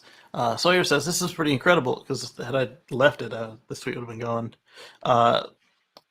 This means that Tesla's operating income of $3.6 billion in Q1 2022 was slightly higher than Toyota's at 3.56, the world's largest automaker by volume. Toyota sold 2.759 million vehicles in Q1 versus Tesla, who sold 310,000. Wow. Yeah. Robert William and Lee tell you hello, Omar. Hello, everybody. So this is what Elon keeps saying about, operating efficiency, first principles, all that stuff. I mean, you can leave out all his insane ramblings, but nobody's perfect. So like the stuff that we know that he does good, he does great. Look at this. Somebody pointed out that I didn't bring it up, but Elon said he's putting the Twitter deal on pause right now to investigate whether Twitter was fudging the numbers. He was pointing out that that Twitter considers that they have a 5% bot ratio, and He wanted to make sure it wasn't 30%. right. But the way he did it was this usual Elon fashion: opened his mouth before anybody could understand what he was saying. And I just realized it this morning, because what happened is Twitter says that he's violating NDA by explaining how they determine how many bots accounts there are. So then I went back and looked at Elon's tweets and was like, oh, that's what he's talking about. But it looked like he didn't know how to do statistics. Because like even I am not a mathematician, and I understood that just picking 100 random accounts and seeing how many of them were bots was a stupid method. But his point was that is what Twitter does, and they pick 100 random accounts and see how many of them are bots and came to 5%. So I thought Elon was saying that he would do that, and he was suggesting it, but he wasn't saying that he thought it was a good idea. He was trying to point out the absurdity of what Twitter did in their documentation. So we'll see how all of that goes down. And 010 asks, is this the way that Musk will get out of the deal without paying $1 billion penalty, or is he trying to get a better deal? Excellent question. I think that he's trying to get a better deal because he still has plans for Twitter. And obviously, if they don't move, then he can say, hey, you lied to me. That's not included in our deal, and just walk away. But actually, not just him. They could have a class action suit on their hands if they did lie, because he's not their only shareholder. He's what, 9%? Yep. Yeah, so that could be a mess on their part. So what I think is now that the Twitter stock is cratered, he can say, oh yeah, I offered you this when you were worth this, but we're going to do this, because we see this all the time with these companies negotiating with each other. If one goes up, they have to renegotiate, because why sell if it's going to be a loss? And we've also seen cases where it does drop us, like this Twitter situation, and they renegotiate. Like, oh, sorry, some new fundamentals here. Well, I'm interested in the actual details of his deal. Yeah. With Twitter, because is his deal like, is it pending certain things, certain Right. benchmarks, like pending, the verification of this, and this, or is it just pending regulation approval, or is it like how locked in is it, and is it flexible, and can he get a better deal? Right. And then if they lied, do they still owe him the $1 billion? Because that'd be a good way for him to pick up a free $1 billion. Like if he knew this going in and then just like baited them out to cross the line, and they did, and then I don't know what he needs $1 billion for, but Who wouldn't want another $1 billion? I didn't say who he wanted. I'm just saying, that's. I want $1 billion. Right. He drug his name through the mud for a free $1 billion. Should be easier to sleep at night, I guess. It would definitely be easier for me to sleep at night. Absolutely. Oh, man. So, speaking of misinformation, the facts about recent electric bus fires in France. False or misleading reports about EV fires flood the internet on a daily basis. But the latest spurious sensation was a natural gas-powered bus that caught fire in Italy. I think we showed the video of that, and I said it didn't look electric, and somebody else confirmed that it was not. And so other people in the news, media, however you want to call them, they said it was an EV fire, and it was not. EVs have a far lower risk of fire than fossils, even in the bus world. Reported 25 fires in EVs over 100,000 sales, compared to 1,530 for gas vehicles, and strangely 3,745 for hybrids. But as Omar always tells us, you get the worst of both worlds with a hybrid. You get the worst aspects of a EV for more money, and you get the worst aspects of everything about the fossil, and then you've got extra parts to combine them all. So just more stuff to go wrong. Exactly, more stuff to go wrong, more complication. Mm-hmm. That said, EV fire needs to be thoroughly investigated, and battery makers need to continue doing all they can to make their products safer. Absolutely, it's a massive amount of energy just sitting there. The goal for the industry should make the incidence of EV fires as close to zero as possible. I think that makes sense. So Paris, RATP temporarily took 149 electric buses made by Bollier, Blue Bus, out of service after 2 of the vehicles caught fire within a month. In early April, a blue bus caught fire on Boulevard Saint-Germain, and more recently, another bus burned near the city's National Library. Both incidences, the buses were destroyed, but no injuries were reported. They have 500 electric buses, including from Bollier, Blue Bus, and Alstrom and Uliez Bus in its fleet for a total of 4,700 vehicles. So 2 out of 4,700 is not terrible, but you do want to see that number at 0 if you're not at that 100,000 average. Right. As a customer, you want to see that at 0 because you don't want to see any of your buses. Exactly. Do we dare wade into the comments? Let's stay on point. So I guess there was more here before we got here.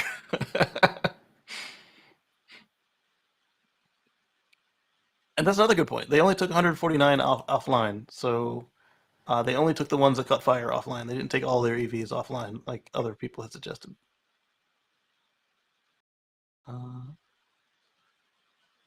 That's not related.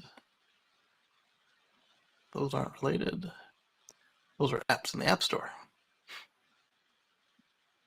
All right, so I told you there were more recalls. I touched on this one, and what it is Tesla's recalling 130,000 vehicles due to CPU overheating.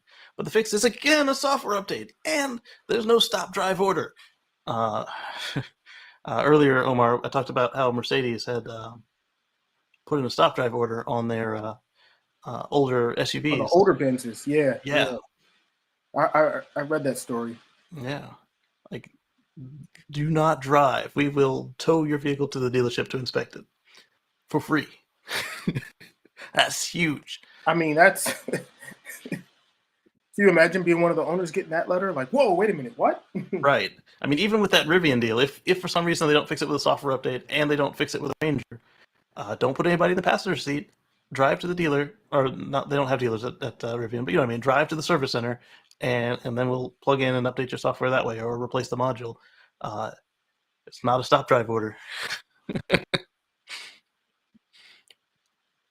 Wow. So there's a problem with the center display being laggy due to CPU overheating when preconditioning the battery pack for supercharging or when supercharging. So certain 2021 and 2022 Model S, Model X, and 2022 Model 3 and Y vehicles operating certain firmware releases. So it sounds like they had a problem with Ryzen. CPU may overheat during the preparation process of fast charging, causing the CPU to lag or restart. That's not unreasonable. It happens. Speaking of Ryzen, checking out my server here real quick. It was doing an operation. And nearly done. What are you working on here? 100.8 minutes to finish. Nah, we'll tell it to speed that up. All right, so yeah, same situation as usual. Turn your head and check it out. Some of these Tesla recalls. So some. So, if I mean, Mhm. at what Yep. point can we stop calling over-the-air updates recalls?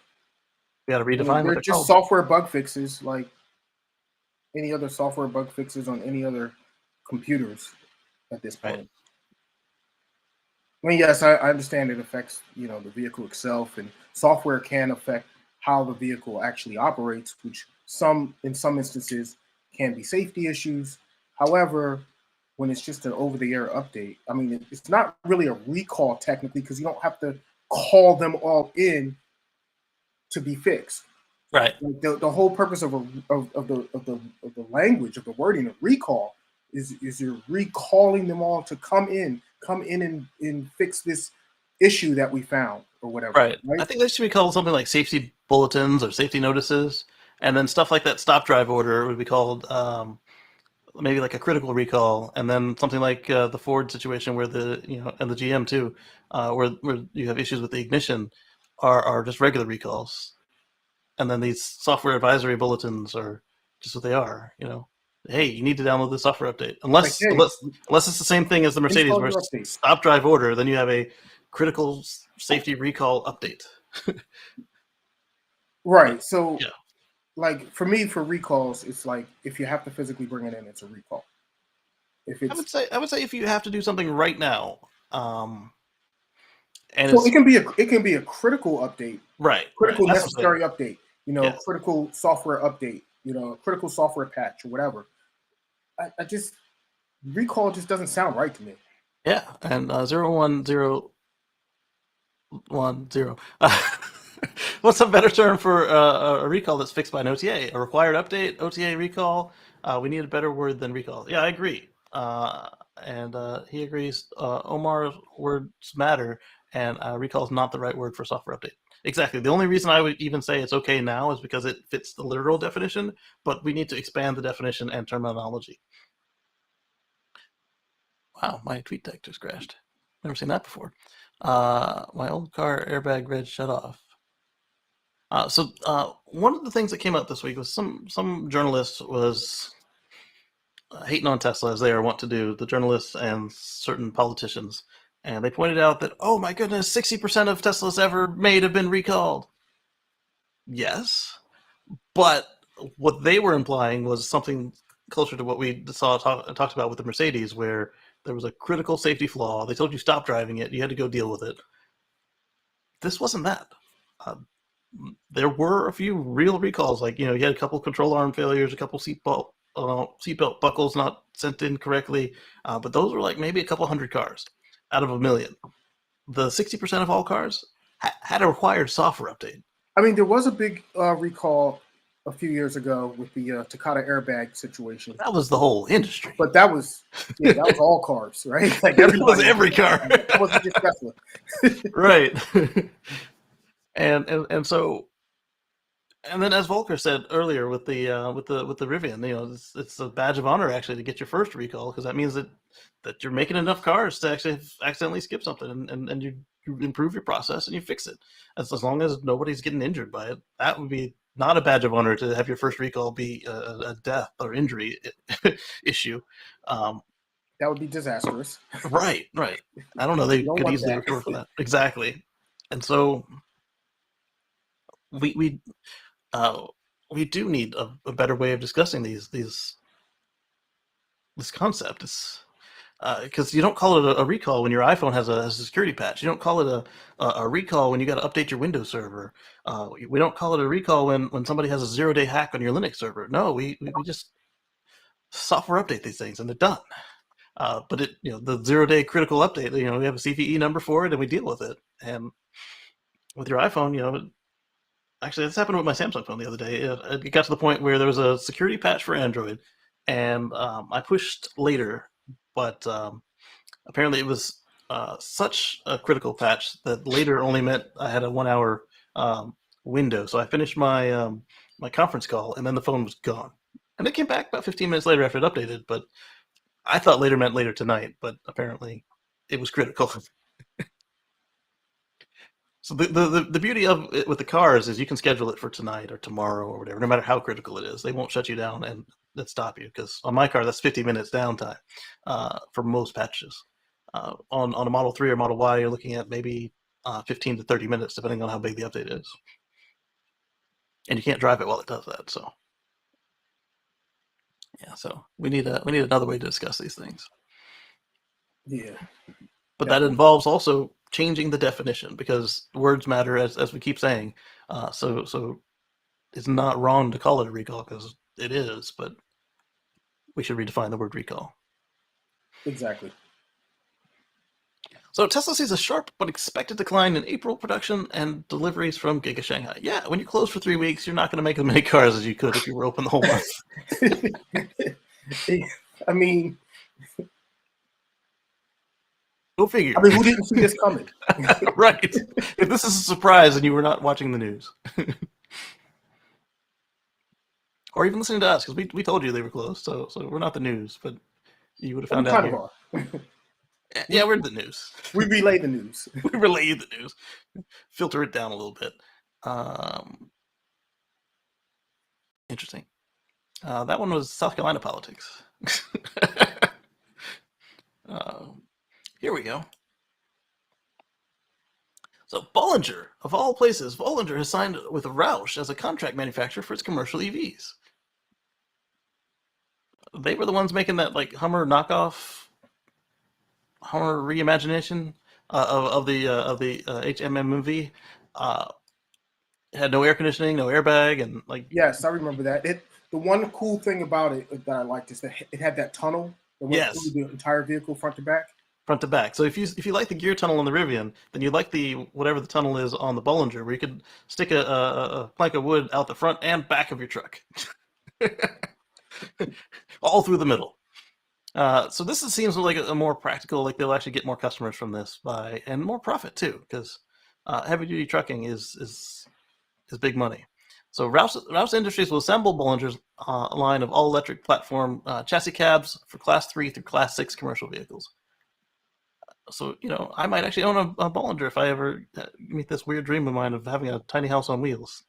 An RV, if you will. And we'll see if I ever do that. It's going to take some money. I don't know if I'm going to do that. I think a boat would be fun. A solar electric boat. Yes. That'd be nice. Yeah. So Class 3, 1,400 gross vehicle weight. Class 4, 16. Class 5 is 19.5, and Class 6 is 2,600. Not bad. Class 6 is considerably longer than the Class 3 as well. Look at that. A couple more sections in it. Interesting.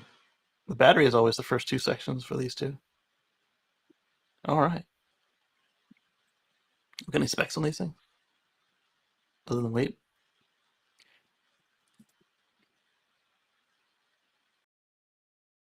All right, so 20 miles from Bollinger's Oak Park, but that's not a miles of battery range. And the word kilowatt hour doesn't appear anywhere. So if this is a pivot from them, that's good. If it's not, it's like a side project, then it'll probably keep them in business. I don't see their truck surviving. I'm sorry. I think it's a good pivot for them. Yeah. So while John was at that Genesis event, how's this look compared to your first Genesis there? Wait a minute. What? I'm sorry. I was just reading it. He had to register his face and fingerprints, so he uses biometrics. Yeah, the car uses biometrics. So they registered his face and his fingerprint, and then they took away both fobs, trying to decide how I feel about facial recognition and fingerprint authentication for access to cars. Discuss. And did I discuss? Well, what about letting somebody borrow the car? You'll have to register them, just like you do with the Tesla app. You do guest access. I don't know how that. Yeah, interesting. Obviously, there are real concerns about privacy and data security, but my first thought is that facial recognition has a poop track record with non-white faces, and I'm wondering how this does with folks who don't look like you or I. Great job, Winter. Yes. Excellent point.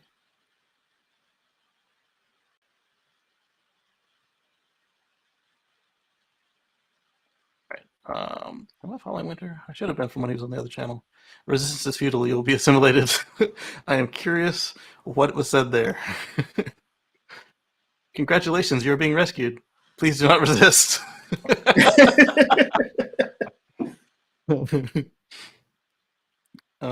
Having once had a significant facial injury, I'm not for it. You and me both there. I have a deposit on a GV60. What about people wearing masks? Right. What about in the wintertime? You might have like a ski mask on. It's just like blisteringly cold and the wind is hitting you in the face. Like now you got to take the thing off. Right. And how's it do with facial hair? One day you shave or forget to shave. Yeah. What if you register your face with a full beard and then you decide to shave it all off at one point? Exactly. Lee says facial recognition on my phone sometimes doesn't recognize me. Yes, I have that same problem. Yep. I don't use it because I don't like it. I use fingerprint. We as Black women always switch up our hairstyles or our look. That's a good point because sometimes it doesn't just look at the face, which could definitely pose a problem if you change your hairstyle. I'm always locked out of my phone from sunglasses to earrings, a hat, and mask. Oh yeah, glasses definitely. This is why it's important without glasses. Yeah, this is why it's important to do diversity testing, not just in demographics, but also in thought. Right. And because you might think something is normal and find out that the rest of the world doesn't actually think it's normal. I've got a deposit for a GV60, sat in several, awaiting a test drive to compare to the Ioniq 5. What do you think? Driving impressions are embargoed until Tuesday. Okay, fair enough. Which reminds me, I got to turn in my time. However, I did think it was a good-looking car, though. Yeah, it does look good. However, those are driving. Here are those driving impressions.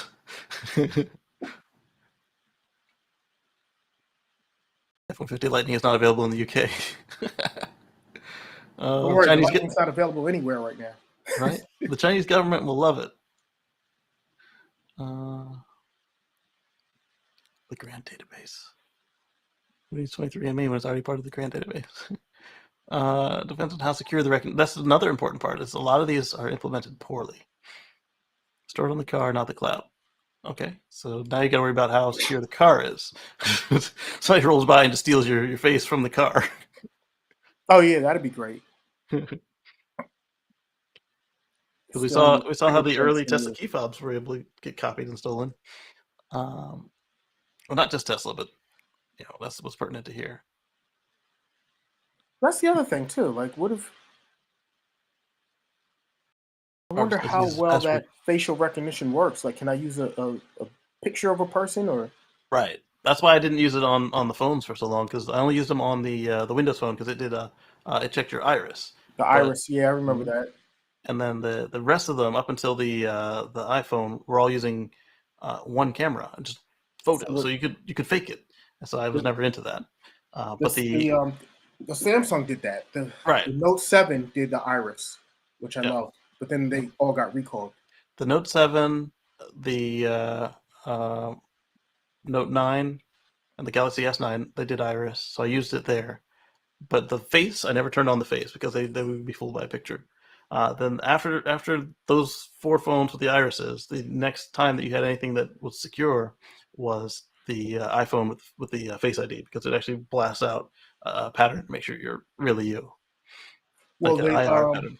So the Samsung got better with the facial recognition now, because it needs like live, like you have to like blink. It like looks for, you're blinking and stuff. Like so, it's better. But it's still a lot of times. I think it's more sensitive so that it fails more than it works. So like, at least for me, it Yeah. fails more than it works. So that's why I use both face and fingerprint. So when it fails, I just use my fingerprint. Oh, there you go. So Goldman asks, would this prevent you from letting your friend borrow your whip? And John says, I never loan my S&M gear to my friends. What does that have to do with anything?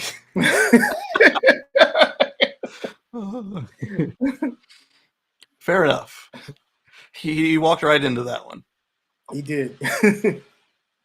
All right, so Mercedes SMG is getting its own electric platform.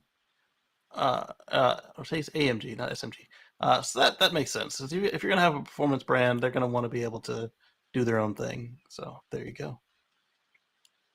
So speaking of rental EVs, Penske adds leasing options to Penske Truck Leasing adds orange EV electric terminal trucks to its fleet offerings.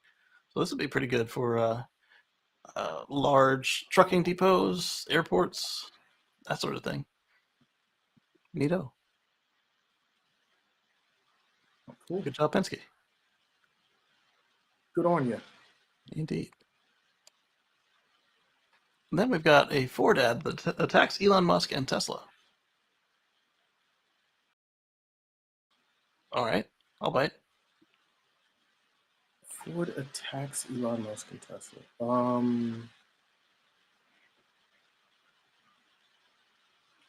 More Is that specifically about at Elon.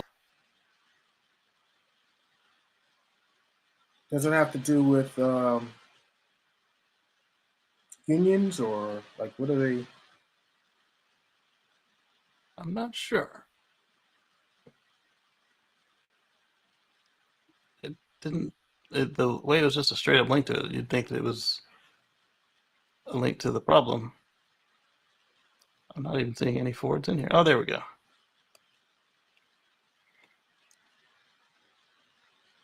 Nope.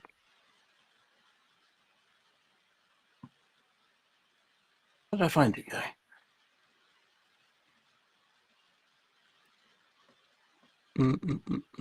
So someone asked the question, what would be the best electric truck to purchase?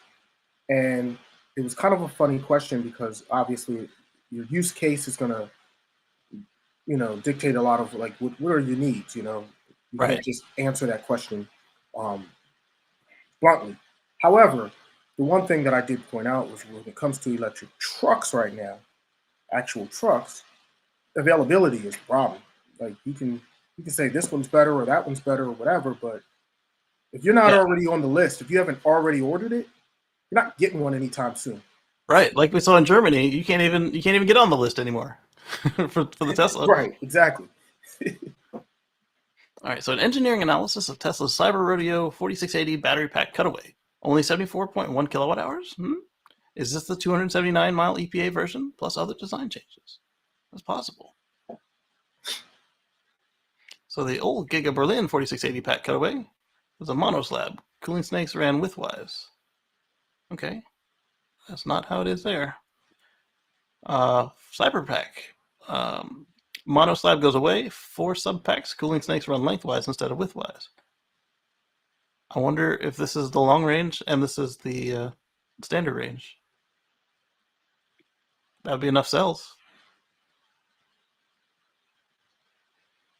Or if this is just the new version. The pack of Cyber Rodeo has been broken into 4 smaller cell arrays. One would be tempted to say they're modules, but they are not because Tesla doesn't do modules anymore. You can see this in the assembly process where a robot picks up a row of cells and puts them directly in the pack.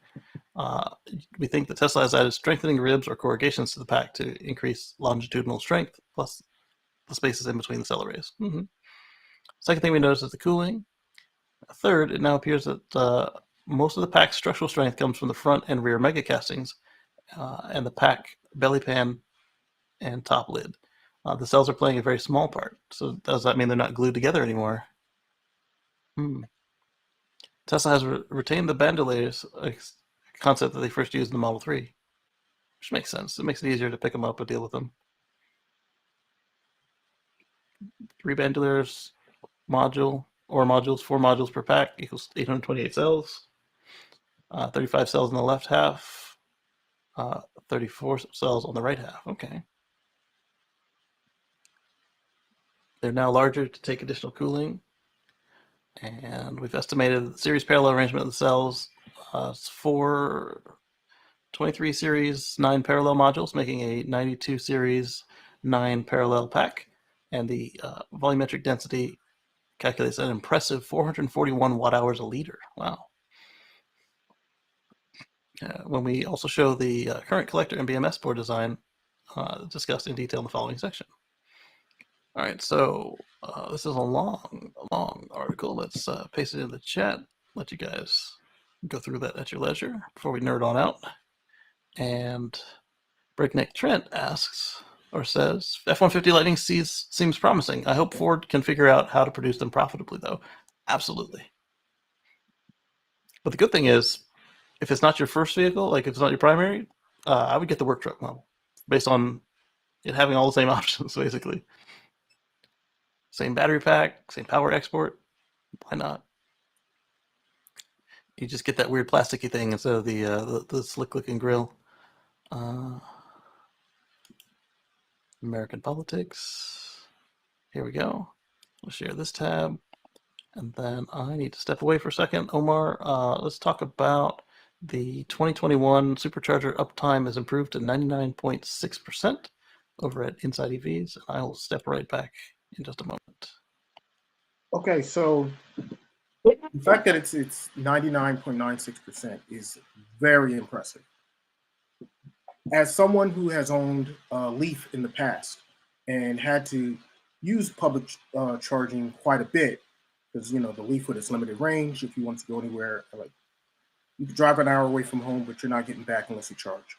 So I found that it was excruciatingly painful using other third-party chargers in the past.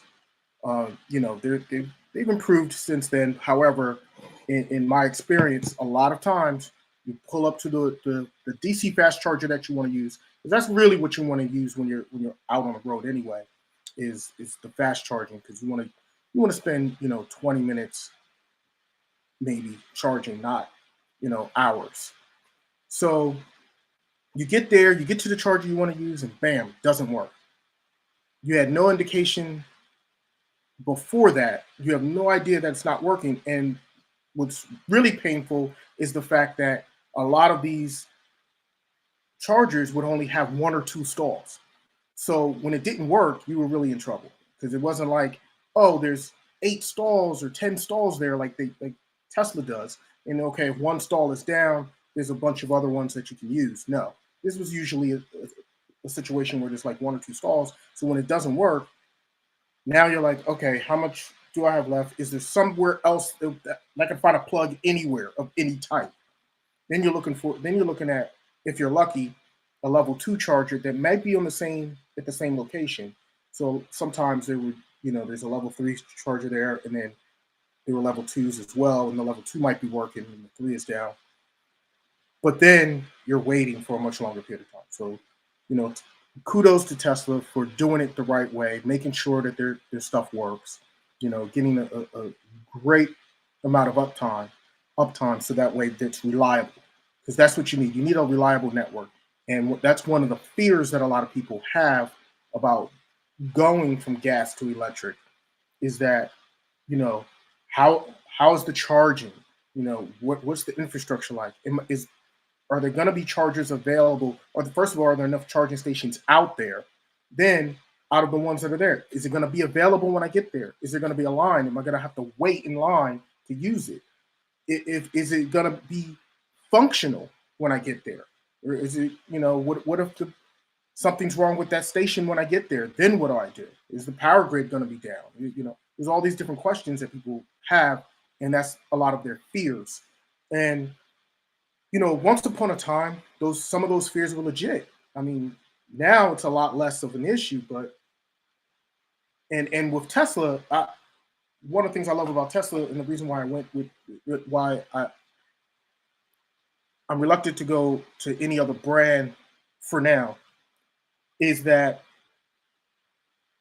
you get the reliability of that Tesla network, the speed, the reliability, and the abundance. They are everywhere. They're constantly adding stations everywhere at a faster pace than anybody else. And then on top of that, I have the Chatamo adapter, so I could use other networks, fast chargers as well. So I went from a Leaf to a Tesla, and the Tesla was able to charge everywhere that the Leaf was able to charge, plus at all the Tesla chargers, which the Leaf was not able to do as well. So that was the big, huge, that was the huge, humongous benefit, and of course, it having more range helped a lot. And more miles per minute on AC and DC charging. Yes, indeed. Yeah. Yeah, so since I stole that supercharger spot at Thanksgiving, I've only run into one other non-operational supercharger, and at any supercharger I found where it was non-operational that it was already open, it's only ever been one to 4 stalls, depending on how many cabinets were down. It was never the whole site. I can't say that for some of the other sites where I've been from the non-Tesla charging, where the whole site is down, or the site is just one charger, and that one charger is broken or occupied. Yeah. So now, the reason I said for now earlier was with me sticking to Tesla for now is that Tesla has stated in the future that they're going to open up their charging stations to all of their EVs. They've already started this in certain places in Europe, and now they have plans of doing it in the US as well. So at that point, then it's not going to matter so much what brand you pick. It's going to be more so the vehicle itself doesn't meet your needs, and what do if you like the vehicle itself, it's going to be less of a situation of, well, it's because of the charging infrastructure. Right. Yeah, if Tesla switches to CCS on the car like they did in Europe, then it's going to be a no-brainer. Like, that will just be just one other option, and that I like that option, because if everybody can have the Tesla app and use the superchargers, or Tesla can use everybody's stuff without an adapter, that's really the way to go. So I'm hoping that Cybertruck actually has CCS on it rather than the Tesla 2 connector, because if that thing can only do 326 kilowatt, then they're going to need something more powerful anyway for both the Semi and the Cybertruck. Semi, I'm hoping that they don't go something proprietary, because we've seen that people are putting CCS on buses, ships, and semi trucks. At least the e-Cascadia has got 2 ports. Maybe the Tesla Semi can just be like the Megacharger will be like 2 or 3 of the ports together. Boom. But if you're not, you can then use standard CCS or more to refill the truck. It's going to be interesting to see what they do with the truck. Yeah, because the reason that they even have their own proprietary port is not to be special. It's because if they didn't put their own proprietary port and they were busy waiting around for the industry to come up with an agreement, they would have gone out of business. You need a way to put electricity in the electric car. They needed to get the cars out now because they'd already stopped selling the Tesla Roadster, and it was time to put the car out. But again, you need to get the power in the car so the car can move. So they came out with their own port, and their port is really elegant. It does AC charging at up to 80 amps, and it does DC charging up to 326 kilowatts. And I wish the rest of the industry would have adopted their standard, because that's such a much more elegant way of doing it. However, they didn't. So here we are. Yeah. And so they did do the switch in Europe. They were compelled by Germany, and we'll see if they do it here on their own recognizance, or if Illinois' little stunt makes them do it. Who knows? So then we've got a tweet over here from Drive Tesla Canada regarding their article, where it says Elon Musk warns that Tesla may stop taking orders on some vehicles due to ridiculous demand. And we saw that with the Cybertruck. They did.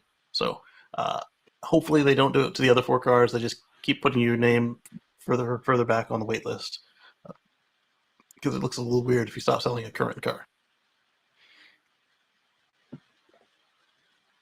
That's just my take on it. All right, so we talked about the Delmar, the Harley-Davidson live wire. I don't think we talked about this.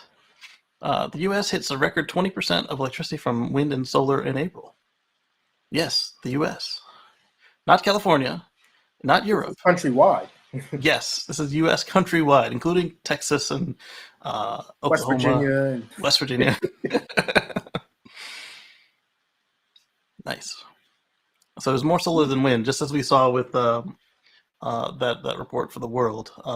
Solar and wind are outpacing everything, but solar is outpacing more so. There's less moving parts. It's very easy to slap a panel out, put an inverter down, and then tie it in.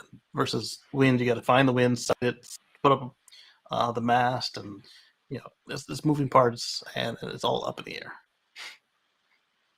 yeah, with wind, it's a little more to it. I mean, you have to have the engineers go out and survey and figure out what's the best path to put it in for the wind, to catch the best wind at those locations, and which way it should be facing and all that. And install a big, huge thing. Yeah, Exactly. it makes sense that solar would outpace wind. Yeah. Tesla Giga Shanghai still managed to produce 10,000 electric vehicles despite the shutdown. Kudos to them. That's a week of production, right? That adds up. You close for 3 weeks in a month, and you had 1 week of production. And that's impressive amount for. It is. It totally is. A week of production at 2 shifts. So kudos on them for getting right back on that horse. EV registration surged 60% in the U.S. in Q1 of 2022, with Tesla leading the way. I wonder what happened with the fuel prices for the fossils at that point. Go figure. And so we've already talked about how Tesla has 2/3 of the EV market in the U.S. And so if EVs have surged because of gas prices, then it only serves the reason that Tesla would also surge with them out in front of the pack. But they're electrifying all the things, and that's what we want. All right, Panasonic building a U.S. plant we talked about. This one was interesting. It's also coming from Drive Tesla Canada. Apple has patented an EV charging station. So we've gone back to 2015 and seeing that they still don't have a car from 2015. But they've got EV charging, they've got all these other patents on cars. And it's been 7 years since Apple started. So if they're just running slow because of pandemic or whatever, if they are making a car and they were making it from scratch, although they stopped and started a couple times, then 7 years means they might have something this afternoon, this fall or next fall, if they were really going to make a car. I mean, they could be, They could. secretly doing something behind the scenes that nobody knows about, and they're being very, very, well kept, tight-lipped about it, and They are good at that. All right, so Apple. I mean, the smart move for them would be, if they were going to do cars, is to partner with somebody else. Right. Get Samsung to build their cars like they build their screens. Get Foxconn. Remember, Foxconn just bought a factory from Lordstown. Yeah. Get Foxconn to build the car like they build. They their already phone. have a huge partnership with Foxconn. Exactly. The patent awarded on May 10th of 2022 explains how the charging system would allow EVs to charge up without a human operator. Systems and methods described in the patent allow an EV to connect to the charger without a manual connection by the driver. Looks like the stages change position depending on contact with the structure or the vehicle, would then allow charging receptacle and charging plug to be aligned and connect without the need of a human or anything else. So it looks like a robot arm with the charge handle on it, doesn't it? It does. I was expecting like 2 big prongs, but that looks like the charge handle. Because there's the charge port door, which looks very un-Apple-like at this angle. Then there's a standard charge connector.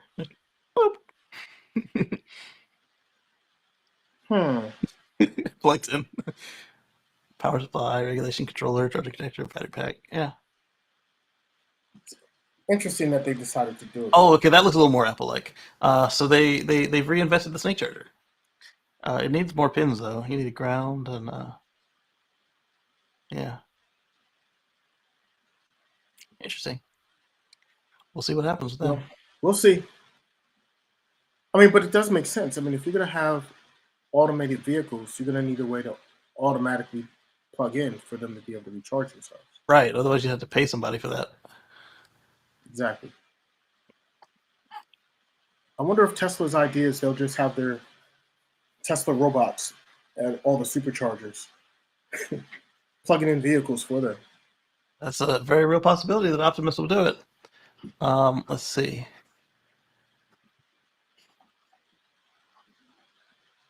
This is coming from Troy Tesla. He's the guy that we always get some of our stats from.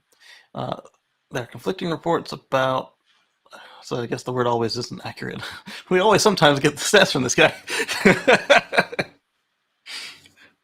There are conflicting reports about this news. My interpretation is that production was halted, but the factory is not shut down because they still have 8,000 employees living and sleeping at the factory as part of the closed loop. Okay. Maybe they're not putting out finished cars, because you can not be putting out finished cars and still have people living in the factory.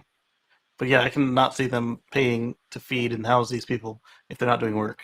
I mean, Elon isn't that into charity. I'm not saying he's not charitable. He runs a couple charities. I'm just saying that I don't see him keeping 8,000 people in his factory for free doing nothing.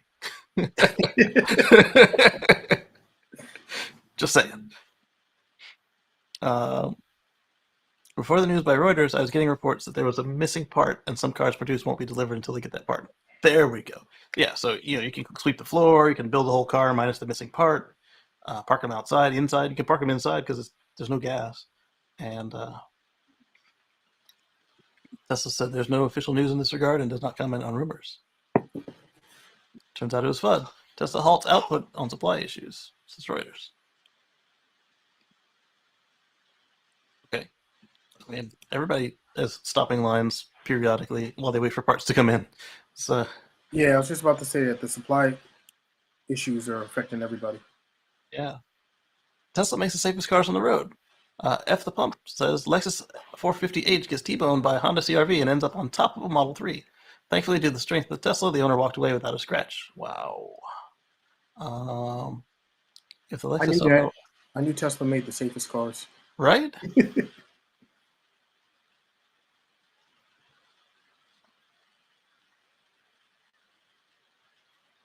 So again, that's just another reason to buy a Tesla. It's just another added bonus is the safety is like unmatched. It's phenomenal. Wow. That is impressive. Yeah. And the Model 3 doesn't look like it's at a stop bar. It looks like it was driving. And that Lexus is not, I mean, that's a SUV. That's not like a lightweight little super lightweight thing. It's a heavy vehicle because it's a hybrid too, so you got the battery and everything. Got some heft to it. Yeah, so I was waiting for the light to turn green, he says. Honda smacks him, and he just kind of rolls over this way. But was the Honda on autopilot?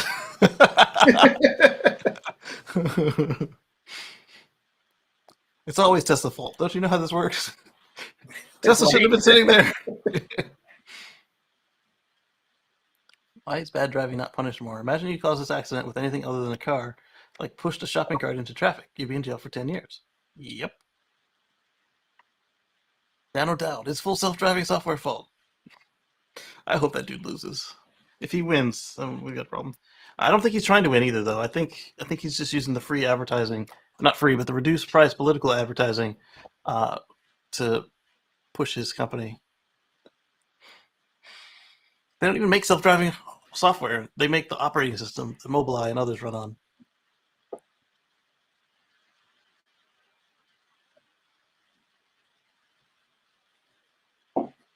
Oh. Yeah, that's an AP1 Model X right there.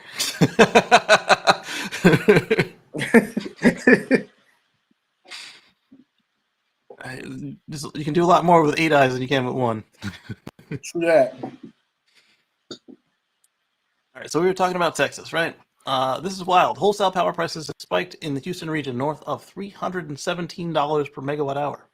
That's less than 3 hours away in Calhoun County, where there's a lot of wind power. Prices are negative $883.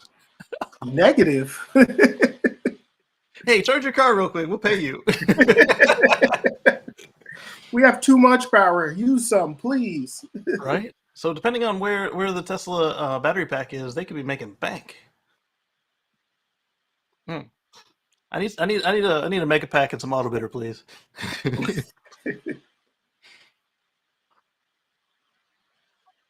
There's so much power being generated so close just north of Corpus Christi, but there's not enough transmission capacity to bring that power to where it's needed. I've read about transmission issues before here. Now above 362 dollars a megawatt hour, up from 318 5 minutes ago. Wow. Now it's $982 in Harris County and negative $16.29 in Calhoun County. Oh my goodness. Wow. Just charge up 10 Teslas and you've bought some. Accidentally deleted a tweet zooming in on the price disparities. The wholesale price at the red dot is closest to the blue area at $857 per megawatt hour, and the blue dot at its closest end is negative $16.29. The dots are about a 30-minute drive from each other. Wow. And Texas thought their way was better. They're complaining about California. Yeah, Texas wasn't doing it right. They talk a lot of junk about California, but they're not doing it right either. Negative $6 in the Panhandle versus $13.75 in Magagora Bay. All right, so important to note, ERCOT has 4,800 megawatts of reserve power right now, so no shortages or outages. Demand is expected to peak statewide around 5. So this is why the Teslas are telling you, hey, don't charge between the hours. And this is also why they're going in and turning up and turning down your thermostat and asking you to do the same before they do it. But as Dan was saying, why not just strengthen your grid? Put some solar, they don't even need some wind. Just put some transmission lines in, put some batteries in. Put some batteries in. That's what they really need. Yes. Because they have all that wind, all those windmills. Yep. But they're in the wrong part of the state. And then so they can put solar farms up. I mean, they have a lot of land. They have a lot of space. Yep. Texas is humongous. And it's mostly There's a empty lot of space, space in between major cities. Mm-hmm. And so realistically, you could put on humongous solar farms in some battery banks, and you're done. The grid's stable. Yep. So her next update was 2733 in Harris County and negative 2022 in Calhoun. And at 4:15 that same day, Harris County, $3,429 a megawatt hour. I really hope you turned off your air conditioner on May 9th. And the one spot in Calhoun County is still at a negative $2,461. Please take this electricity. Please, please. Wow. You can make your mortgage just by charging your car.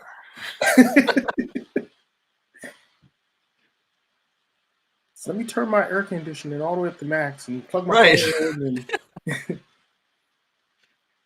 looks like there's been a jump to more than $5,400 a megawatt hour in Harris County. The price of power was capped at $5,000 a megawatt hour in December by the PUTC. So they're also so if they're $400 over the cap, what kind of fine is that going to be from the Utility Commission? Wow, $400 over the $5,000 cap. And imagine if you were on vacation and you just left your house on auto, and this stuff hit $5,000 a megawatt hour. So it could easily be $100 to $300 with you not in the house with the AC running for that period.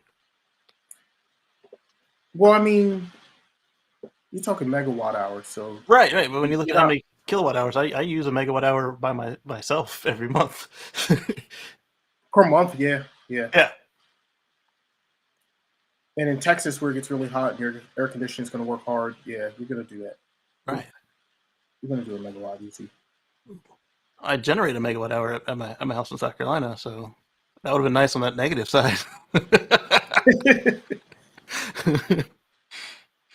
By late Monday, or no, not on the negative side. If my house with solar was in the if your house with solar and it was the high prices, then that would right. Yeah, otherwise I'd be paying them I'd have to shut my solar off. Negative money. By late Monday, a 30-minute afternoon car ride around Magagora Bay meant a $36 533 price difference in megawatt hour of electricity. Wow. Read why and how it could affect your power bill. It's from the Houston Chronicle. Because no one wants the unreliable wind power. What?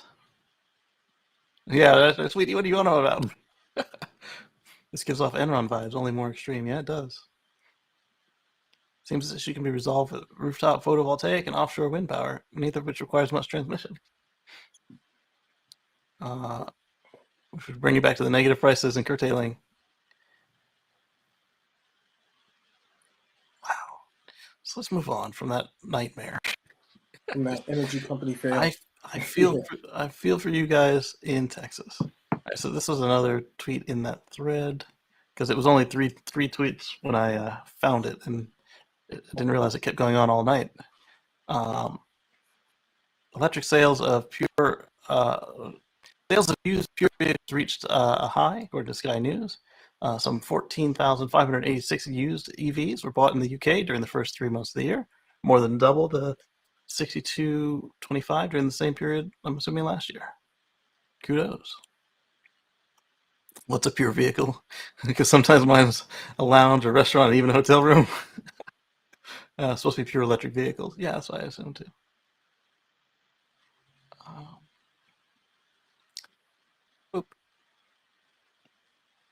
So this is where Elon Musk's Starlink constellation comes in. Ukraine turned Elon Musk to replace its pre-war SATCOM at GIS, SATCOM links for GIS for artillery with Starlink. And to date, not only have those SATCOMs been replaced, SpaceX has impressed. All right, so it's a 33 tweet thread. Let's just look at the Starlink part.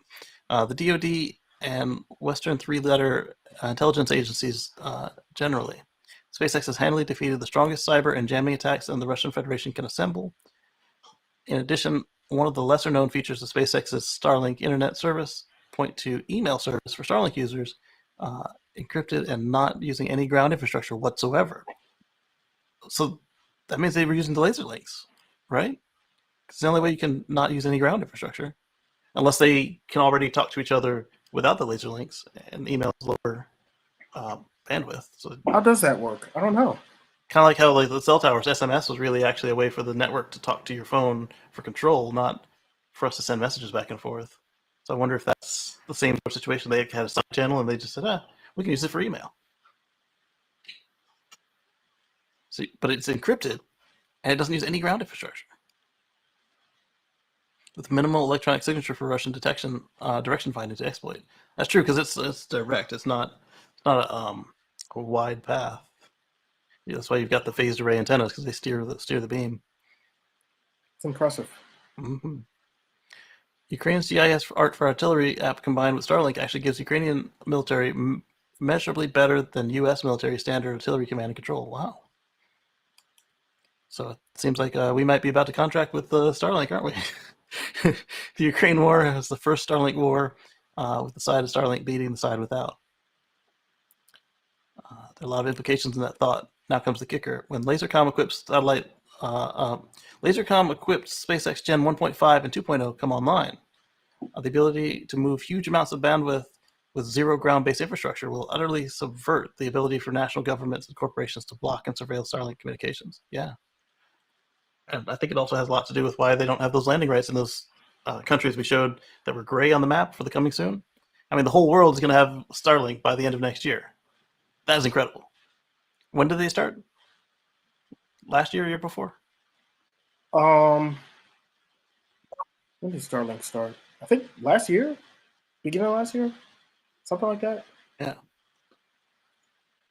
So I guess we could say, when did Tintin A and B launch? That if you want to get like super technical on it. The only way for the U.S. government to be able to monitor Starlink communications is with Elon Musk's active cooperation. Yeah. The power shift involved in that fact is profound. Something for another thread.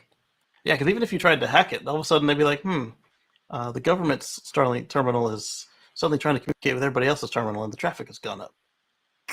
Cut the thread. Meanwhile, a whole lot of very powerful people are going to have to rethink their place in the world as Starlink juggernaut remakes the world by helping Ukraine win the first Starlink war. And Um,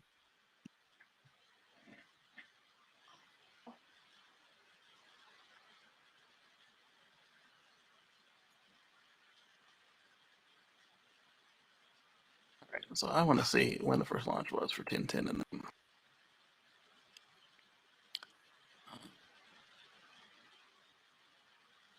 wasn't in the early 2000s. Early 2000s when SpaceX came to be. 2015 to 2017. Let's search for Tintin. There.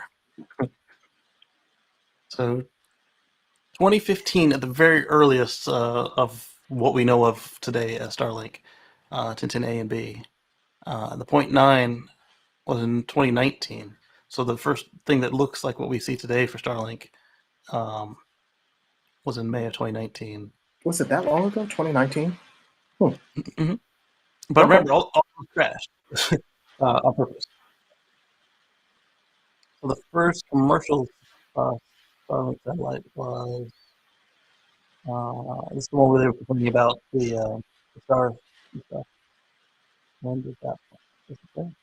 November of 2019. So yeah, not that long. So that's what, 2 years? No, 3 years. Okay. Yeah, it's not bad.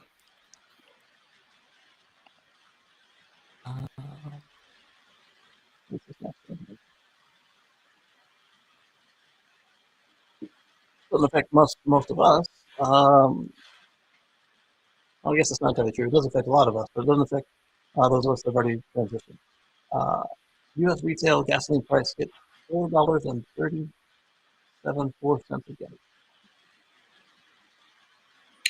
And that's a record for us, but for those 0.009. for those on the other side of the pond, Right. They've been there. That's like they're that's looking cheap. at that saying, "Oh, that's cheap." Exactly. They're looking at like $7, $8 a gallon, $9 a gallon in some places, depending on where they're at, and that's obviously converted because they don't measure theirs the same way. But Well, they just use a different unit. yeah, because they're using Liters. liters and whatnot. But Or UK gallons. right, All right, so translated, they're still higher than that. higher than we are. A typical Nissan Leaf's electric motor consumes about 20 kilowatts at 100 kilometers an hour. When installed with a 30 kilowatt regenerative celebration system, the Leaf's batteries will be recharged while the vehicle is loaded. Energy cost of 10 kilowatts. I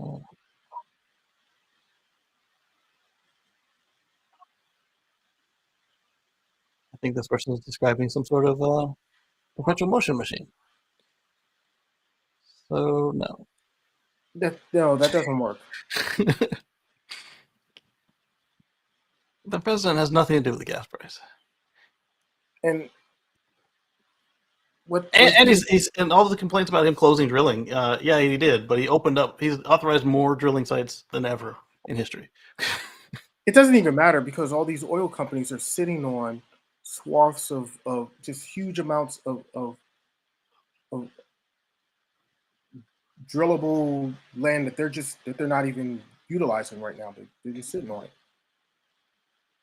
because they're basically artificially creating this whole supply demand issue to make sure that their profits stay high. Right. If they wanted to, these oil companies could very easily ramp up more production. They're just not. So, and it's a global thing. Like a U.S. president does not have that type of control over the whole global. The whole world, yeah, because everybody's prices are up, not just ours. Yeah, you gotta think outside your district. All right, so Volvo plug-in sales increased to 18,000 in April. So remember last week I was talking about how they got trounced by was it VW? They still managed to increase despite all that. All right, so then we got a government.uk article about the Viasat hack. And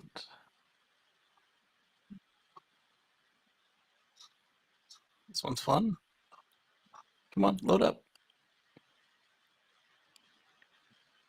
There we go. So see plug-in electric car adoption map for all U.S. states in 2021. Last year, several states exceeded a 7% share for new plug-in registrations, but the overall share of the total fleet remains low, but it's still higher than 1%. So new plug-in electric share of light-duty vehicle registrations from anywhere from 0.62% to 12.53% California. My goodness. So pretty much the weakest areas are here and here, and maybe this one. So the Dakotas, West Virginia, Mississippi, Alabama, Louisiana, Arkansas. Hey, Alaska beat them.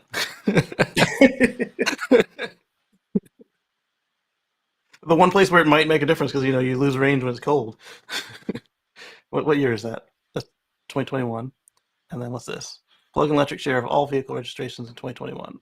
I love how some people think that EVs don't work well in the cold. Right. I'm like, but what about Norway? Right. They just work less good. They don't not work. Let's see what the comments are on this one. All right, so I wonder why progressive states are usually 20 years ahead of non-progressive states. Oh yeah, progress. It's in the definition. They try to accomplish goals rather than just repeal decisions made 50 years ago in an attempt like folks did in the Dark Ages, force their religion on others in defiance of, yeah. Or repeal Disney in Florida.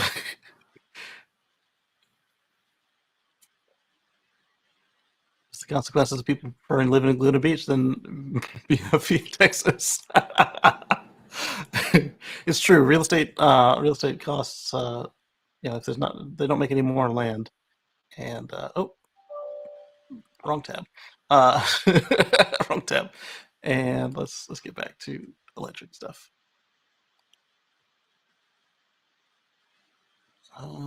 Okay. This one is not electric, but it is pertinent to us all driving robots around or having robots in our house.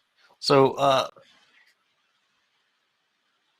they're talking about the forgotten margin of AI ethics, and they have a tweet thread on that. Let's copy this.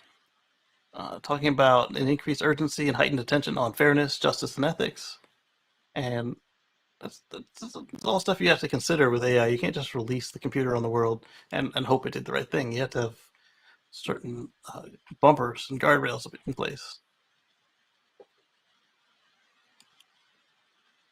So I put the link in the chat. Made in China wholesale shipments we talked about in April 22, I believe, right? Yes, we did.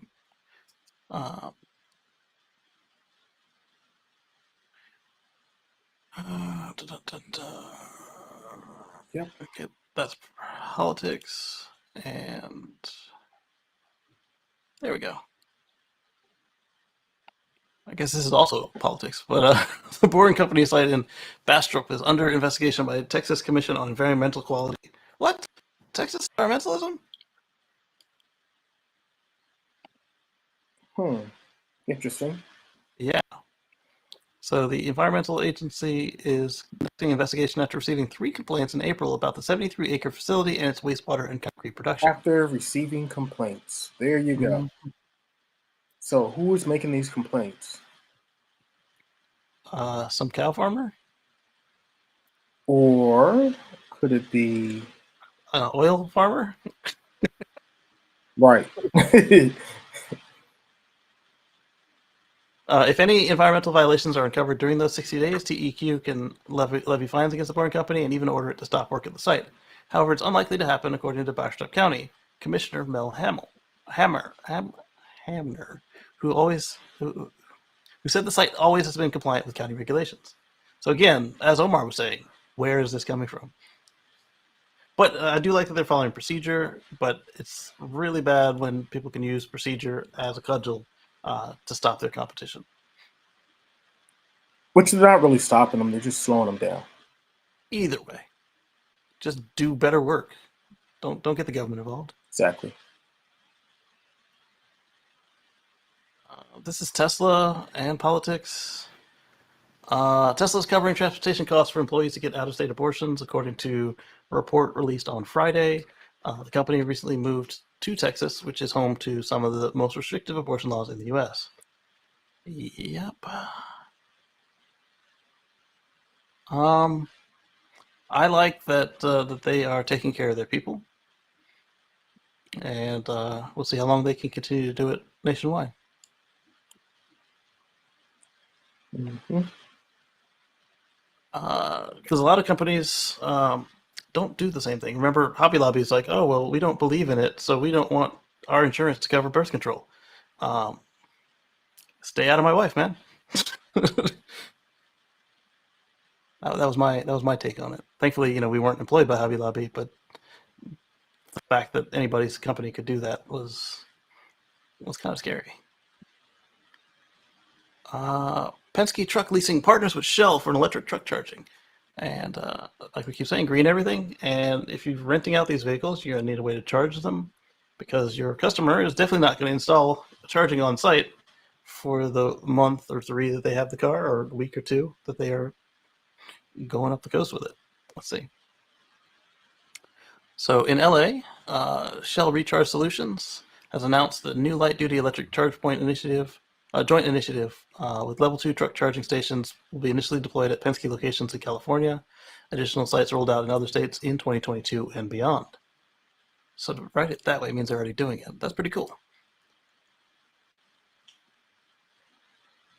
All right, so they have an North American charging model AXLU111 has an optional wired harness, a wired and wireless connection for central management. Okay. Yeah, like I was saying, if you're going to be renting out these trucks, did I say it supports over-the-air updates? Yeah. Nice. Yeah, a lot of these commercial stations do, which is nice because then you don't have to have a technician out to update your chargers, or worse, teach one of your employees to do it. I like it. Me too. Tesla explains its approach to sourcing lithium, nickel, and cobalt directly from mines in impressive detail. So I'm guessing this is also from the environmental impact report. Yep. So I wasn't the only one who didn't finish all 144 pages that night.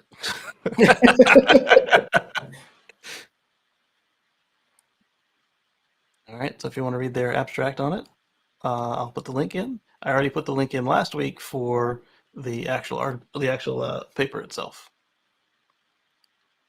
I mean, raw materials is a very significant. Yep. Their costs have gone up significantly for raw materials. Absolutely. So trying to source their own materials is, that's going to be part of their game plan. Yep. We talked about Quebec providing Starlink terminals to their rural users, which is, I think, a great idea. Whole Mars, so other Omar and Elon were getting into population decline, and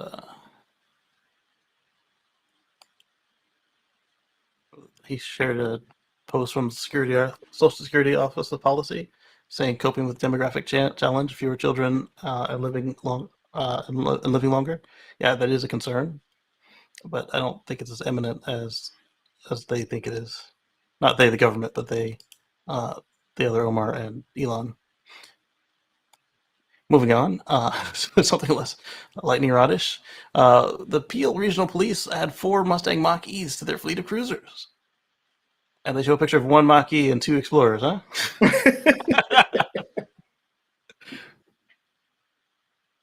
It's good, though. How do the Mach-E's catch any Teslas if it's a car chase? Called a radio. Right. Just saying. That part. And hopefully you're not. Yeah, because you don't want a high-speed chase through your town. You just want them to meet them at the corner of 5th and 3rd and just tag them. Hopefully no Teslas are being involved in high-speed chases. That too. All right, so then there's the whole Elon Musk being rich lie. They were talking about emerald mines and how Elon's grandparents owned a plane. This is the plane that Elon's grandparents owned. They bought it used. in crates, put it together, and then flew the world by paper maps. No GPS, no radio, paper maps. And so what May is telling Elon, she said, in 1954, your grandparents flew to the Taj Mahal from South Africa on their way to Australia. The only people to ever do this trip in a single engine propeller plane without a radio or GPS. Their motto: live dangerously, fly carefully. She talks about her parents and their philosophies in her book, and it's a really good read. If you got the time, it'll kind of give you some perspective on some of the stuff with the man and some backstory on what was going on with the family. Like, Errol Musk is a piece of work, and not just what I got from that book. I compiled that assumption or that impression from pretty much anything that was ever written about the man. Didn't I just like this thing? I thought you did. Huh. Anyway, so there was that, and I thought that was pretty cool because look at the pictures. And she was replying directly to Elon in a quote tweet. That's why I didn't see it. He said, "This is amazing. I visited in 2007 and saw the Taj Mahal, which is truly a wonder of the world." That was such a grandmotherly thing to do, May. He's like, "Yeah, that's the thing." And she's like, "Yeah, your grandparents are there too." There's some old pictures, and that was pretty cool. She brought the receipts. She did. As we saw last week with May getting on those people attacking her son for being unable to talk to women. She's a boss. I smell durian. I mean, she's pretty active on Twitter, which is nice. Yeah, she's the only one in their family that's actually responded to any of my tweets. All right, so Andre Caperthy, feels good to be back home in the Bay Area. I started to really miss just sitting uninterrupted at a computer in one spot for long chunks of time, stretching for the very tip of Maslow's hierarchy, the hierarchy of needs. Okay, first, cleansing this backlog of a few hundred things. So remember, this is the head of AI at Tesla. I thought you were taking a 4-month sabbatical. It's only been 6 weeks. Yes, exactly. As the tweet says, I'm back physically at home in the Bay Area from some travels. Should clarify, I'm not back at Tesla yet. Only halfway through my sabbatical. Yeah, so the reason I smell durian is, to me, it smells like gasoline. And it's like, why is there gasoline in my house? It's because my wife is eating fruit. It's illegal on trains in many places. Because of the smell.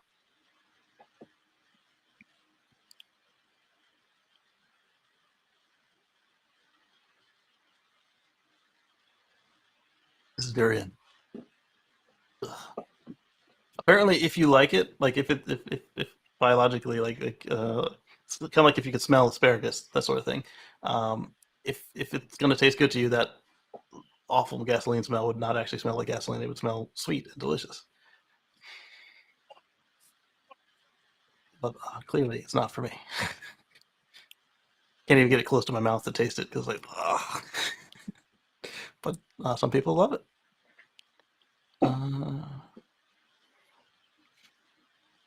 Okay, that one wasn't politics. It was a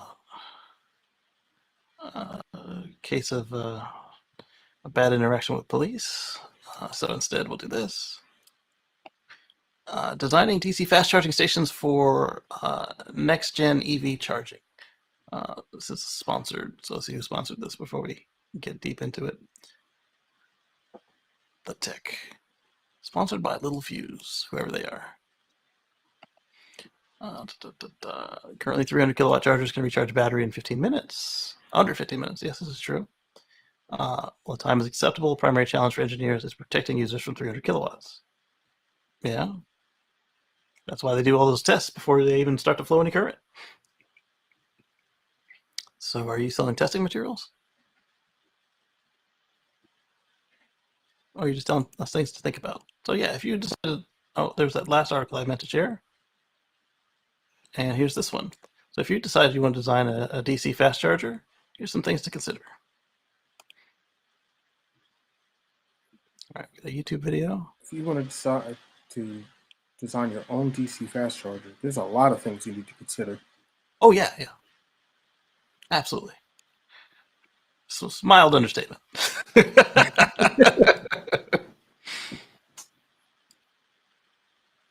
All right, so Floating solar farm. Europe's largest floating solar farm is ready to come online in Portugal. So, were they waiting on the power company inspection, or is it the power company themselves that did it? Uh, So this has multiple benefits, though. It First of does. all, it's a solar farm, Yes, and then secondly, it's covering the water so it evaporates less, so that you get more exactly. water. And it's on their hydroelectric dam reservoir, so that is protecting their drinking water. So there's less processing required. As Omar said, there's less evaporation, and less evaporation also means that there is now um, more left over to use for your hydro power. So it's a dual power station plus drinking water. This is awesome. Wow. Yeah. So 12,000 panels produce 7.5 gigawatt hours annually, and be paired with lithium batteries that can store 2 gigawatt hours. Awesome. Wait a minute. So it can make 7.5 gigawatt hours annually. It can store 2 gigawatt hours in batteries. So it can store a significant portion of its annual output in batteries,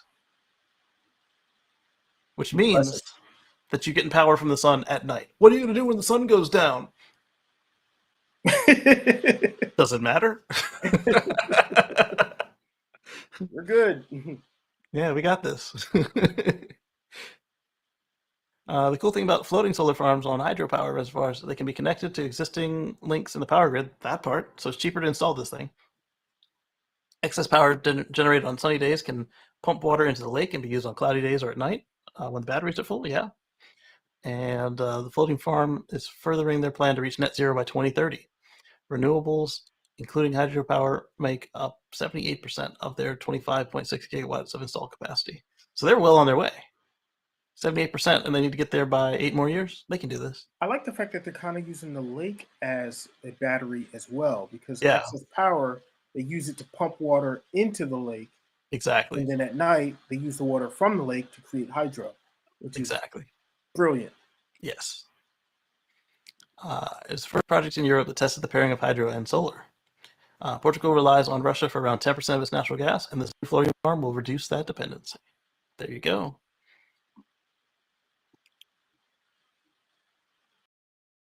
My baby is making noises. I guess she likes that milk. All right, that is politics.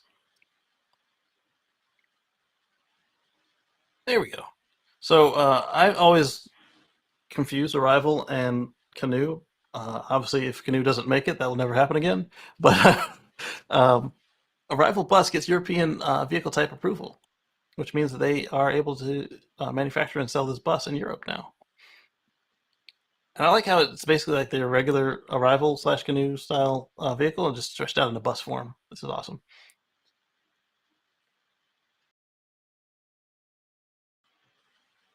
It's nice because, the more we can make large vehicles out of electric, into electric, so that's going to be a game changer for 'cause those things.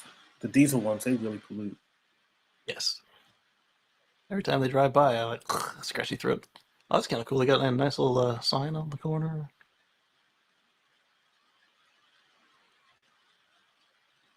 Looks very well done. All right, so then let's see if we get any stats on this thing, because it's been a while since we talked about the bus. All right, so no mentions of kilowatt hours, no mentions of dollars, miles, milestones, but no miles. What about kilometers? It seems Nope. okay. No kilometers filled out, and no KMs. So they've been approved, and apparently nothing has changed about the stats. Or they don't want to talk about it yet. So it's a good step in the right direction. Here. So to help in the inevitable flood of interest, here's what you're looking for regarding that CCS thing. So this is to get CCS on your Model 3 in the US.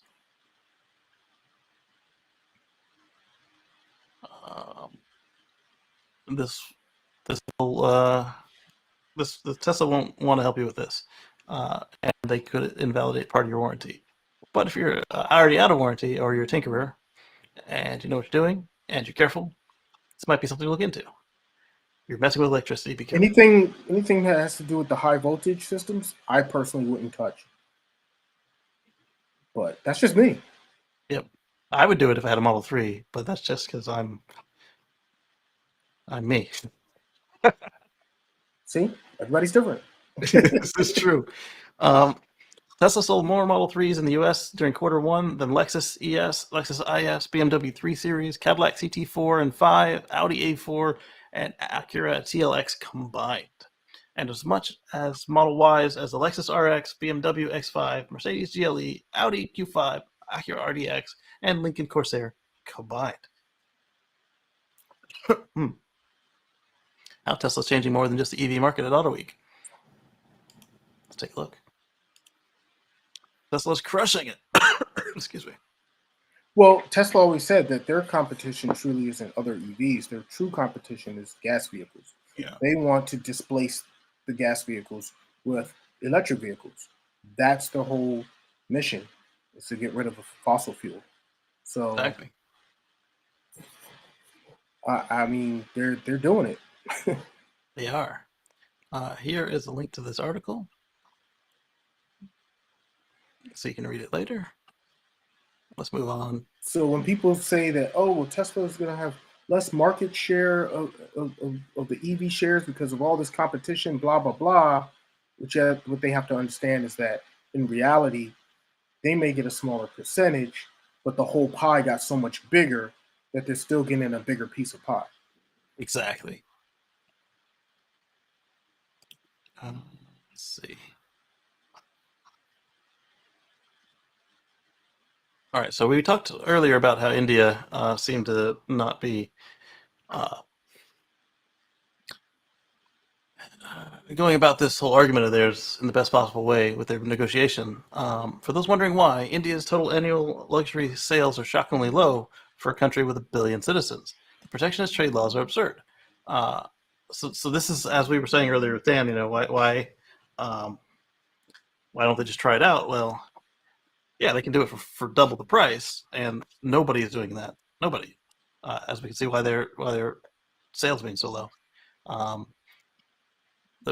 If you'll have to export 99% of the Gigafactory's production anyway, why not just build it in China?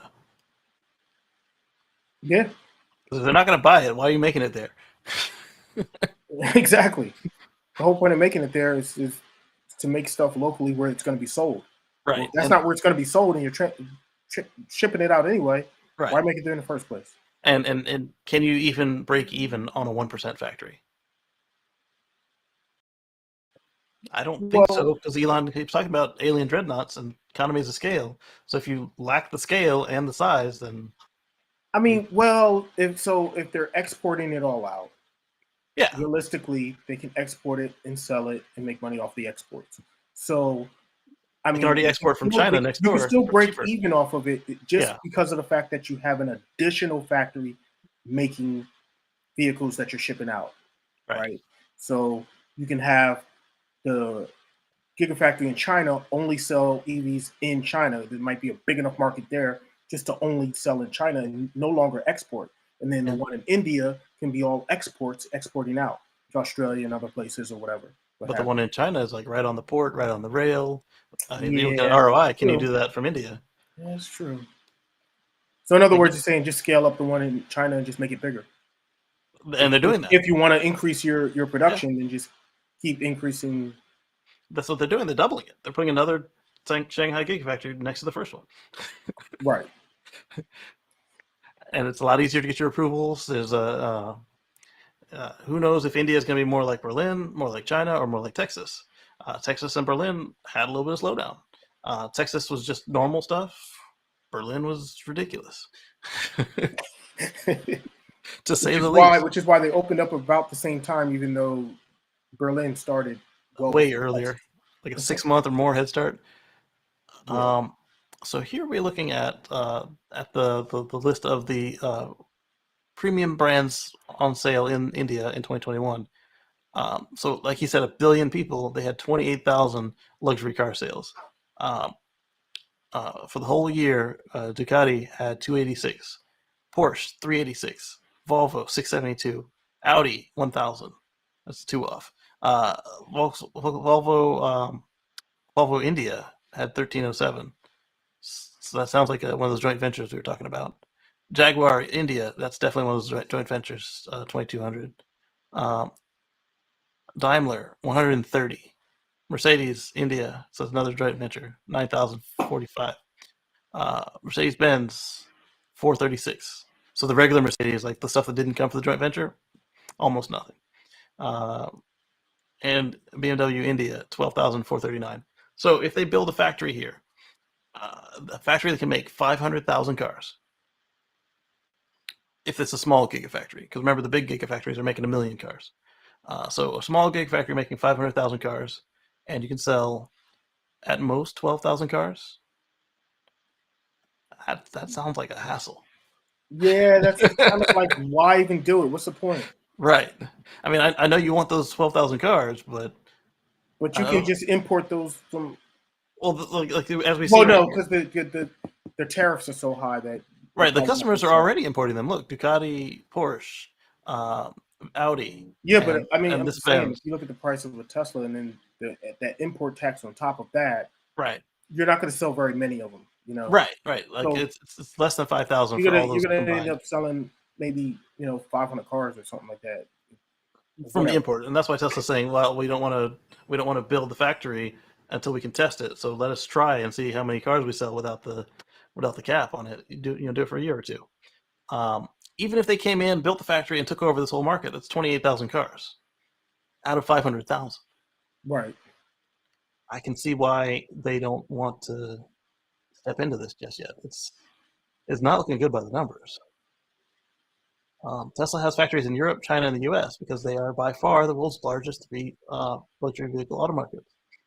More than 70% of the Earth's population lives in India, but less than 1% of the world's luxury vehicles are sold there. And then he did, how many citizens are in India? 1.4 billion. And then he did. That's a lot of people. Yeah, but as who was it that questioned it? Was it Breakneck Trent or was it Timothy or 010? Either way, or was it Eddie? Either way, one of our chat members had said, a billion people, but how many of them can afford the car? Right.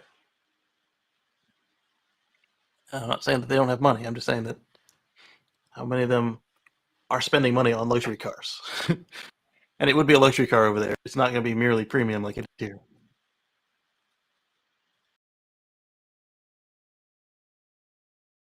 So that one is security.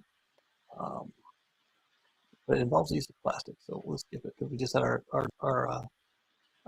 discussion on plastic straws. Supreme Court, security, more security. Oh boy, what have I done? Who is this? So it looks like India's gas prices are similar to ours. Right.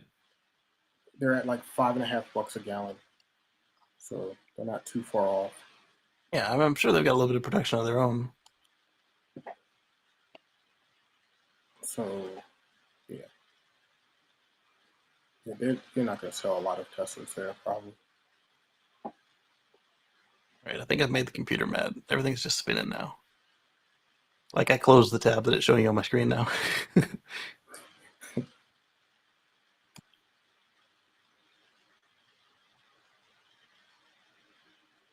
All right, let's do this one while we wait. What is a battery cathode? Cathodes are like bookshelves. Okay. Refining is Tesla's next frontier. And yeah, it is, because if they're going to mine it, then why not process it yourself? Because, yep. All right, let me mine this stuff for me, give it to you to process, and then buy it back from you. Yeah, I can see that. All right, so Robert, the other Omar is asking, is there a gigafactory in the UK? Elon Musk, huh? And Alex says, I may be proven wrong one day. In my opinion, a gigafactory in the UK doesn't make sense compared to simply expanding Giga Berlin. Yeah, as long as you guys are outside of the European market, it just seems like a hassle.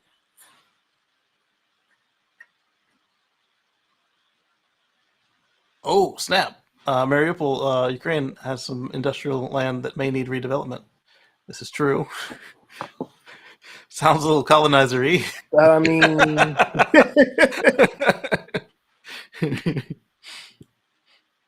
I mean, if they want you there, then yeah, that's great. But if they don't want you there, then it sounds a little colonizer-y. All right. James Cat says Tesla couldn't even keep up with demand before gas prices went to the moon and before Legacy Auto started pretending that chip shortages are keeping production low to artificially inflate prices. I mean, this is excessive. There's excessive demand for Tesla at this point. I don't know that it's completely artificial, other than the fact that they want to use old chips that are out of production. I think that was more the issue. Yeah, because if they're using new chips, then yeah, there are more chips out there. But if you want to use the old chips, you got to wait for a slot to come open and somebody to make them. But now you're not just waiting for a slot in the machine. You're waiting for a slot for them to take the new machine out, put the old machine back in. They're not really feeling that. No. Because when you said you're done, they said, "Oh, great, we've been waiting to get rid of this for a long time." They kick it out the building and put the new one in, and they're good to go. And then you say, "Oh, we need some more of those." Like, keep waiting.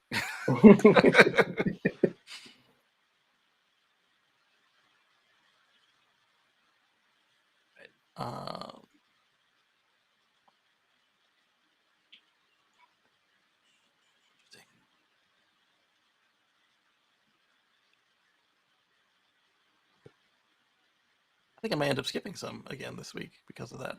So why do I have Elon Musk Twitter up by itself? A lot of it is him just doing his usual Elon nonsense on Twitter, so we'll skip that. There's no news in it. So I was just talking about Lightning Motors earlier in the show and how they put the charge port here. So they are working with Perun Robotics to provide a fleet of autonomous EVs, which is pretty cool because Lightning Motors is considered an OEM by the fact that they take these gliders or whole trucks, drop the engines, and if there is no engine, they just put an EV in it. If there is an engine, they sell the engine and put an EV in it. They sell it brand new. You get a full tax credit with them because they haven't used up all of their credits. They announced a partnership with this robotics company to integrate level 2 and 4 autonomous capabilities into its medium-duty electric fleet vehicles. I wonder if that would actually work. You know, you've got in the back, you've got like an Amazon vending machine, and it drives through and it beeps at you. You come down, you push the code, and it gives you your stuff. That's just one example of what you could do with a robotic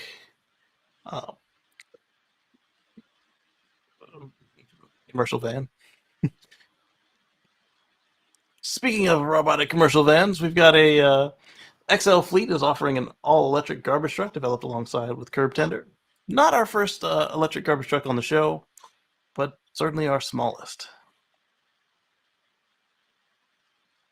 That's the smallest garbage truck I've ever seen. Right, it's like the one that you find at the park. They go around emptying all the bins. Certainly not the residential one. So it's got 10 cubic yards, obviously compressed. But I mean, electrifying all the things. If I saw this running around the park instead of a F450, then yeah, or 350, let's do it. Yeah. Maybe 250. It doesn't look that big. All right, so we got a fun one for you. A little blast from the past. Back before Nissan forgot their way. Back before they all forgot their way, really. So the 1991 Nissan FEV is an electric concept that's really advanced and modern for its time. This has specs to match some electric vehicles on sale today. Too bad they never tried to build it. And it wasn't bug-eyed. It was I would look fine on the road today. It would look a little old because of the shape, but it would look fine on the road today. A little dated, but yeah, only a little bit. That's funny. That shape reminds me of the EV1. I was about to say it looks like the EV1, yes. Let's look at some pictures of it before we get into the specs. That back seat is very 90s. You would never sell that today. Not the pattern, but I mean, like it looks like uncomfortable. It looks like it's got a T-pack too, or at least got carve-outs for your feet. See that transmission tunnel? All right. Got a nice little segment display, reverse neutral drive, right-hand drive because it's Japanese. Definitely some 90s era front seats. But considering this is the beginning of the Wow, look 90s, at that that's probably radio. still very advanced. Considering it's the beginning of the 90s, this is all mid 90s stuff, right? That radio is something else. Manual air, which was And those switches for the way it was. air. Yeah. Yeah. They were higher class too. Look, they had the little inlay on them, lighted. Like, most of them were just a black plastic nub back then. Yeah, true. Now, the rear looks darn right normal. Only the front that looks a little bit off, and then the side, of course. It's got the skirts like the EV1. You know what else had that? The Honda Prius? Insight. Oh, the Honda Insight, yeah. The original Insight. Yep. There's a prototype right there. All right, let's see more about what was in this thing. It would not have sold well in the early to mid 90s. That's true. The market was not ready to make compromises needed to run an EV. I would have done it, but I was not driving in the 90s. They visited it as a short-range EV per its press blurb. Even back then, great urban runabout, nickel cadmium battery. So you would have to run that thing down to 0 and then charge it back up to 100.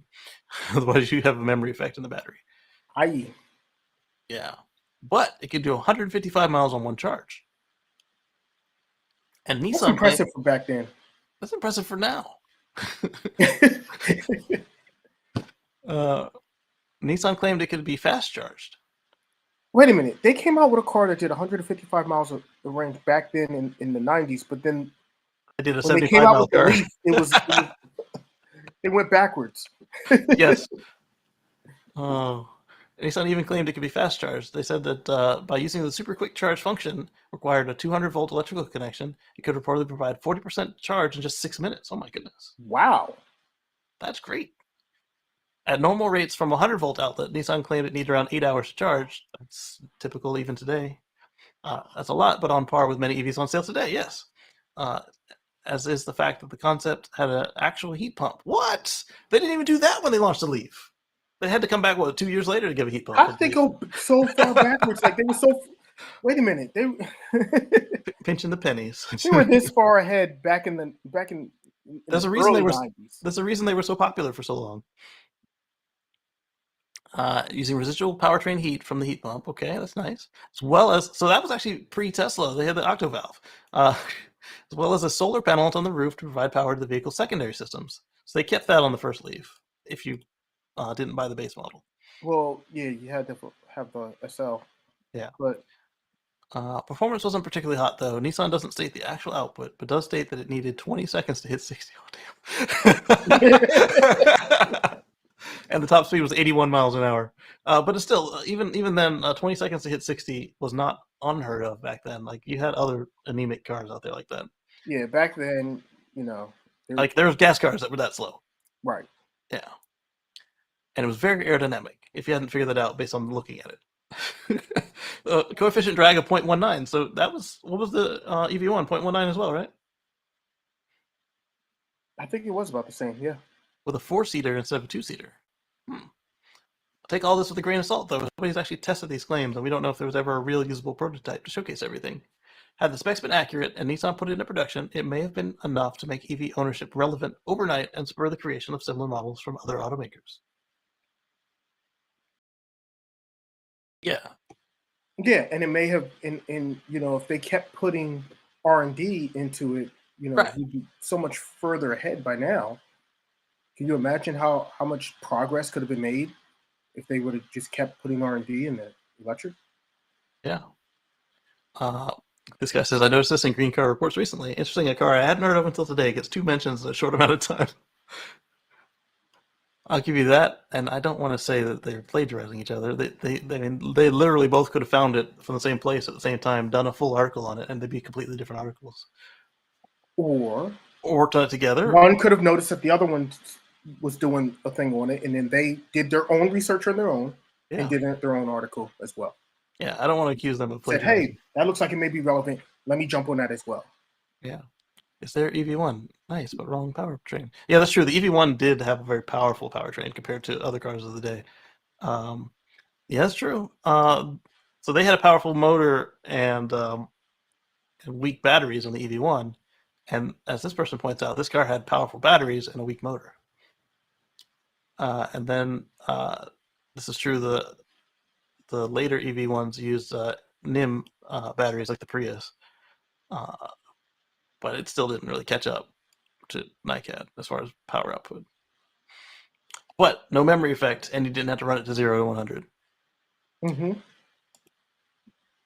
So nickel is just like a nickel metal hydride batteries, just like a weaker version of today's lithium ions. Cheaper too.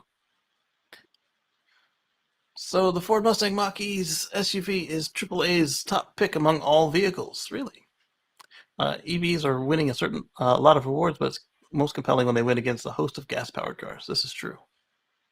And in the U.S., you can't do this. Remember, as we talked about last week, this is a European Ford Mach-E that's towing. Yep. Whoops. Can you imagine, like, you see that, you get the reward, you're like, oh, I'll take my boat, and then you're like, what do you mean there's no tow hitch? What do you mean that's the European model? What do you mean there's no tow hitch on this SUV? Right. That's not an option? Wait, what? Yeah. So it took best vehicle over 50,000 category. Overall was the Mustang Mach-E Premium all-wheel drive. Small was the BMW 330e, which is a plug-in hybrid. 530e, which is also a plug-in hybrid. Mercedes 4MATIC, which is a hybrid. It's all hybrids except for the Mach-E and the other Mach-E and the ID4 and the other Mach-E. So all of the Mach-E's made it in there, and a Volkswagen ID4, and then a bunch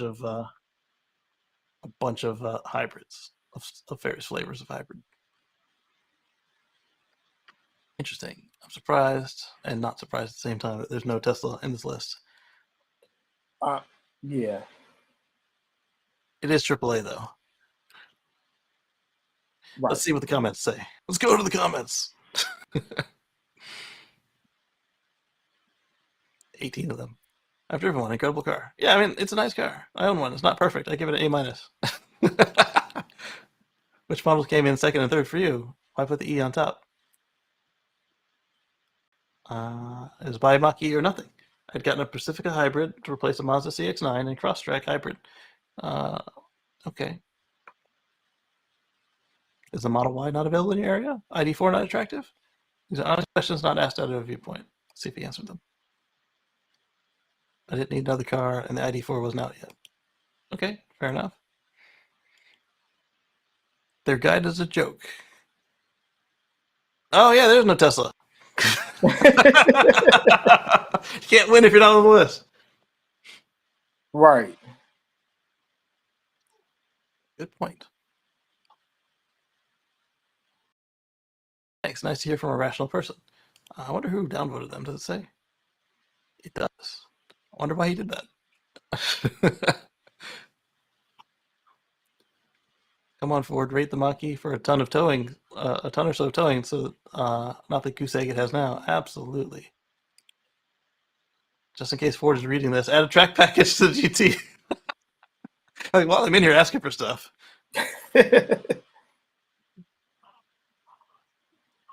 All right, so moving on. All right, so we talked about the Transit E. We talked about Volvo doubling their plug-in sales. Already mentioned it, I should say. This one got some controversy, and I think it would be good to discuss it now that Omar's here, because you also have experience with DC fast charge like I do. So the Toyota BZ4X may not be able to charge DC fast charging when the temperature drops below freezing, 32 degrees Fahrenheit, 0 degrees centigrade.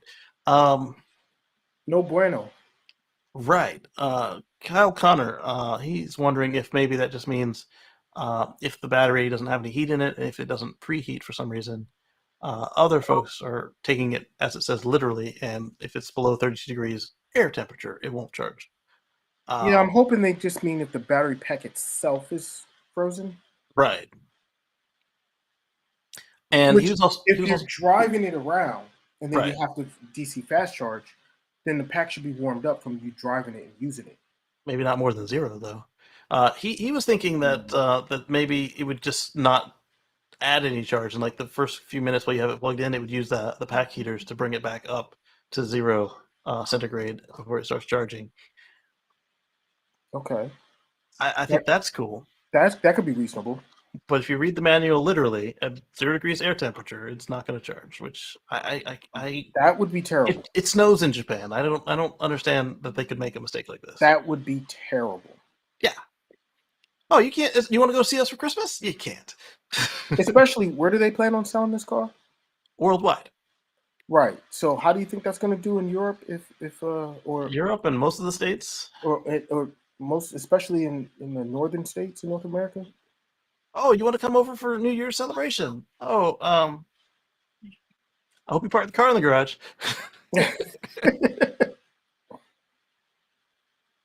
I don't know if I'm hoping that Toyota clarifies this. Says charging time are estimated based on ideal charging conditions. As temperatures decrease below 50 degrees Fahrenheit, charging time will increase significantly. Drive battery level and condition and charger specifications for DC charging more than twice per day can also. Oh man, this is almost as bad as the Leaf. The new Leaf, you can only charge it once per day. DC charging may not work when the temperature is below 32 degrees.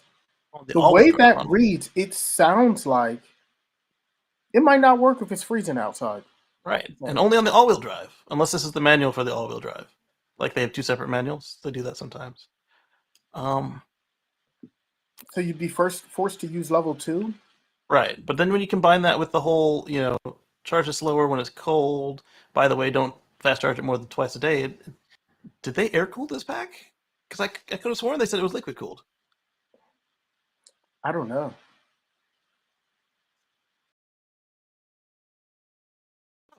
He also read Connor. The troublesome disclaimer was first spotted by Kyle Connor, who noted it may just be extremely bad choice of words. Connor suggests that Toyota may have meant the EV will still be able to use the fast chargers, but will only draw power to warm up the battery before it starts charging, similar to what every other EV does, including Tesla, which would be fine. It would explain why you're plugged in and it's not doing anything, because you can't see what it's doing. They reached out to Toyota for clarification regarding the wording, but have not received response at the time of publication. We'll update when we get a response. And that was May 9th. It is now May 15th, and they did not receive a response in a week. They probably don't know themselves. And no comment. So let me do this. Open up the previous tab, see if anybody tweeted at them. Oh yeah, people did tweet at them. So let's see what happened there. Busy forks or frozen forks.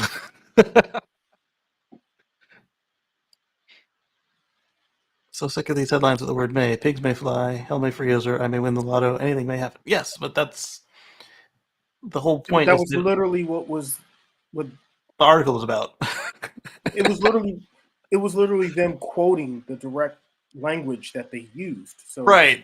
It wasn't a weasel word headline. It was right. Yeah.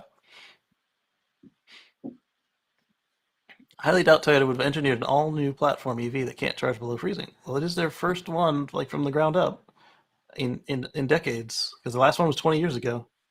The second one was made by Tesla.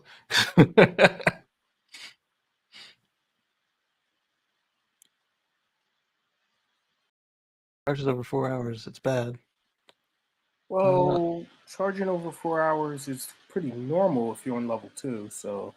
Right, and even on a DC charge 100%, like they don't want you to do that. So it says peak 100 kilowatt charging, which is faster than other EVs. Yeah, it's true. Not many other EVs, but some. Some early EVs. Some current EVs still only charge at 50, like the Bolt. The Bolt only charges at 50? Yeah, or at least the initial ones. I don't know if they ever upgraded it. They didn't want to put in the appropriate size cables to handle it. I know the Leaf was the Leaf was Chatamo, and that only ever got to 50 in the States at least. Right, that was 50. Yeah, presumably would apply to the Solterra as well. Or at least the Solterra all-wheel drive, assuming they don't have a. It's Subaru. Why would they have a two-wheel drive? Not for Canada, right? US for road trips. Fail. Yeah, that's a fail. Shivers. So I hope we find out more about that in the future. Well, hopefully that doesn't end up being the case. Like Right. it ends up being that it just has to heat the battery pack up first or something. I agree. All right, here's a tweet from Elon Musk. I don't know why I picked this up. I think I was just wanting to see what people told him. He says chocolate milk is insanely good. Just had some. That is not one I would have picked up to share with you guys. Oh no! Oh no! Mark! Oh, Dan Markham! No! Did he actually put it in his? No, he didn't. He did. He's really good at Photoshop. Oh. And you see the house and the car. That's got to be Mr. Markham. Oh. Oh, it is. Look, there's the tweet. What's inside? This media response has been disabled by a report from the copyright owner. What did you do, Jeremy? What did you do? Ah, yes, the $120 data center decanter you claimed was filled with Tesla tequila. Why lie? The real tequila bottle literally says so on the glass bottle.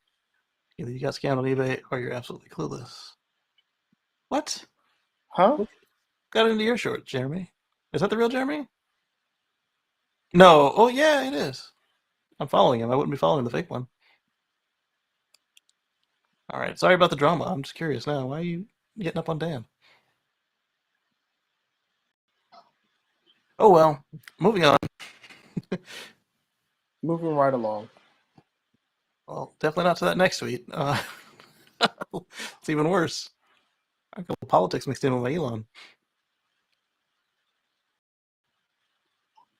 All right. So I think we talked about this last week. Advice to this thread will let you create an entire year's worth of tabletop IT scenarios. If you want to blow a business's mind, ask them to do a full IT switch from scratch. No, we didn't. First, power on the domain controller. Simple. They're virtualized on VMware. The ESXi boxes are off. No problem. Log into vCenter. That needs domain controllers. So this one was more for me. But when you think about it, like you've got all these backups upon backups for power. But what if you lose power to your business or to your home? What is the best way to bring it back online? So like say you've got a charging station. You need input, right? If it doesn't have batteries, boot that up. It's quite tangential. It's a nice thought experiment. I thought it was the other tweet about security. Moving on. Definitely not her. She's been pooping on Elon all week. All right, so F-150 Lightning's seen stockpiled at Dearborn Test Track. It seems like what we saw last couple of years ago with the F-150 gases parked at the Dearborn track because they were missing speedometer needles or something.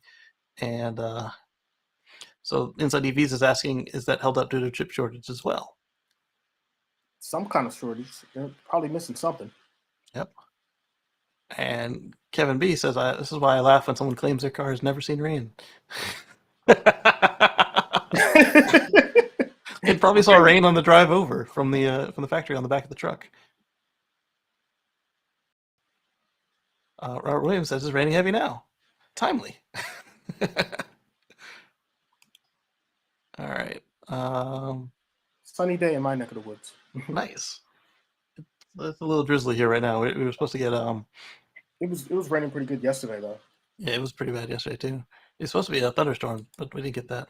So this article is about computer science that's proving why bigger neural nets do better, and I thought that applied to the fact that FSD beta is a neural net and it needs training. So there we go. The more input, the better. Exactly. It's not a very long article, but I didn't read it.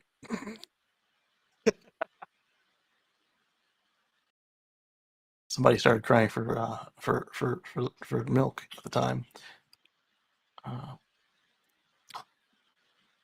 This one was pretty significant. Rimac says that the report claiming that it split with Hyundai is fake news. I think I wrote down the Rimac article to go, but they say it didn't happen. Okay. So again, So in other words, Hyundai backed out and said, change your mind. no. That was the what they said. But Hyundai Rimac says that that's not what happened. That they're still together. Well, of course, Rimac is going to say that. Right?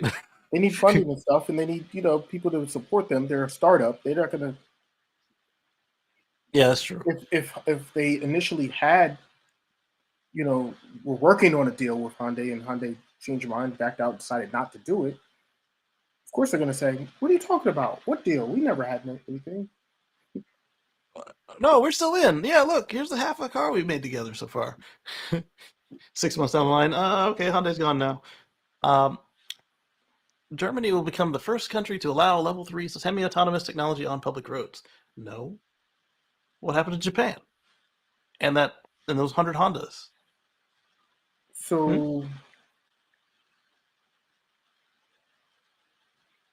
okay. Are we defining level 3 differently? How are we? Yeah. So that's what I'm wondering. How are they defining level 3? Because I remember Japan was bragging about their 100 Hondas that could do it, allegedly. Countries to allow on public roads. Wait a minute. What about the fully autonomous vehicles allowed on public roads in specific cities here in America? The U.S. Yeah, that too. I mean, yes, they're relegated to just only certain places, but they're still public roads. Right, and then the whole contention with this article is that it's even worse than the Honda stipulations. At least the Honda is only certain roads, but it can do it in traffic. This one is also only in traffic in certain conditions and scenarios under various conditions. For example, the Drive Pilot can be used in heavy and congested areas, but only on suitable motorway sections at up to 37 miles per hour. What? I think the Honda went up to 45. Only 37. I mean, it fits the definition of level 3, but is it useful level 3? Hell no. If you're driving around in a congested city, in a city environment, that speed is fine. Right. Let's see them get torn to bits in the comments. Anywhere else, then no. That's a fail. Okay, I knew it. So Honda kind of sort of leased some cars at level 3 on Japanese roads last year, but it was basically a PR stunt. Yeah, it was only 100 cars. It's the first truly level 3 system available to consumers. Okay, I'll give you that, but they should have said that in the headline, not what they wrote, because what they wrote was a lie or inaccurate. For the first time in history, it'll be legal to buy a car and read a book or watch a movie while it handles driving for you. It's a huge milestone for the industry. Drive Pilot only works under very limited conditions, but is still extremely useful for those who commute in traffic jams. That part. More importantly, just like Honda, the manufacturer takes responsibility for any accident or damage the system causes while active. That is fundamental. And it's going to be a requirement for level 3 or 4 or 5. Yeah, that's going to have to happen. Yeah. Because if I'm driving my car and then I hand it over to the car and then it crashes and it was allowed to do that, then I wouldn't want it to hurt my insurance. Yeah. To be fair, all the system does is track the car in front of you and maintains follow distance. The car must pick. They say the same stuff about autopilot and full self-drive. No, wait a minute. But it said that it disengages if the car changes speed and trajectory. So could you scroll back up a little? Yeah, sorry. They were saying... This one or the next one? That one. Oh, this one. And disengages as soon as the car changes course and speed. There'll be a lot of... If it changes speed, it disengages? Like, that would be terrible. Yeah. There would be a ton of disengagements. You would just disengage all the time. Now, if it was because they went over... If it was because they went over 37, I'd be fine with that. But, yeah, if they just speed up and slow down, then they're going to be doing that the whole time. It's a traffic jam. That's how it works. That's exactly how traffic jams work. That would be terrible. Oh, I hope that's not the case. And this one, we charge stuff all the time. Ugreen's new 200-watt Nexode USB-C gallium nitride charger is available. Is its most versatile power station yet. It looks like it's 6 or 7 ports. 3. Yeah, 6 ports, 7 ports. Sorry. So right now there aren't a lot of USB-C charging ports out there, and there's one way to get some more. Oh, I see what they did. It's only 4 with 2 USB-As. Well, still 4 is still quite nice. And I like that they have the USB-A as well, because we're still in transition right now. Not everything is USB-C, as much as I try to make it so in my own area. And for those of you that need to charge an iPhone, you still have that. That's true. Well, the iPhone can be either USB-C to Lightning or USB-A to Lightning. All right, so the comments didn't show up, and this is over at 9to5 Toys if you're interested. All right, who's next? All right, so we talked about these.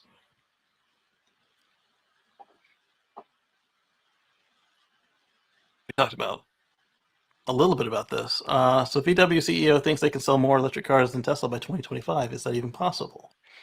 No. Not really. Unless they mean more cars than Tesla does now in 2025, and then absolutely. I don't even think they're going to be doing that. Right. Be a tight race. They're definitely not going to be selling more cars than Tesla will in 2025. In 2025, because Tesla is they're not standing still; they're increasing. So, right. Last quarter, VW Group, which includes Porsche, Audi, and others, delivered 99,064 electric vehicles. During that same period, Tesla delivered over 310,000 electric vehicles, and rising. Tesla's run rate is over 1 million. Right. Now. That part. Right now. Today. So like 1.2 or something. And so as David says, it's probably going to be... run rate's not going to stay the same by 2025. So yeah. By 2025, Tesla will likely have a production capacity of more than 4 million electric cars per year. I'd be surprised if VW can jump from 400,000 to 4 million units in 3 years. If they take away some of their ICE cars, they'll have the factory space for it if they can get the materials. Yeah, but the problem is where they're getting all the batteries from. That's what I'm saying. The materials, yeah. It's not going to be enough batteries for them to do that. No. And if there are that many batteries, then Tesla will have bought them all. Right. Hey, we heard that you had some batteries that VW might be able to use. Can we have them? We'll pay you more. Tesla already said they're willing to buy as many batteries as anyone's willing to sell to them. Exactly. And make their own. And that's make how many cars. That's how many batteries they're going to need for all the vehicles they want to make. Yep. I don't think it's a coincidence that the goal of beating Tesla by 2025 also matches the timing of VW's expected release of their production version of the ID Life, an electric car that should launch for less than 25,000.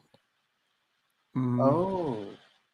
But still, they're going to make a really short-range EV that can use up less batteries.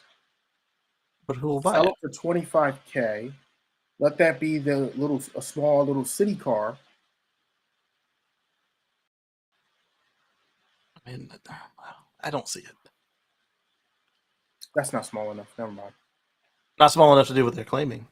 No. That's still a regular sized car to have to deal with parking on the street and parking in a garage or shared parking spots. Yeah, I didn't expect to see that 4-door vehicle. Yeah.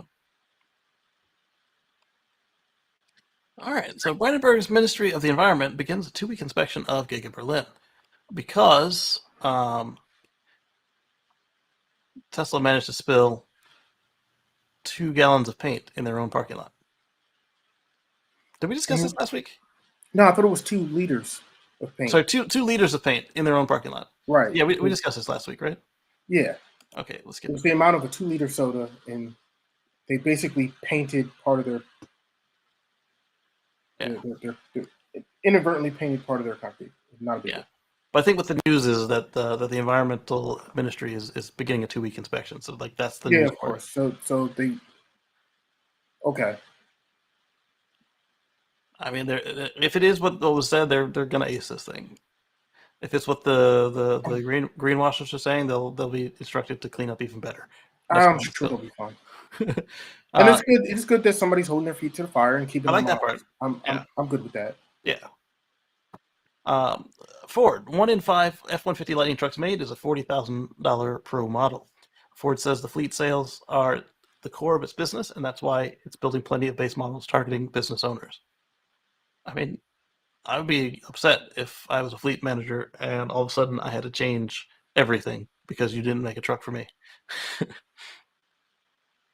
Just saying. But they point out that just like Tesla, most automakers start with the high end and work their way down. Yeah, makes sense. But, although they didn't necessarily have to do it that way. I mean, right. they're Ford. They're a big enough company. Right. Well, the other Tesla did it because they had to. They were a startup. They had to do it that exactly. Way. But the other part of it is not only does the base model use less battery, it also uses less chips. Like it's got a smaller screen, it's got less paint, less plastic. So. Oh, right. It's doing less computing. Yeah. So if they can put out three pros to 2 regulars in materials, and they can put out more trucks overall. That makes sense. And it doesn't just contrast with Tesla. This contrasts with GMC's decision to launch the Hummer EV with $112,595 first edition, which has been marked up to $310,000. Well, the Rivian R1T, which starts at sorry, I had a program crash in front of my browser. R1T, which starts at $67,500. This is true. All right. Meet Kevin. So Kevin Pafferath is tweeting that Lordstown Motors material cost for trucks exceeds the sale price, and now delaying capital investments and manufacturing improvements. This was right before we found out that they sold the factory to Lordstown, or to the Lordstown factory to on a blank on Foxconn. We just talked about it earlier. We did. That's why I was drawing a blank, because prototypes are so easy, Mary. Oh, no. Sorry. There's another connotation to what that guy wrote. Don't want to put my heart on that. And this is how they will all fail. These reactions are typically opposite of what is needed to survive. Yeah. Well, I mean, if it costs you more to make the truck than it does than you're making from selling it, you're done. You're done. You can't. Yeah, you can't do business that way. You can't stay in business spending more money on the product than what you're selling it for. It doesn't work. Let's see. Kind of like Movie Pass. Right. Remember them? Movie Pass. I was on a competitor of that, and they went out of business. They were bleeding money like crazy. Mm-hmm. EV sales dropped in March, or did they? We've seen some disturbing headlines recently. I skipped all those of the plug-in sales decreasing after years of going slow but steady. Were the naysayers right all along? Is the EV party winding down? Well, no. If you look behind the headlines, you'll find that it's quite a different story. For example, plug-in registrations in Germany, pure electrics and plug-in hybrids, decreased 6% year over year. However, overall new car registrations fell by 17.5%. Hardly surprising given the situation in Europe right now. So yes, plug-in sales declined, but they declined far less than the overall market. So there you go. So I figured there was some trickery going on with that. Mm-hmm. Furthermore, it was only sales of PHEVs that failed. Battery electric vehicles actually rose 15%. See, this is what we're talking about. Yeah, so people are buying less plug-in hybrids and more battery electric vehicles. So, but not enough to offset all cars overall. So, right. so but all cars overall are down. Right. Well, but that's what I'm saying. So all cars overall are down, and hybrids are down, but plug-ins are up.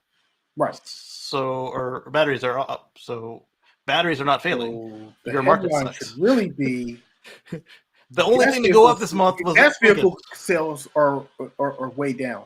Yeah. Or despite a tanking market, EV sales are up. Right. And despite the fact that the market is tanking because, there's a war next door. Exactly. And not only that, but our wiring harnesses come from the places getting bombed to poo. We did a surprisingly good job.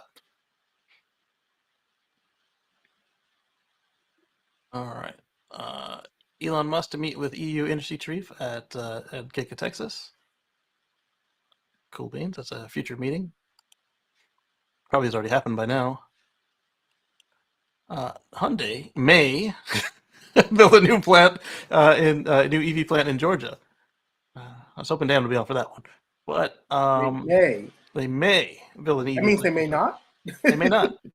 Well, heck, I may or may not. Yeah, I think I definitely may build a plant in Georgia. Oh, this one from Drive Tesla Canada is gone. Darn. Oh well. Moving on.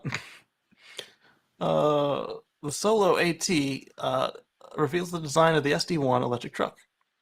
Again, prototypes are easy, but you still like to see more of the electrified things. Not every company prototypes are going to make it, so. Right, especially since this one is a rendering. Yeah. I mean, there's no way that's not a rendering. Let's take a look. It does look cool, though. It does. It could have been a very poor quality picture. But if you start with the building and not the truck, then you're a render. Yeah. Oh, it's a prototype, but it doesn't look like the one in the picture. It's the guts of a prototype. Right. Yeah, those are definitely renderings. They don't even turn right. That's a rendering. Yeah. They might not even be renders. They might just be sketches. Yeah. I think they have their own charging infrastructure coming on with them.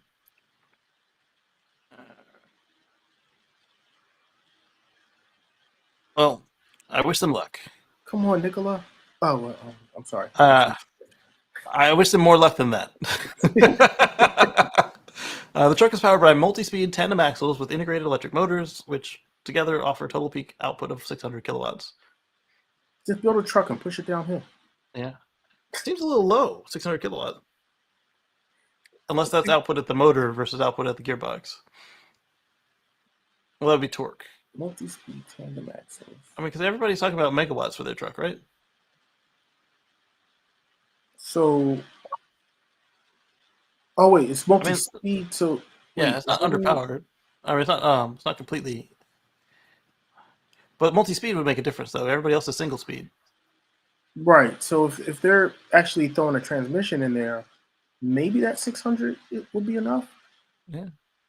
Or depending on what you're hauling, if you're not hauling max load everywhere. But you need to be able to haul max load. Yeah, but you need to be able to hold. Yeah, you need to be able to haul max load because if it's a truck, it has to have that ability. I can't wait to watch it put snow chains on. Or how it reacts if it senses a deer jumping out right in front of it.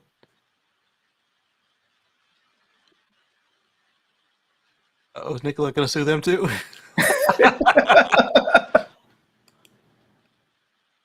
But it looks like the unpowered mock-ups that Nicola is claiming that Tesla copied. Fair enough. At 500 miles range, the more the merrier. Yeah, that's what I keep saying. Given that diesel is still choking life and drivers are hard to find these days, this is good news. Yes. Wake me when it gets NHTSA approval and starts showing up on our interstates. That part. Prototypes are easy. But apparently they didn't even get there. The renderings at minimum, are make a prototype. At minimum, make a working prototype that you can actually drive around it. Right. Tell us you wish you'd been invited to Tesla Cyber Rodeo without telling us you wish you went to Cyber Rodeo. It's a Lucid with what appears to be a hat on top. I'm guessing it's some sort of like LiDAR implement. It does kind of look like a big Texas bucket hat. But yeah, I mean, because clearly, if that was their idea of a cargo cover, it doesn't meet the style of their. Nah, that's got to be like buyers. a testing vehicle. It's something with like LiDAR or something. Yeah.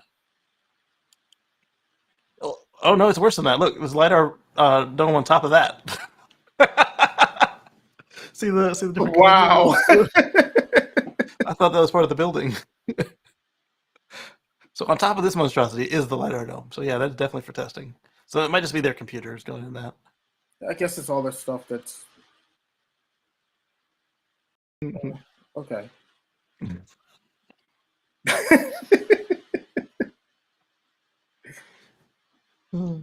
Nothing says irrelevant like a LiDAR sombrero. Walking back to his Lucid.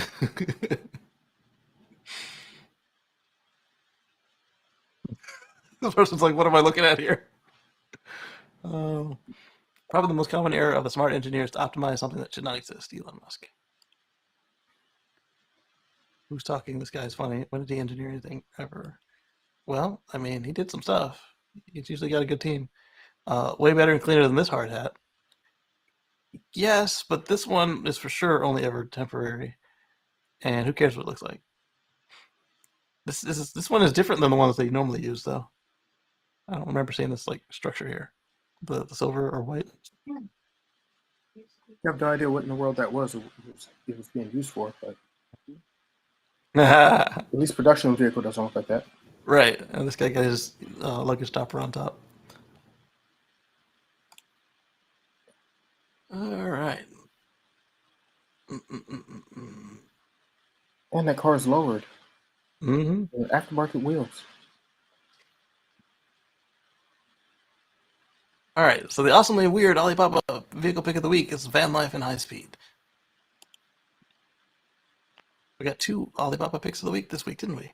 Because I saved one from last week.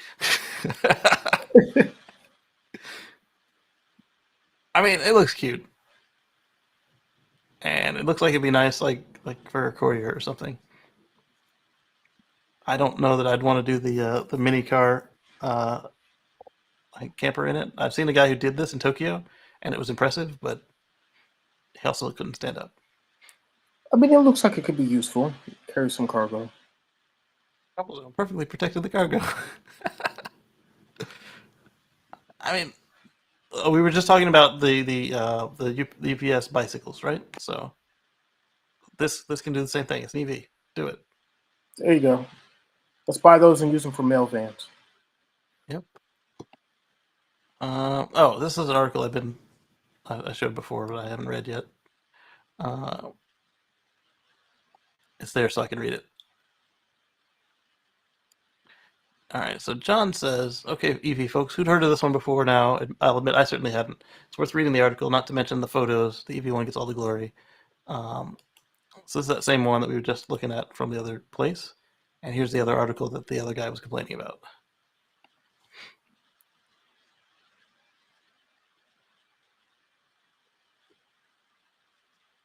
High-speed induction motor could propel the FFE from 0 to 62 in a sedate 20 seconds. The claimed top speed of 81. 40% charge in 60 minutes. We talked about that. The heat pump. No new information here. Looks like we got the same. And GM lost the lead. The hybrid Pontiac Pursuit concept. Some more pictures. So yeah, they probably both saw the same inspiration. And here's the Pontiac Pursuit concept the guy was talking about. This one's a hybrid. That one looks pretty cool. Oh, look at that yoke. Oh, wow. Wow. Well, wasn't Kit a Pontiac? It may have been. That was another thin one.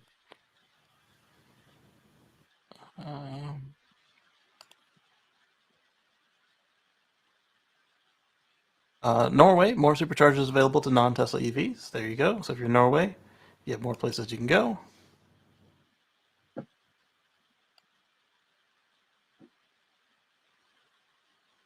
Statistically, Tesla car fires are less and less frequent, to be expected. They're making safer batteries, and they're newer cars overall, and they weren't that bad to begin with.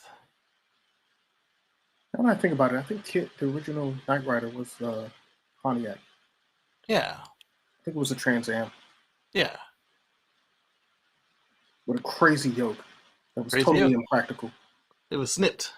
All right, owner admits to fabricating facts in China brake failure case.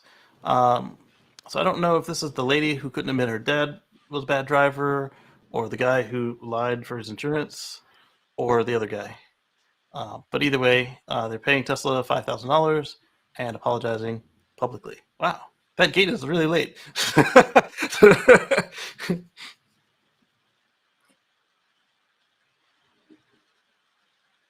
In the Wenzhou Zhejiang province, Tesla owner admits he fabricated facts when he claimed his Tesla Model 3 had a brake failure in 2020. Sounds just like the guy with the brake failure in the museum or whatever that we saw earlier in the show. When it went flying and the brakes didn't work because he was in the air over the stairs.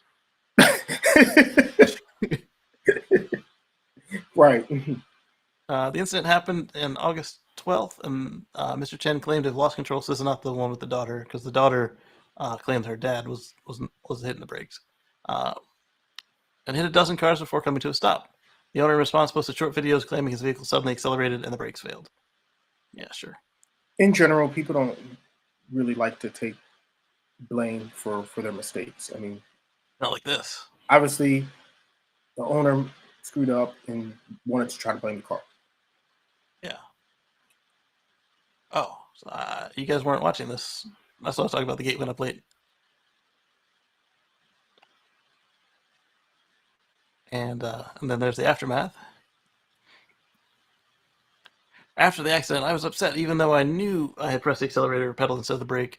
I've been insulting and defaming Tesla Inc. and Tesla vehicles since mid-August 2000 and continue to fabricate content on Weibo, Douyin, radio, and TV interviews about Tesla's automatic acceleration and brake failure and about how to cherish life and stay away from Tesla. So either this guy was incentivized to lie, just like the lady was, where she showed up with her booth personnel, or things got out of hand. But it seems that this is the way, like, you have to apologize and publicly the same way that you were lying. I like the public apology. Yeah, like if somebody's lying in public, you should make them apologize in public. I like. Yeah, I like that. And then he had to pay 50,000 won. Ouch. So I like that too. I don't have any contacts with that. I don't know how much is 50,000 won in U.S. Let's see. I just don't know. Sorry.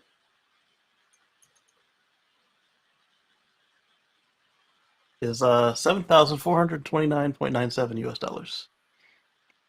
Okay, $7.5 grand. All right. That's you'll notice that. Oh yeah, definitely. Elon might not notice it, but you'll notice it. Exactly. Lies affect people's decision making and may deter them from not buying the safest vehicle. Absolutely. Moving on.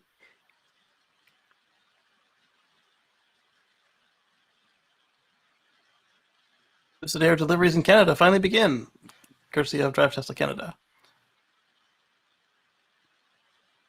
Why is that on? I had a Spotify link for some reason. I'm definitely not sharing any commercial music with you guys, so that is for sure. Nor this dirty joke.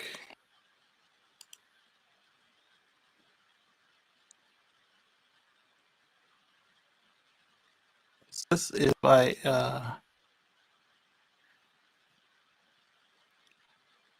the Lucid Air. It's a really nice looking car. It's just that it's in such limited production. That part. You know, I don't know how fast they're going to be able to ramp it up. I hope they do well. Me too. I think my browser might be about to crash again, which is fine. Excuse me. Let's see. Yeah, because I've got a couple ready to go. One is by Elon Musk. Yeah, this browser's dead.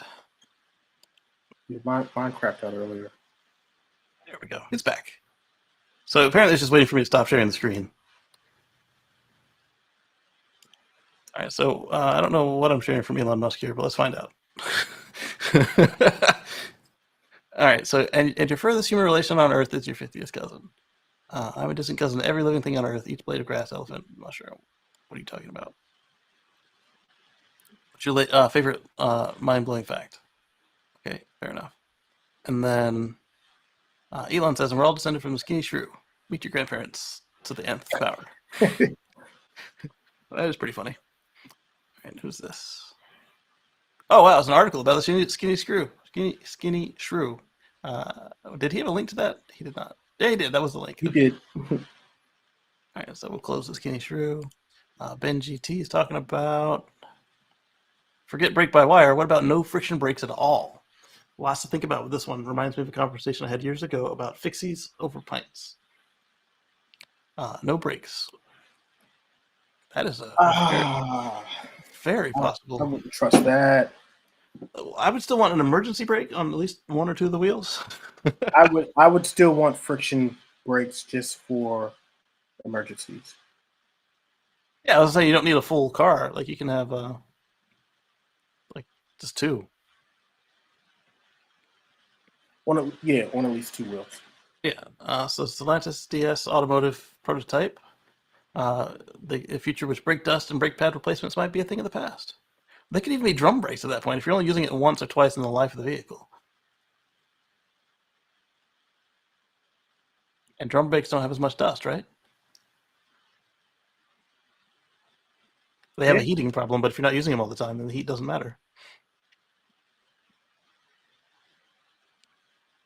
What do you all think about this? This is an interesting discussion point. Scares me. Yes. It has to be done just right. Well, what scares me the most about that is what about in the wintertime? So you have an electric vehicle that like I know for Tesla, for example, my regen gets very diminished in the winter. Right. So when it's really cold out, and when So I found that the preconditioning feature, the scheduled departure, fixes that for me. But yeah, but what if there's the unexpected? Oh yeah, I have to leave right now. I wasn't planning that. There's that, and then there's also what if your battery is full? So the only way I can see that would work is if you have a all-wheel drive, and then the car just fights itself. Like one is regenning, and the other is then pumping that out in reverse. Or if they just both go in reverse, despite the fact that the battery is full. So you would actually drain your charge to stop. Or does the car only allow itself to actually charge up to 90%, at least like a 10% buffer on the top end, to where it says 100%, but it's really only at 90? You need more than that because emergency stops. Oh yeah, so you need a stronger regen. But that drum brake thing again, so like it wouldn't be just one. It maybe like it needs to be able to handle like say 20 or something. Say you get out on the road and then you just run into a massive idiots and you got to just keep slamming on the brakes. Or maybe you're the idiot. you got to correct for your impatience or whatever. I don't know. Or you live on top of a mountain. See, that's where Hilltop Reserve is going to be important. And you're plugged in, and then you're like, okay, I'm going to unplug and now go into town. I have to go down to the bottom. Yeah. Well, how are you going to brake? How are you going to do all that braking that you're going to need to do? Exactly. These are pertinent questions. So Tesla significantly increases its battery recycling capacity, but only a few owner battery packs are coming back. Yeah, but you still have defects and rejects and testing, so you got to recycle all those as well. Yeah, but I mean, it's good that they're planning ahead, right? So they're increasing their recycling abilities. Yeah. In anticipation that they're going to start getting batteries back. I mean, you got Elon did say that the batteries will outlast the cars, and the 2012s are now coming up on their 10-year anniversary. They're coming up on 10 years old, so we'll start to see this come up. But the news here is that they're no longer just using third-party recyclers; they're going to do it themselves. It's that vertical integration. Yeah. Because if they can recycle it themselves and recapture those raw materials, then they can use those materials in building new batteries, which it saves them material costs. Paying somebody else to do it, yeah. And then like right here, it's talking about enrichment and purification and all that. You'll have to do that for the battery, but you also remember we were talking about how Elon was talking about they just chuck in some mag wheels from some old cars and they make your frame with it. So same sort of situation. All right, let's see what did Elon say here. Oh, that's not Elon. That's fine. Tesla Sentry Mode, bear, peeks inside car, checks the door. That's pretty scary stuff, actually. Look at that. He's got a little paws on the door. Probably scratched it to heck. He's been watching humans do it, and he's thinking, hey, there might be some food in here. I want to get. Let me get up in there. Let me get that food. So look, this is just a snap from the video. I was hoping they'd have the whole century video, but that's still pretty impressive. Wow. The Bear Bandit. Right? Wasn't that Boo Boo? Hey, Boo Boo! Bears don't always use door handles. This is true. If the bear sees coolers inside or can smell food, they will open the doors whether it's locked or not. This is true. Their claws are like the jaw of life and can pry open most doors on the cars today. They've been conditioned to look for colored coolers. Oh, it's true. And they know where they'll find good food, especially those problem bears that are experienced in taking human foods and have been around human activities too much. Wow. Yes. Yes. All right, what do we got here? So Herbert D says they face a tough road ahead to reach their self-imposed target of becoming the world's largest seller of EVs by 2025. I'd have to say we didn't expect Tesla to be so fast and well prepared. So this is in that same interview where he also said they plan to beat Tesla by 2025.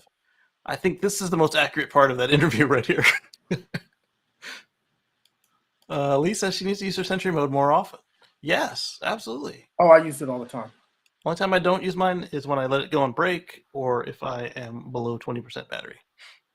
Yeah, the only time I really don't use it is if I'm below 20%, which I usually don't park less than 20%. That's very rare for me. Right. Or if it's parked inside my house, inside my garage. That's a very good reason to not burn the extra power. You need the USB. Yeah, I'll send you a couple of USBs to look at. You can get you can even get a USB hard drive instead of a.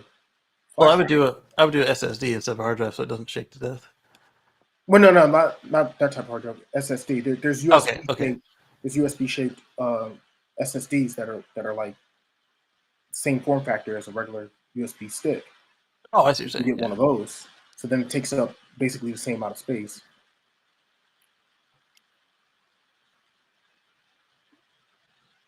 Even a standard regular just USB stick will work. It's just that they're just not super reliable and they fail right after a while. And you'll get like pixelation and stuff like that because it's writing. You have to remember it's writing from like 4 different cameras all at the same time to the USB. So it has to be able to do that high speed writing constantly. I still wish that if you had a fast enough drive that they would allow you to do all the cameras. Or at least, each of the different locations. So like the pillars, the repeaters, the rear camera, and one of the front cameras. Indonesia has one of the biggest, if not the biggest, nickel reserves in the world. The negotiations have been going on for almost a year. Apparently, it's reached a certain stage that Elon Musk and the president are ready to meet. Elon Musk and Joko Widodo. Widodo?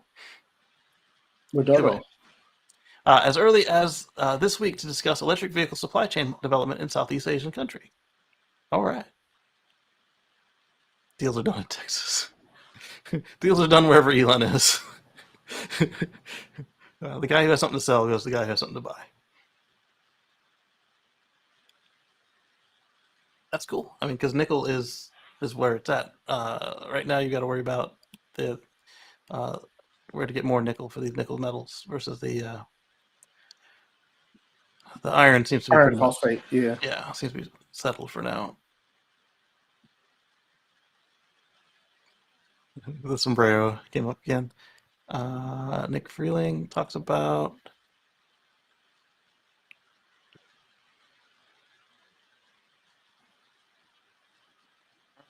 moving on. All right, so here we go with NIO owners can buy their battery packs and exit the battery swap program. So we're still seeing the tweet. There we go. Yeah, I had to wait for it to load up. They can buy their battery packs and exit the battery swap program. So I would prefer to be able to swap and own my pack and just come back and get it. I can see logistically why that's hard. Tesla had trouble with it too. Yeah, they tried that too, but that. Yeah.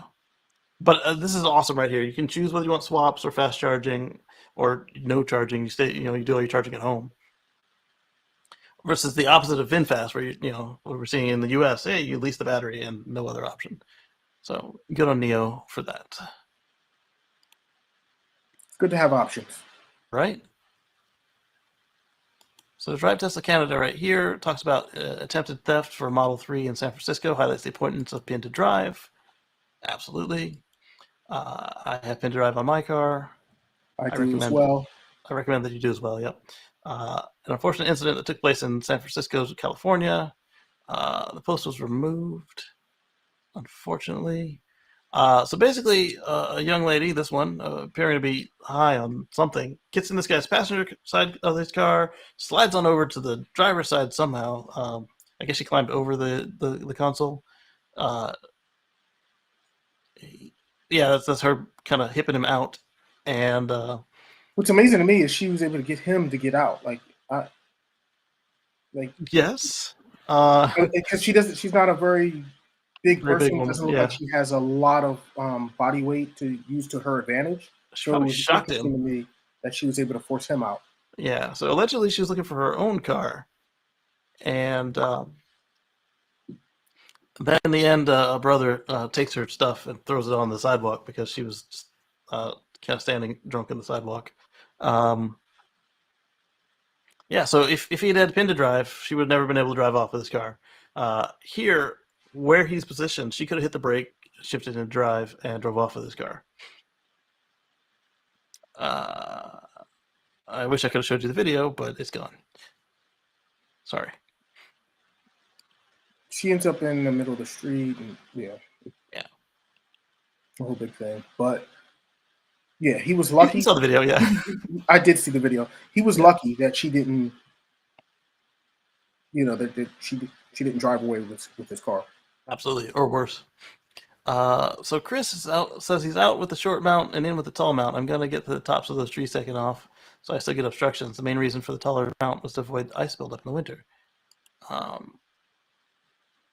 I didn't even think about ice. I've never had my squishy long enough to deal with ice. I do like that term squishy for the square dishy. I'm gonna keep using it. Yeah, he's got it. So I have the same problem. My Starlink is pointing right into trees.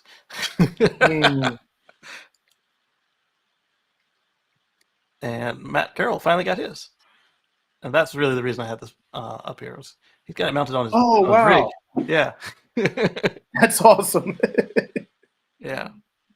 But now, is he able to roam with it? Like, does it work? $25 a month.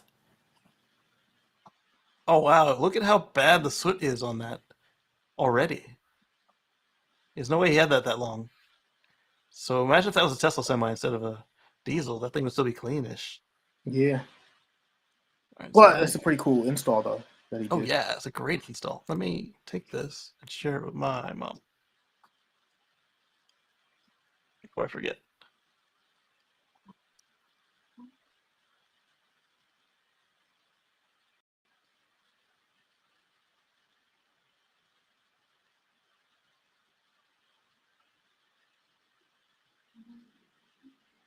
There.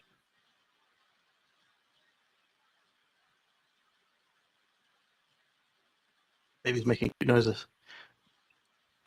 They're only cute until she starts to cry. Wow, 643 megabits down and 43 megabits up. What? Yeah.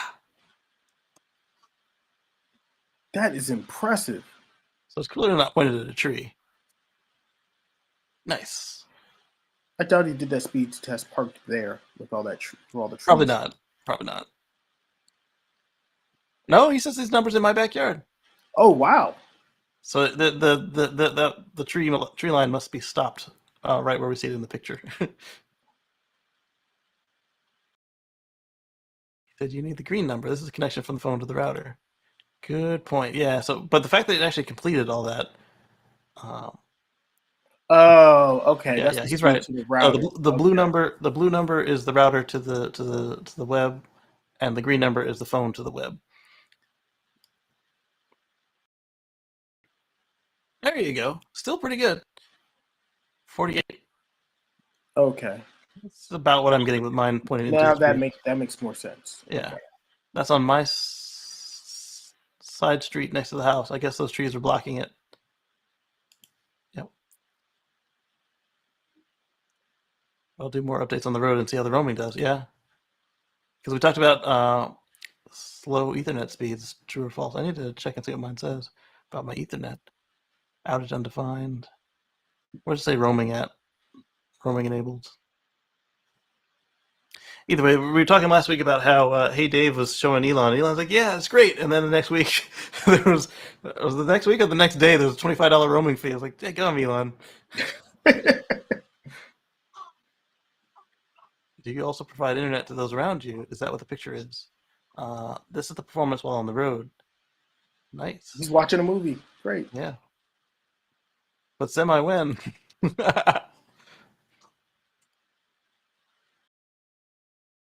So then we've got Tesla owner suing over false forward collision warnings that impacts his safety score. I know we've all been upset by this thing. But he's suing. But he has a point, because if it affects his it's not for insurance, beta. Exactly. It's not for beta. It's for his insurance. And yeah, I would be pissed if you were stealing from me my insurance. And, Yeah, and I see how he would think that way. Yeah. yeah, if you're literally paying more for insurance because of it, then yeah, I can. Yeah. So Sean Snyder versus State National Insurance Company in Illinois. So we'll see how this goes. And I don't blame him, like I said, because it's for his actual insurance. Right. The comments were it's going to be an interesting case. A lot of people complaining about their forward collision warning. And then let's go on to the next one. Construction of the world's largest offshore wind farm has begun. Yay. To the surprise of absolutely no one in our community, Tesla Model Y and Model 3 were the best selling EVs. Oh, I can't hit the button unless it's already sharing. And when I close the other one, it stopped sharing. I was going to click the share this button. Were the best selling EVs in March of Q1. Yeah, I don't believe absolutely. You don't believe it? I don't know what to say to convince you. GM said they're going to be the. Oh wait, no wait. That's they got a couple years. Never mind. Right, that was VW. Why did Lime quietly kill off its electric moped sharing program in New York City? Good question. Let's see if they say real quick. The electric mopeds or seated electric scooters are more pedantic. Would soon inform me. Rolled out in DC before joining Lime's NYC fleet. Uses faster alternative to the company's e-scooters and e-bikes. The company now appears to be pouring its efforts behind its e-scooter and e-bike programs. Well, probably, since they don't appear to say, I would say it's probably a matter of liability. You got to make sure they have a helmet. You got to make sure that they know how to ride it, blah, blah, blah. Whereas a bicycle and a scooter, you expose yourself to a lot less, a stand-up scooter, a lot less liability there. Let's see where we're at on this thing here.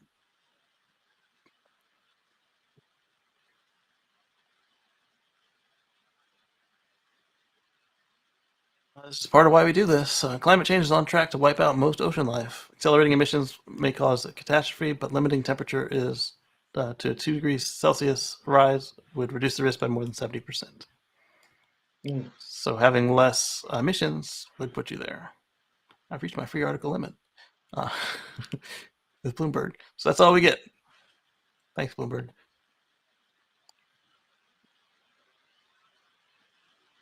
And the prices for used Tesla are wild right now. Here's why. Because there are no cars. So why not? Supply and demand, baby. Wow. Used and new Tesla prices since April. New, so these are the Tesla increases. Supply issues. Here are the used car increases. Looks like they're increasing pretty much right along with Tesla's new car prices. So since I've got my Tesla Model Y last year, the price has increased by over $11,000 Gracious. for the exact same configuration. So it's $11,000 more now to buy the same car that I bought a year ago. So SpaceX's president, Glenn Shotwell, says they'll put people on Mars by the end of the 2020s. That is coming up fast. Mars. We're talking, what is that, 12-month journey? 6-month journey at the short range? The opportunity comes up. so within 8 years? Right, but less because the opportunity to go comes up every 24 months. Wow. I'm not going to bet against her. She's good. But it is a shocking number to hear. That would be impressive. Mm-hmm.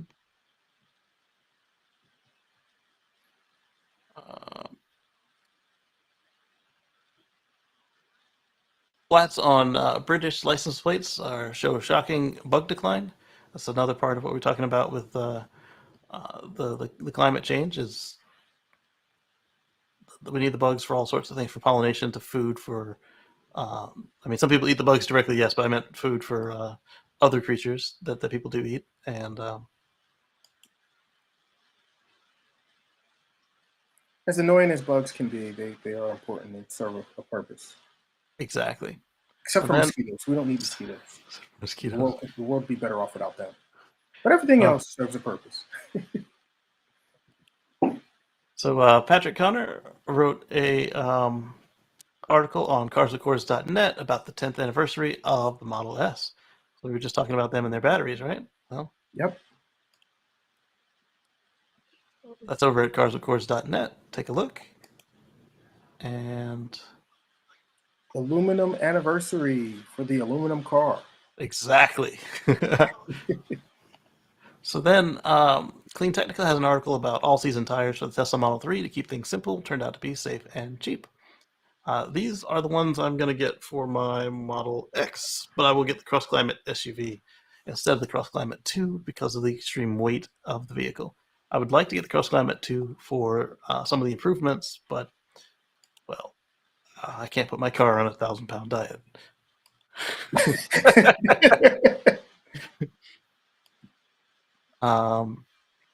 Some more recalls. The Volvo XC40 may exhibit unintended acceleration, stalling, or not start at all.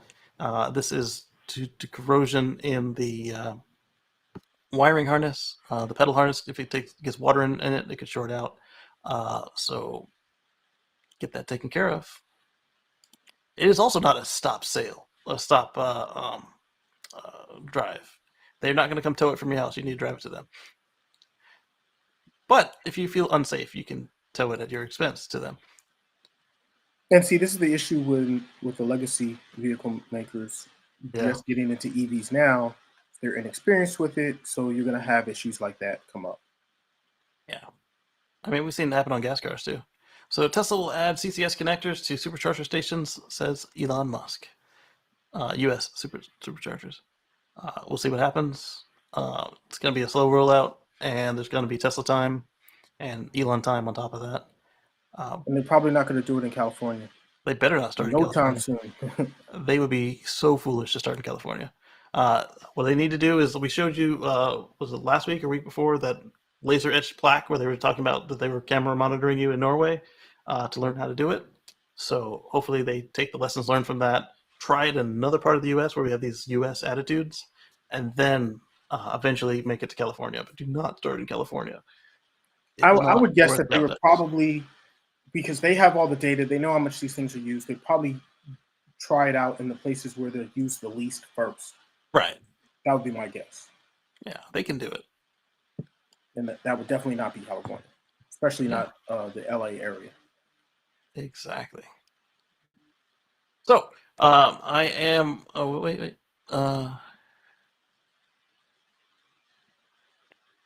USB flash drive killed your PC. I've had that happen before. A bad USB just knocked out my system. Yeah, we're still on. Robert has the round dish. Oh, that's cool. 2 megs up here. South-facing house. Okay. More flowers, more bees. Exactly. And as I said, I was dealing with family obligations. So the next video is arranged but not yet cut. I got a text from my car. It's been offline for 120 minutes. I have to look into that. So the video is ready. It just needs to be shortened, and then I need to make the new end bumper. And then I still haven't forgotten about the lithium-ion battery video, but that one isn't as simple as just taking a video that I had and keeping the parts I want to keep and then shortening it. That one is going to require work because of, like I said, there were the police running around, neighbors running around, and that was the day that there was a shooting down the street. So that one's just a little bit harder, and right now I'm still getting back up to speed with videos given the family dynamic change and all the projects going on at work. So we'll catch you on the flip side, and thank you again to Zachary, and as well as the patrons and channel members as well. Catch you later.